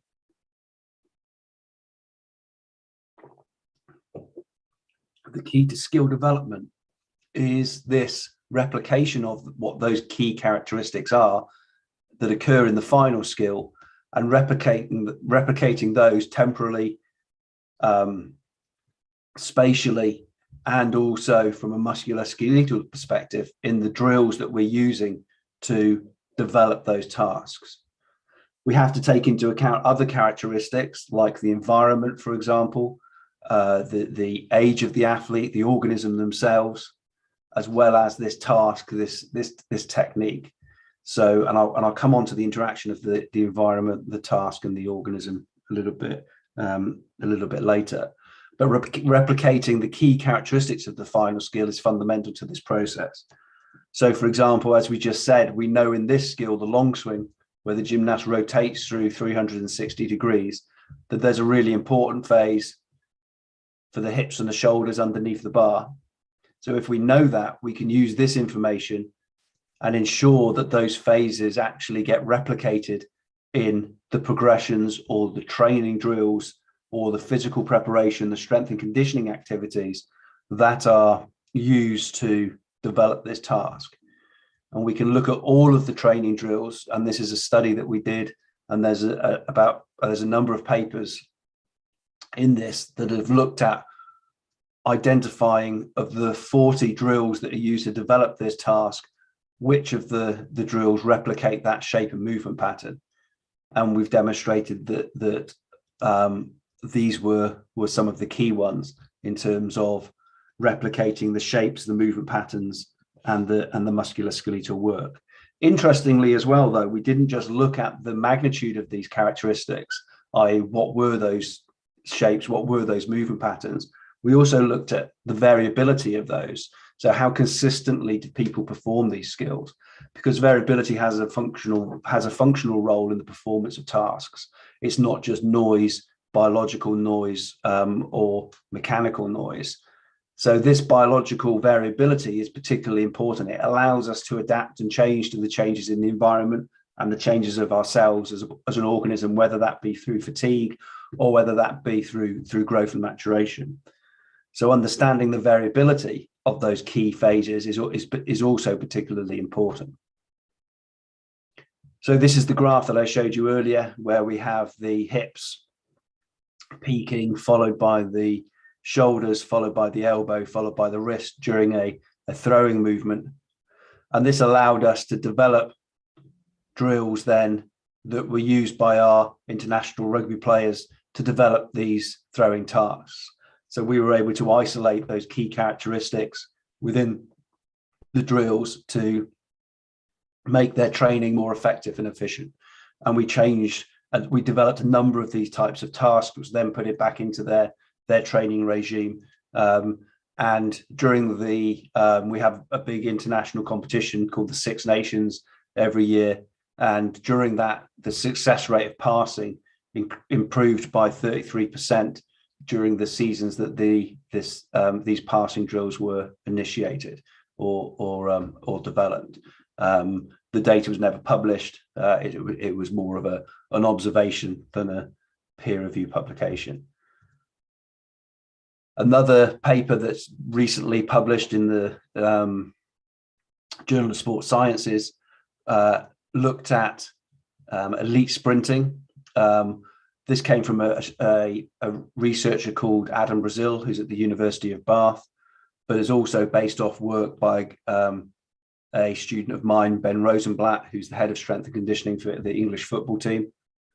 And it identified how drills like the power clean in the top right-hand corner, an exercise that's used predominantly for the development of lower limb function. And in the graphs you see on the bottom right, there's a graph of the profile during sprinting of 10 meters and 30 meters of the hip angle to hip power characteristics. So of the sprint and of the sprint start. So we're looking for those, the power clean in this case, to replicate the kinetic and kinematic characteristics of what the hip was doing in this example, to see whether it was exposing the athlete to the right amount of force, turning force, and at the right time. So we can personalize the physical preparation to allow the athlete to experience the correct amounts of load and therefore make training more effective, efficient, and safe. So replicating these key characteristics of the final skill in the drills that are being used provides a nice framework from which we can develop coaching knowledge and understanding, and develop physical activities and skill that are more effective, efficient, and safe, and also very much centered around the athlete themselves. The key part of this is, over the last 50 years, there's been a disparity between what happens in the lab, whether that be biomechanics, physiology, psychology, and what happens on the track side in terms of coaching, in terms of athlete understanding. And often the term bridging the gap between these two characteristics has been used. And I don't think that fully explains it. Bridging the gap is the mantra of the International Society of Sports Biomechanics, and I think it's a very useful term. But I think it's the interface between these two that's the key thing, to allow us to understand performance and allow us to understand how biomechanics and technique and other sciences are interacting to perform, to help us understand technique and help us understand what we mean by technique. So the next part of my talk is going to look at this idea of how we can better understand technique. And I'm going to talk about some research that me and a colleague, Professor Carl Newell, formerly from the University of, from Penn State University in the USA. He's now at Georgia, University of Georgia in the USA as well. And we've been working on this. He started working on this in the 1970s, and we're still working on it today. So the framework for training and understanding technique really starts with, how do we understand the causes of movement? So we've got some interesting studies going on at the moment with British tennis, looking at the development of of the tennis serve and how we can make that process more effective and efficient. How can we make tennis serving more specific to the individual athlete to allow us to produce more elite performers in a safe and effective way, and allow us to maximize performance potential of everybody, really. So the framework really takes a step back into the theory underpinning all of this, rather than just explaining and describing what the tennis serve looks like, or what the release and regrasp skill looks like in a gymnastics maneuver. So we have a framework which provides us, or a framework which allows the learning and teaching of sport skills, and draws upon several theoretical conceptual threads, including biomechanics, which is what I've touched on today, but also this ecological approach to perception and action. How do we understand the environment that we're working in, and how do we understand how that's evolving? Key to this is our knowledge of coordination dynamics.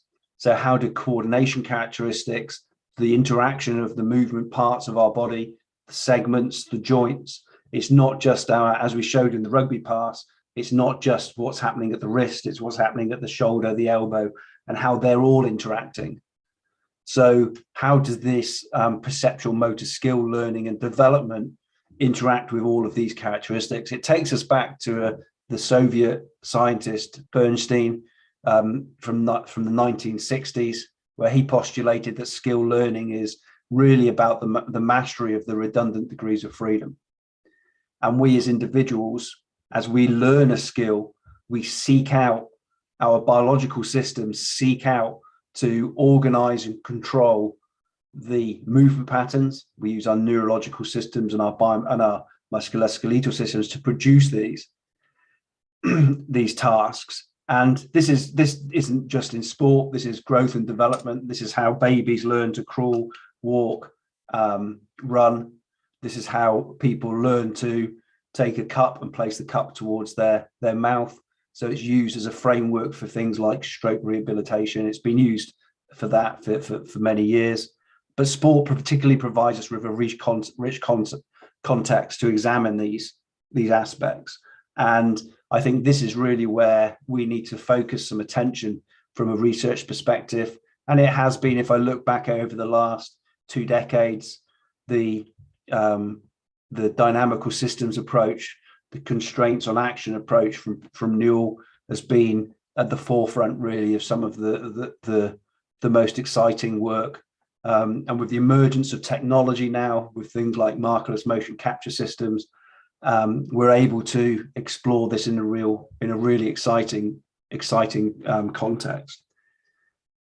So the learning and performance of sports skills can be aided by the development of learning strategies that are coherent with a dynamical framework. And a dynamical framework or a dynamical system is one that's evolving. And if you think about how athletes are changing all the time, it makes sense that we fit within this dynamical framework. It steps away from really thinking about motor programs, that we have a motor program, a schema of how the technique works, towards one that is explains technique through task decomposition in terms of this constraints on action approach. And the constraints on action approach incorporates characteristics such as the task, the technique, the individual, the biological characteristics of the performer, the environment, informational constraints, physical constraints, and opens up this idea of a candidate collective variable. And the collective variable is the key variable that controls controls the skill and captures the qualitative organization of the skill at hand, and provides us with information about how a performer controls this technique. So at the early stages of learning, the athlete or the performer or the child or whatever task it is, and it could be that a really nice one that we do with the students is we get them to try and write their name with their opposite hand that they can't write, that they're not used to, left-handed, right-handedness, to look at how we can develop and learn those sorts of tasks. And there's some really nice research around about this. And how the athlete forms these task relevant quantitative structures to allow this collective variable to emerge. So it's not just about understanding, as I said just now about 2 minutes ago, it's not just about understanding what the functional characteristics of the task are, just understanding what are the key characteristics of serving. So we've got 20 years of research showing us that there are key phases in serving technique, or key phases in passing or running or cutting. It's understanding what those control variables are. And this facilitates the changes in the coordination, control, and learning of the skill. So let's just take a step back to where it all began with Professor Carl Newell's model in 1986 of the confluence of constraints, where we have this interaction of the organism, the environment, and the task. I'm just going to go and turn my radio off because my radio alarm's just come on.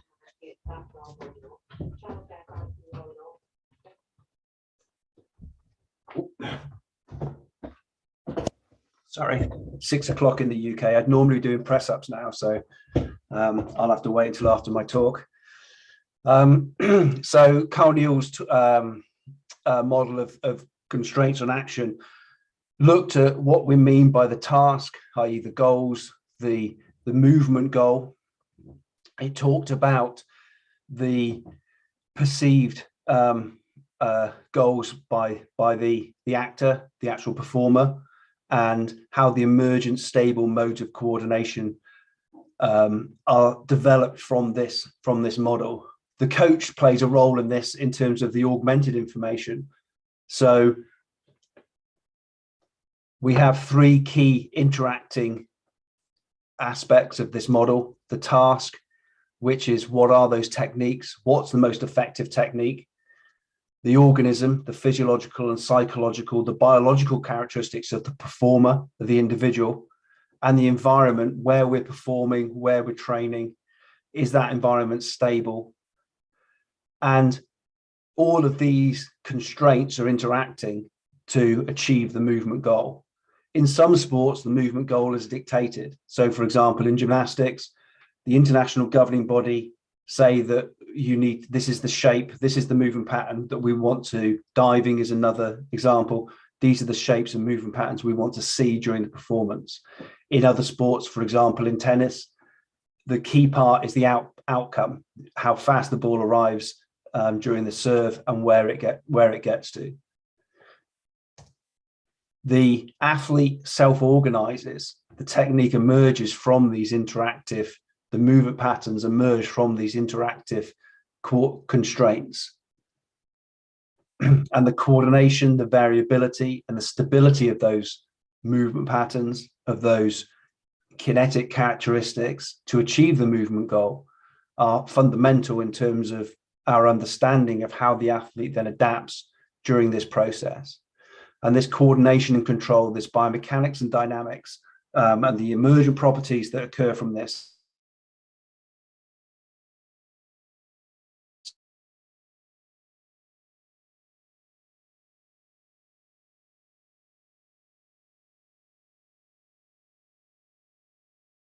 collective variable. There's a really nice paper by Martin Verhoeven and Carl Newell from the Journal of Human Movement Sciences that looked at basketball shooting to identify the key variables associated with basketball shooting. And this paper identified that whilst we have the kinematic chain or the kinetic chain of the shoulder, elbow, wrist, we can look at how the hip plays a role, the ankle, knees, and hips. But the fundamental variable, the key variable to controlling this movement was the relationship between the mass center movement horizontally and the velocity of the wrist. So the angular velocity of the wrist. So knowing that the mass center and the angular velocity of the wrist were two global variables that emerge from this movement pattern, and that all the other joints are really there to try and achieve that, we can start to say, well, how can we design training drills to allow those properties to emerge and make this task more effective and efficient. Martin now works with baseball, actually, and is one of the world leaders in this area. Another really classic paper that looked at the dynamic of balancing comes from the postural control literature. So Coe, Chalice and Newell looked at what it was the control variable, what was the order parameter, the collective variable of standing, and it was the mass, and it's the interaction, the coupling between the mass center and the center of pressure, and how those two are interacting. So when we go to balance, the coordination between what our mass center is doing and our center of pressure, which are mechanically linked anyway, is the variable that determines the variable that's being controlled to allow the performer to achieve this task. And papers have shown then that this interaction is affected by neurological diseases, so Parkinson's, for example, and it's shown the variability of that interaction actually reduces when you develop neurological disorders. That means you're not able to adapt to sudden changes in the environment. A good example is aging. So as we get older, that interaction, that coordination variability reduces. So we're not able to adapt to changes in the surface characteristics. And this is one of the reasons why, as we become older, tripping becomes and falling incidences increase. We this year produced 2 linked papers in the Journal of Sports Sciences, looking at how complex tasks emerge. And again, a collective variable for this task, we identified during the long swing. I said that the functional phase is this phase underneath the bar where the gymnast goes from an arch shoulder flexion to extension and hip extension to flexion motion. But the key variable that emerges from this task is the interaction between the mass center rotating around the bar and the bar rotating around an origin itself. And the interaction of those two as the performer performs this skill is the key variable that emerges. So we can look to see what those characteristics are, those effector movements are that allow that characteristic to emerge. And once we can do that, we can start to say these are not just the key biomechanical variables, but also the key variables in terms of motor control, neuromuscular characteristics, and allow us to fully understand or better understand how these tasks are developed. And most recently, in a paper which is coming out in a little bit later this year, it's in the Journal of Motor Learning and Behavior. It's a target journal paper, and so it will come out. When it comes out, about 4 or 5 other researchers have been asked to make a comment on the paper, so there's a commentary from other people. So that's quite an exciting paper for us to have published, and it really asks this question about the clarity of this story. So, is it clear in terms of, biomechanically, I can say that, and maybe a year ago I would have said that the proximal to distal sequencing during throwing, during passing, is a fundamental principle. It's a universal principle of biomechanics. If I looked at some of the key textbooks in biomechanics and how we teach our students, it would probably be something that I would have said. And there's papers on this. So, for example, Adrian Lees in 1988, a really established researcher from Liverpool John Moores University, produced the graph on the left-hand side. They do a lot of research in soccer throwing. They're linked to Liverpool Football Club, and demonstrated that there is this proximal to distal trunk, upper arm, forearm, hand, proximal to distal template. So we're able to know and understand and explain technique by this fundamental universal principle. But we thought, well, if it's a universal principle, that means it has to happen every time. So we looked at other sports. We looked at, and one of the sports that we looked at was sprinting. So we thought, well, if proximal to distal sequencing is important, and this idea of proximal to distal sequencing, it must occur in other sports. It links us back, interestingly, to other areas of growth and development, because what we know, if we go back to the classic 1920s papers of Giselle and how children grow from the embryo through to development, through to being toddlers, we know that they grow proximally distally. We know that they grow cephalocaudally from the head to the tail, and we know that they grow ulnar radially. And this development happens, and we can demonstrate and see that this is happening. But is this proximal to distal, the growth and development that we see in children, in biological organisms, a biomechanical principle during skills and tasks like throwing, running, jumping, etc.?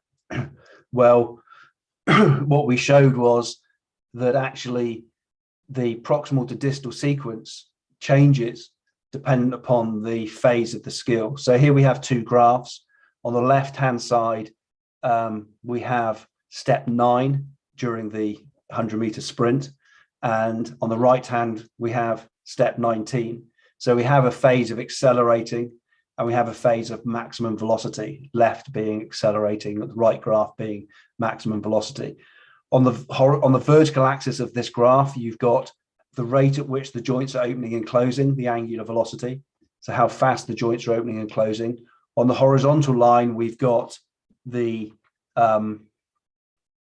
contact time. So this is one elite athlete performing this task. And we've got the ankle, knee, and hip, ankle in red, knee in blue, and hip in black. And you can see the order of where these angular velocities peak changes as a function of the phase of the run. So during the absorption phase, as the foot hits the floor, there's a distal to proximal sequence rather than a proximal to distal sequence. So it goes from the ankle, knee, and hip during the absorption phase, as you would expect during landing. During a landing from any kind of, if we jump off a step, it moves in this order through to this proximal to distal sequencing during the propulsive phase. So there's a reversal of this principle of proximal to distal sequencing. So purely demonstrating that or giving that example highlights that this isn't a universal principle, and potentially it's just a coordinative structure that emerges. So we looked at this across a number of different sports, a number of different tasks, to look at what the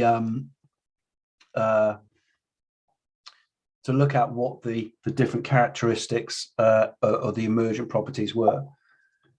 And this model was then produced. So this is the most up-to-date model of the constraints on action.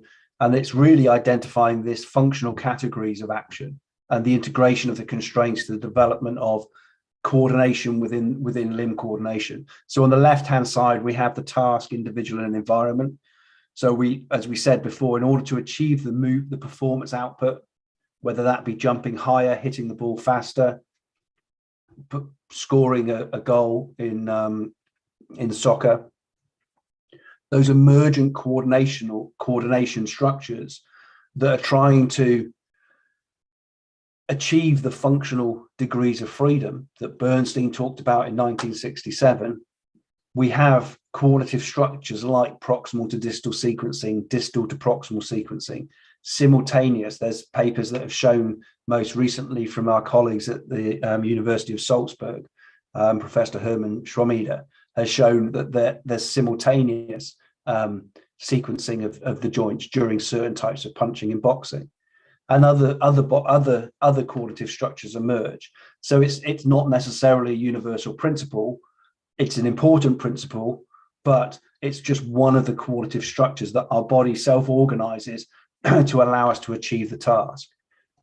And we then have what are those key functional characteristics. So we have the magnitude of the momentum needed to require to perform this skill, how much absorption and propulsion is part of this task, and the accuracy and timing to achieve the performance outcome.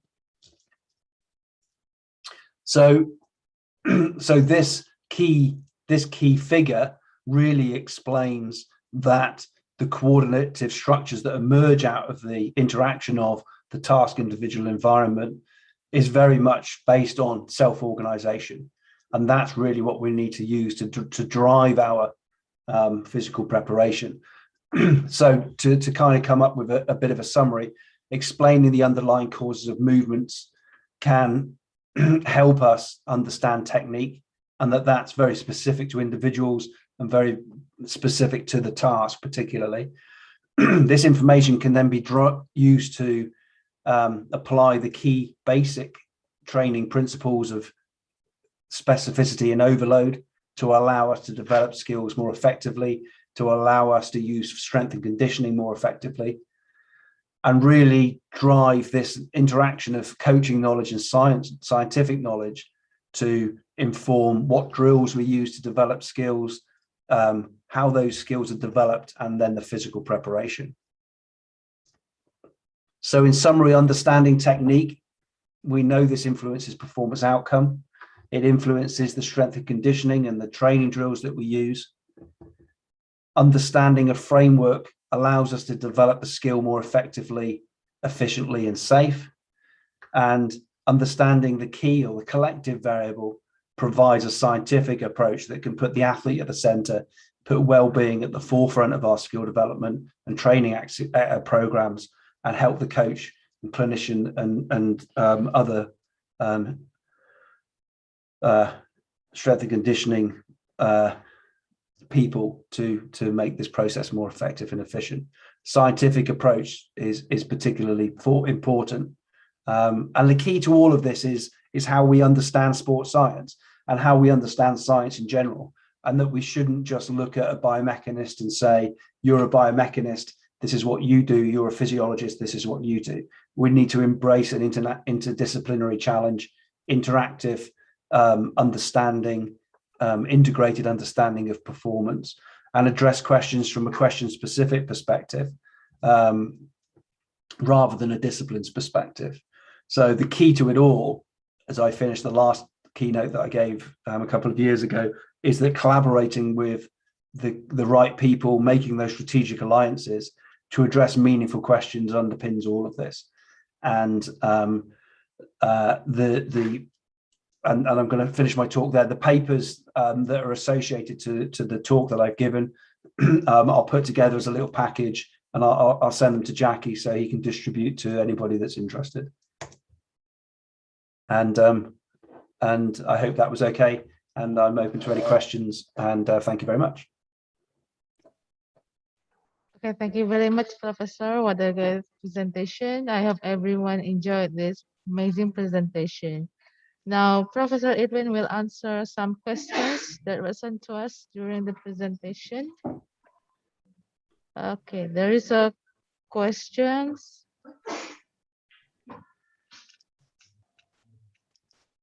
from Nisa Delia. How a body shape can change within 1 to 3 months workout gym training? How can body shape change because of training? With 1 to 3 months workout gym planning. So just to be clear, is it how does during gymnastics training or any gym training? Is that the question? So how can the body shape change due to training? I think the gym training. Okay, yeah. Okay.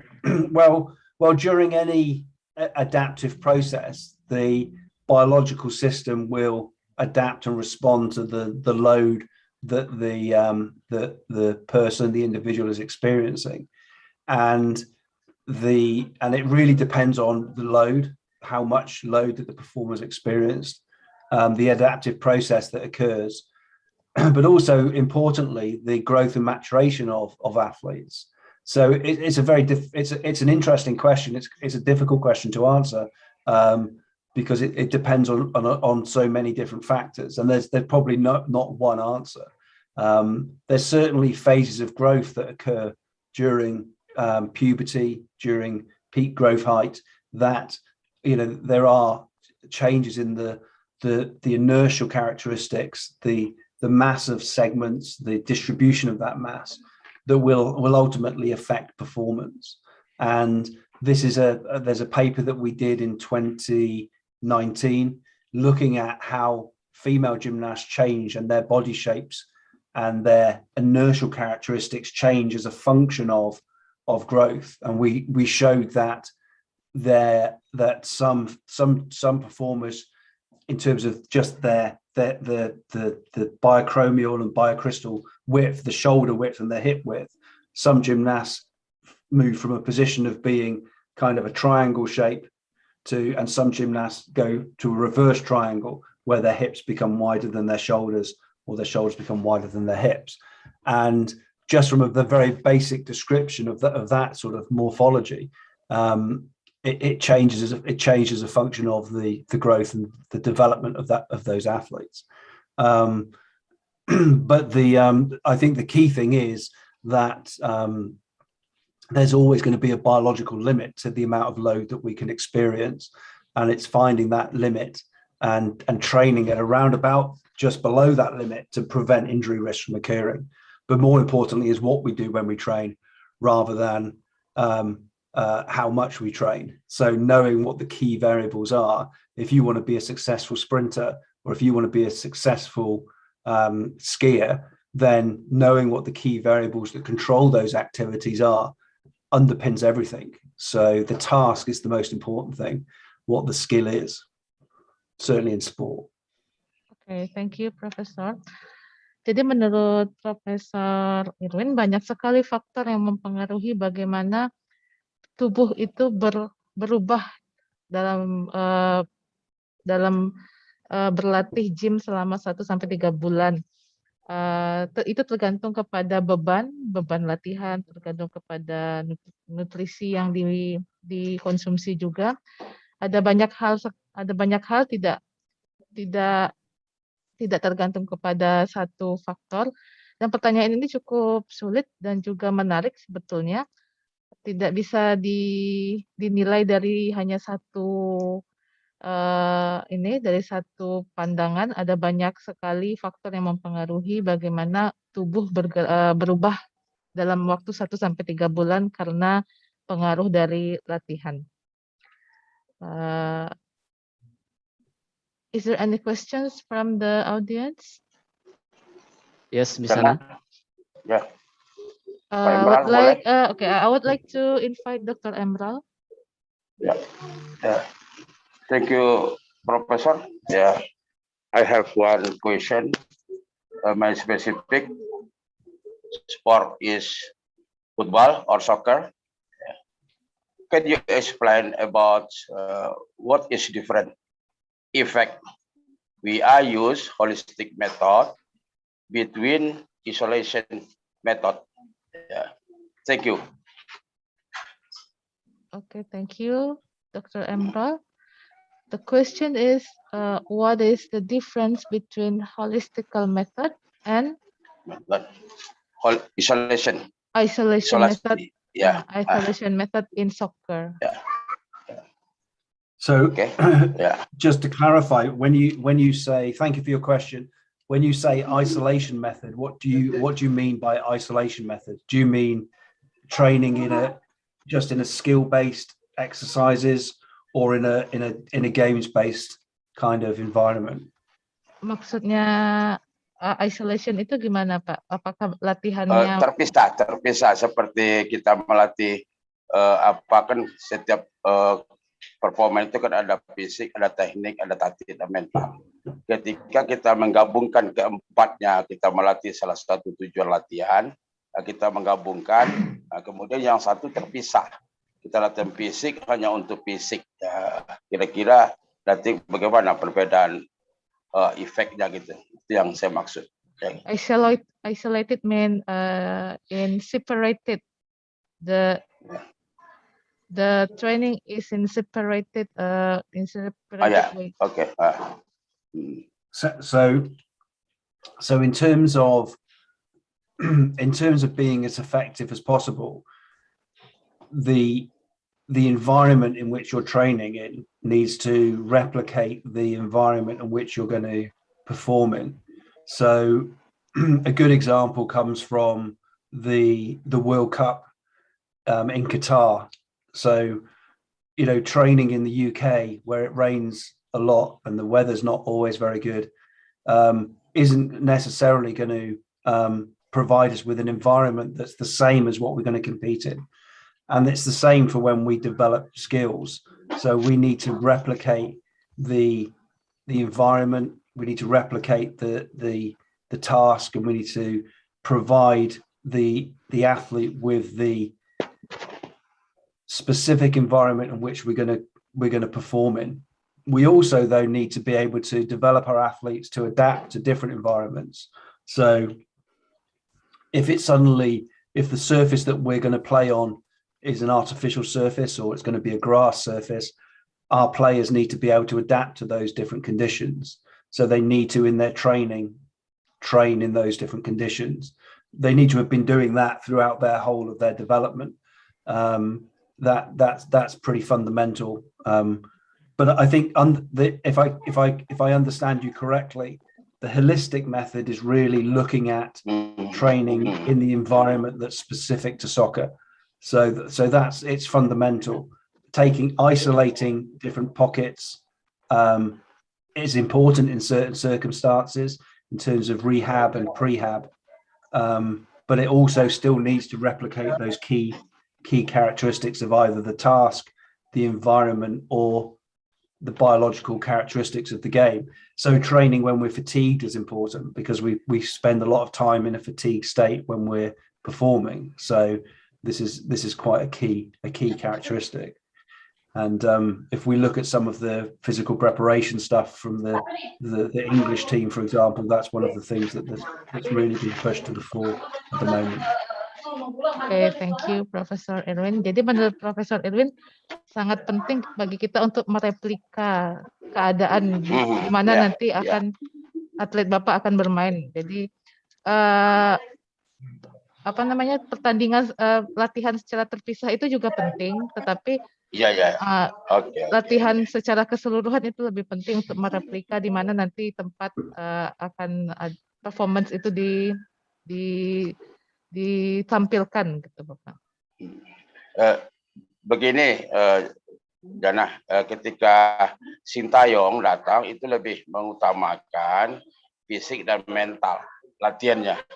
Ketika pelatih dari Spanyol dulu, ya itu lebih mengutamakan holistik, penggabungan dari atau replikasi dari permainan sepak bola itu lebih dominan, ya Luis Milla.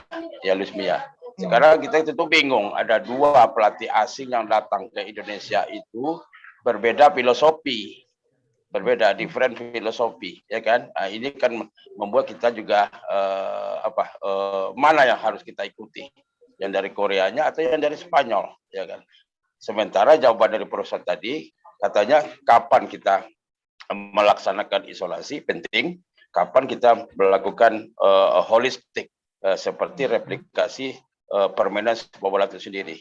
Kalau begitu saya sekarang sudah mulai agak terang, ya kan. Selama ini masih ragu-ragu apa. Jadi artinya kita boleh melakukan terisolasi dan boleh kita melakukan holistik, ya tergantung waktu ya yang kita miliki. Ya itu barangkali yang saya tangkap dari Profesor. Makasih, Jana. Ya. Okay. Actually, Dr. Emerald is a team of national football coach. So instructor, as instructor. Previously, also. Previously, the coach from abroad come to Indonesia, bring two different philosophy about coaching.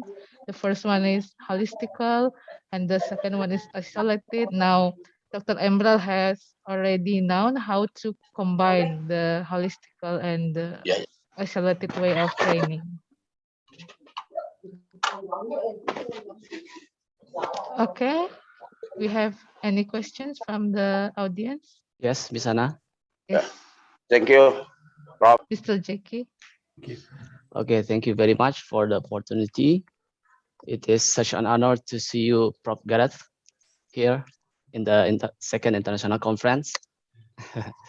My question is, do you have another alternative to collect both of kinetic and kinematic? Because here in Universitas Negeri Padang, in my university, we don't have a good equipment, a sophisticated equipment like what you have in UK, in Cardiff. Thank you. Yeah, I think it's there are alternatives, Jackie, and I think there are with technology changing all the time, you know, that from a very rudimentary level, we have you know, our iPhones, our iPads now. The cameras that are available on those are very high quality. So in terms of understanding technique and just visually developing a mental picture and mindset of what skills look like is available to us.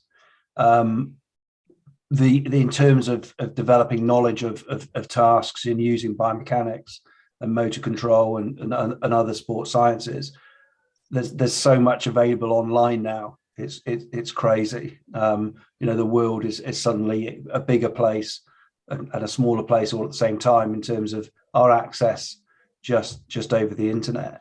I think there is obviously a problem, you know, and it's not just a problem in Padang. It's a problem internationally in terms of equipment.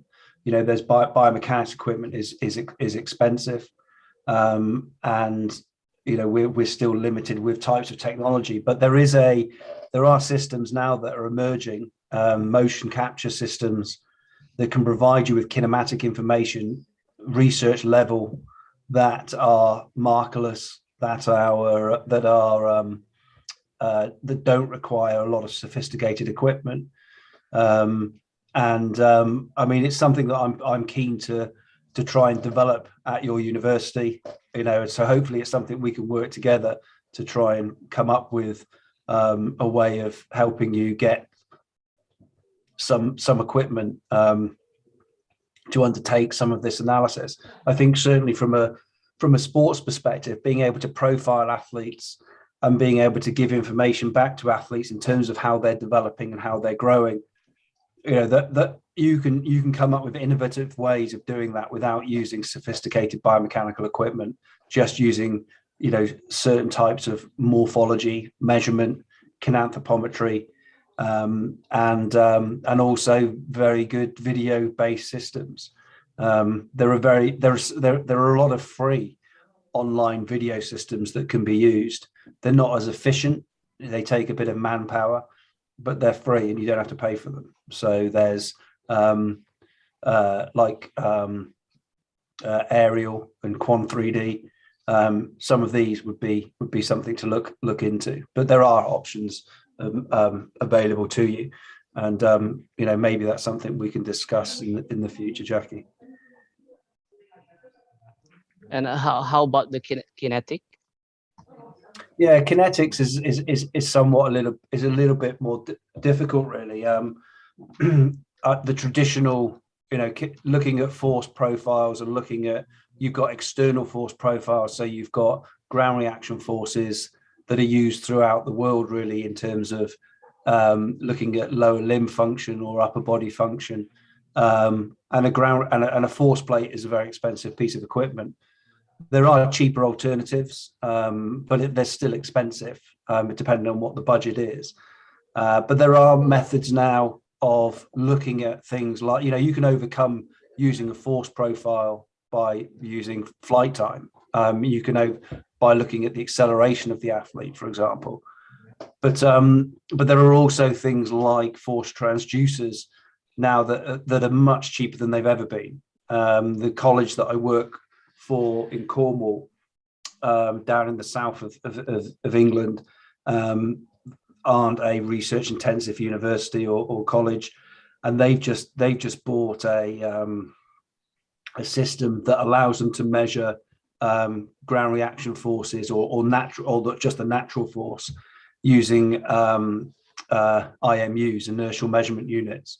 So those are that's the next level of technology. So not having to use a force plate, but using a inertial sensors, which if you were going to invest in something, would probably be the thing to invest in. So we can put these inertial sensors on the tibia, we can put them on the back of the athlete, and we can measure to a certain extent the acceleration of the athlete and therefore the ground reaction forces during contact. Okay, thank you very much for the answer. You're welcome. Okay. Okay, thank you, Professor. I think that's the last questions for our session. Thank you again, Professor Gareth Erwin, for answering those questions and for great presentation. It was a pleasure to have you with us. So it ends our session of keynote speech. Thank you all for joining this session. We hope you have learned and enjoyed this presentation. Assalamualaikum warahmatullahi wabarakatuh. Good afternoon, and all the keynote speakers, you may leave this room. Thank you.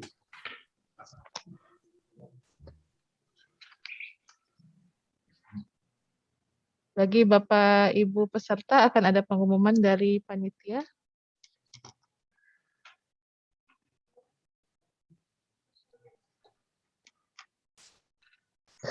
Thank you to our speakers.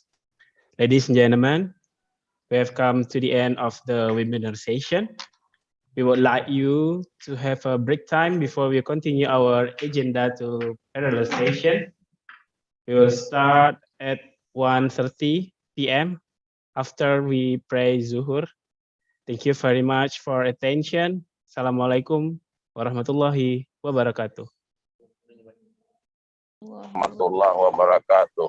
Assalamualaikum warahmatullahi wabarakatuh. Lah tetik kah? Alah. Alah, Pak. Alah, wala siya ko ado yo lah jawab kan. Apa salah pemateri banyak? Lepas tu nak diundang Pak, kalau undang Pak betul Pak siap kan dia. Onde yo nak. Menanya yalah. Dia sibuk pergi ke Papua Ya, lah Pak, siya dia kalau nak kan. Ya. Ujana kalau nak kan bagus Bapak nampilkan itu. Awak buat lah cara habis soal ya Pak. Ya. Besok kadang Pak ni. Siap. Kadang orang ke pelatihan tu lupa je Pak. Indah, malu lupa je Pak. Lupa orang ke pelatihan. Kalau orang PO lagi siapa Pak? Nenek ya Pak, dia tak cocok jurusan. Mungkin dia lah jauh jurusan siapa tu Lena. Iyo, lah jauh mana Pak dasarnya. Iyo, biasanya berdampingan tarui. Iyo. Tahu-tahu dapat informasi langsung. Kau kalau nak membaca, kalau tak baca-baca ya Pak. Iyo.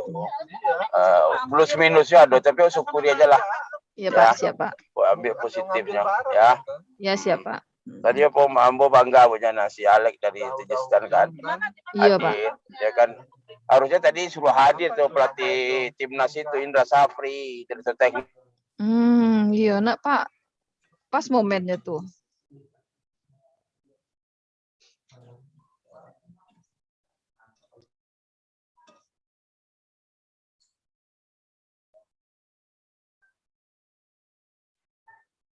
Lolos ya?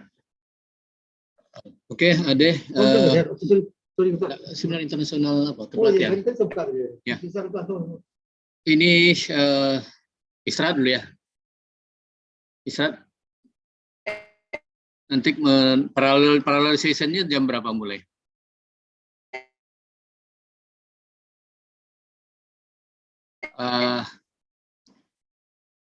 Pak Padli bisa dengar? Kan sudah selesai plenary. Halo? Ada bisa dengar?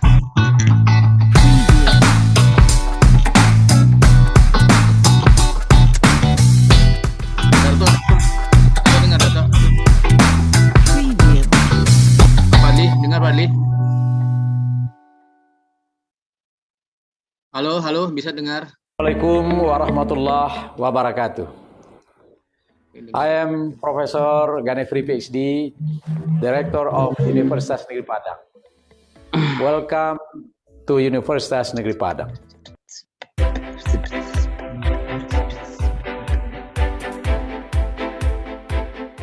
Assalamualaikum warahmatullahi wabarakatuh. Salam olahraga jaya. Saya Dr. Alnedral MPD, Dekan Fakultas Ilmu Keolahragaan, mengucapkan selamat datang di Fakultas Ilmu Keolahragaan Universitas Negeri Padang. Kami seluruh sivitas Fakultas Ilmu Keolahragaan senang menyambut kedatangan Anda semua. Selamat menyaksikan video profil Fakultas Ilmu Keolahragaan Universitas Negeri Padang. Welcome to the Faculty of Sports Science, one of the excellent faculties at Universitas Negeri Padang. The Faculty of Sports Science has a vision as the center of excellence in the Asia region in the development of sport education to embrace professional educators, educational and non-educational staff. Faculty of Sports Science is supported by 150 faculty members, consists of 9 professors, 27 associate professors, 53 senior lecturers, 26 junior lecturers, and 35 instructors. Most of the lecturers have national and international achievements. Currently, there are 30 lecturers who are studying abroad and in Indonesia. The Faculty of Sports Science is also supported by 45 professional staffs in their respective fields, so that the sports science faculty is ready to be the best. The sports science faculty is one of the largest sports faculties in West Sumatra with 523 students. The Faculty of Sports Science provide a major contribution to the national and international sports achievement. The 3 basic tasks of lecturers at the Faculty of Sports Science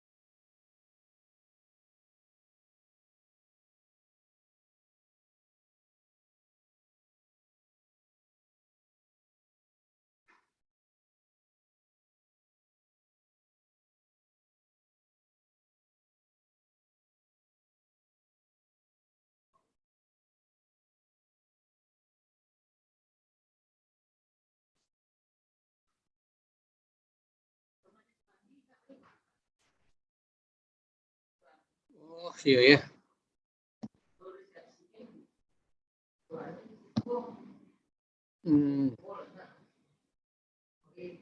Tebeko lah. So titip amplop kayaknya saya nak buka buki itu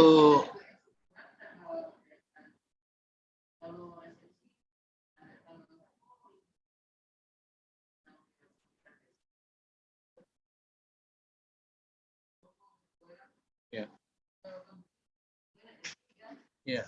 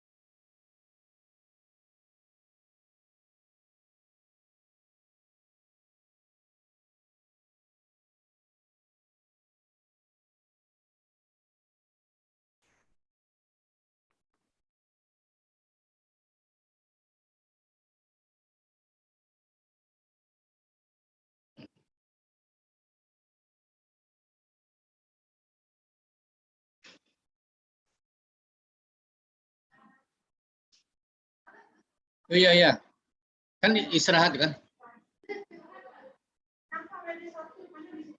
Iya. Yuk.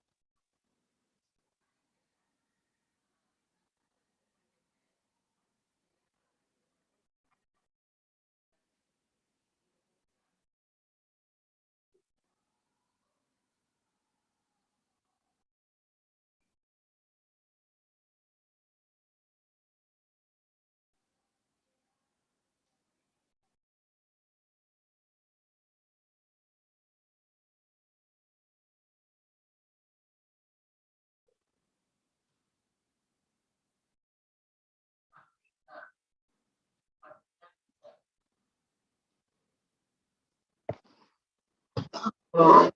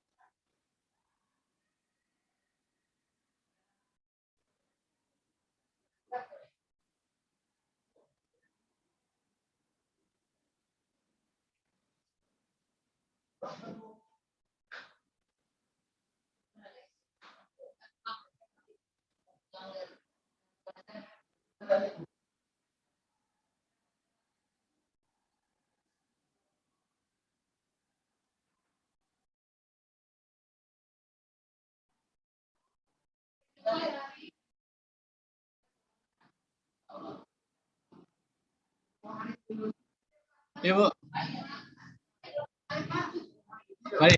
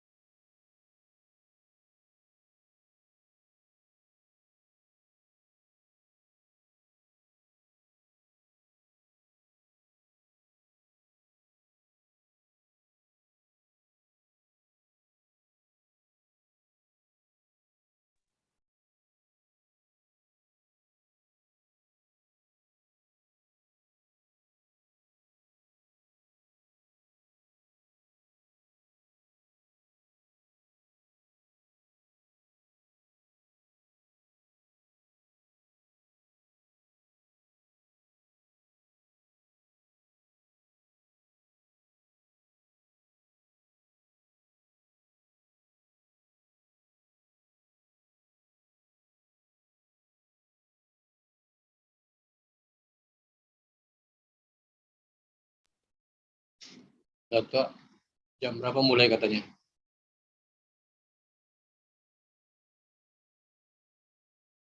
Dato, Dato bisa dengar? Ya Pak. Jam berapa mulai katanya? Mulai lagi. Parallel session lagi Pak. Sebentar lagi Pak. Sedang memasukkan pesertanya Pak. Oh ya. Oke.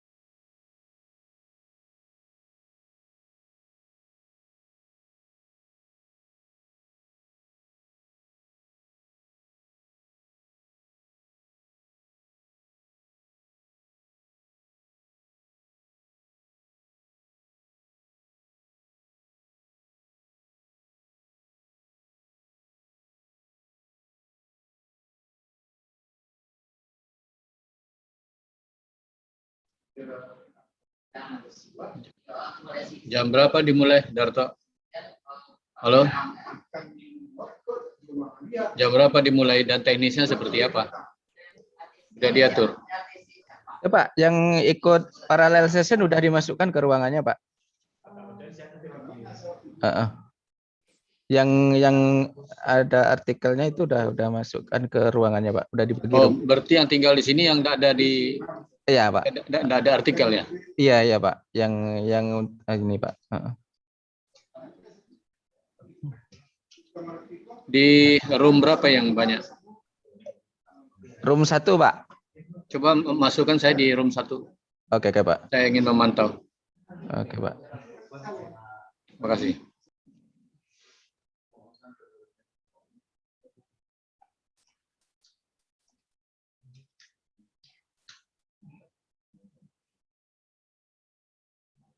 Orang yang di luar itu di Panganan. Tahu. Hah? Masuk aja dah.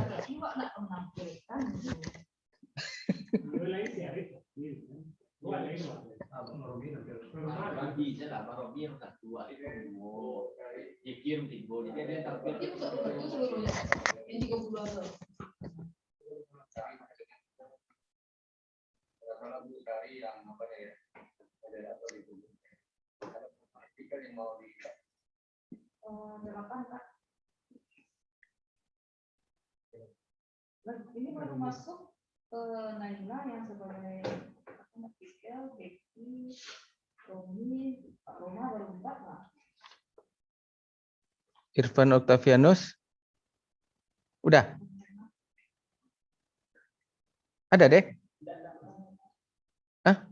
Nggak ada, keluar klik joinnya deh.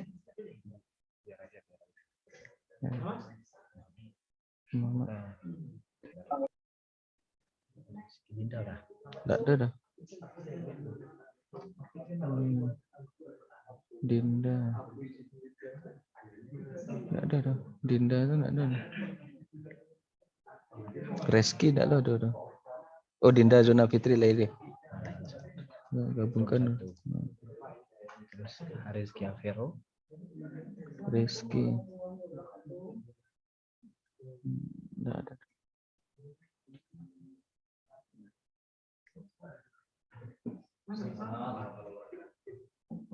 Selamat siang Bapak Ibu semua.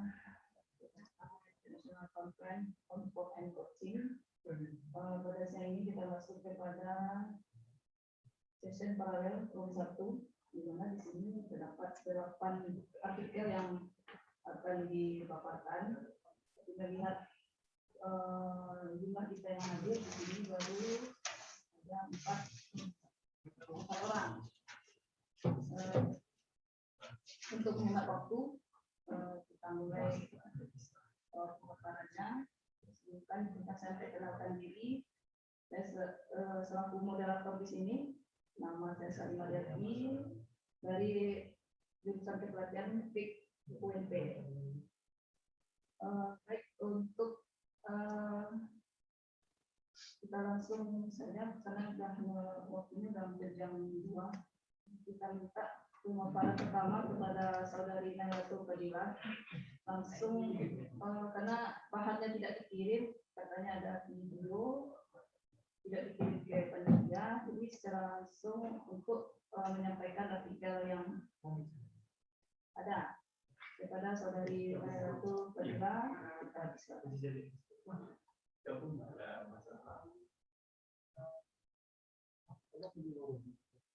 Ikhwanul Arifan.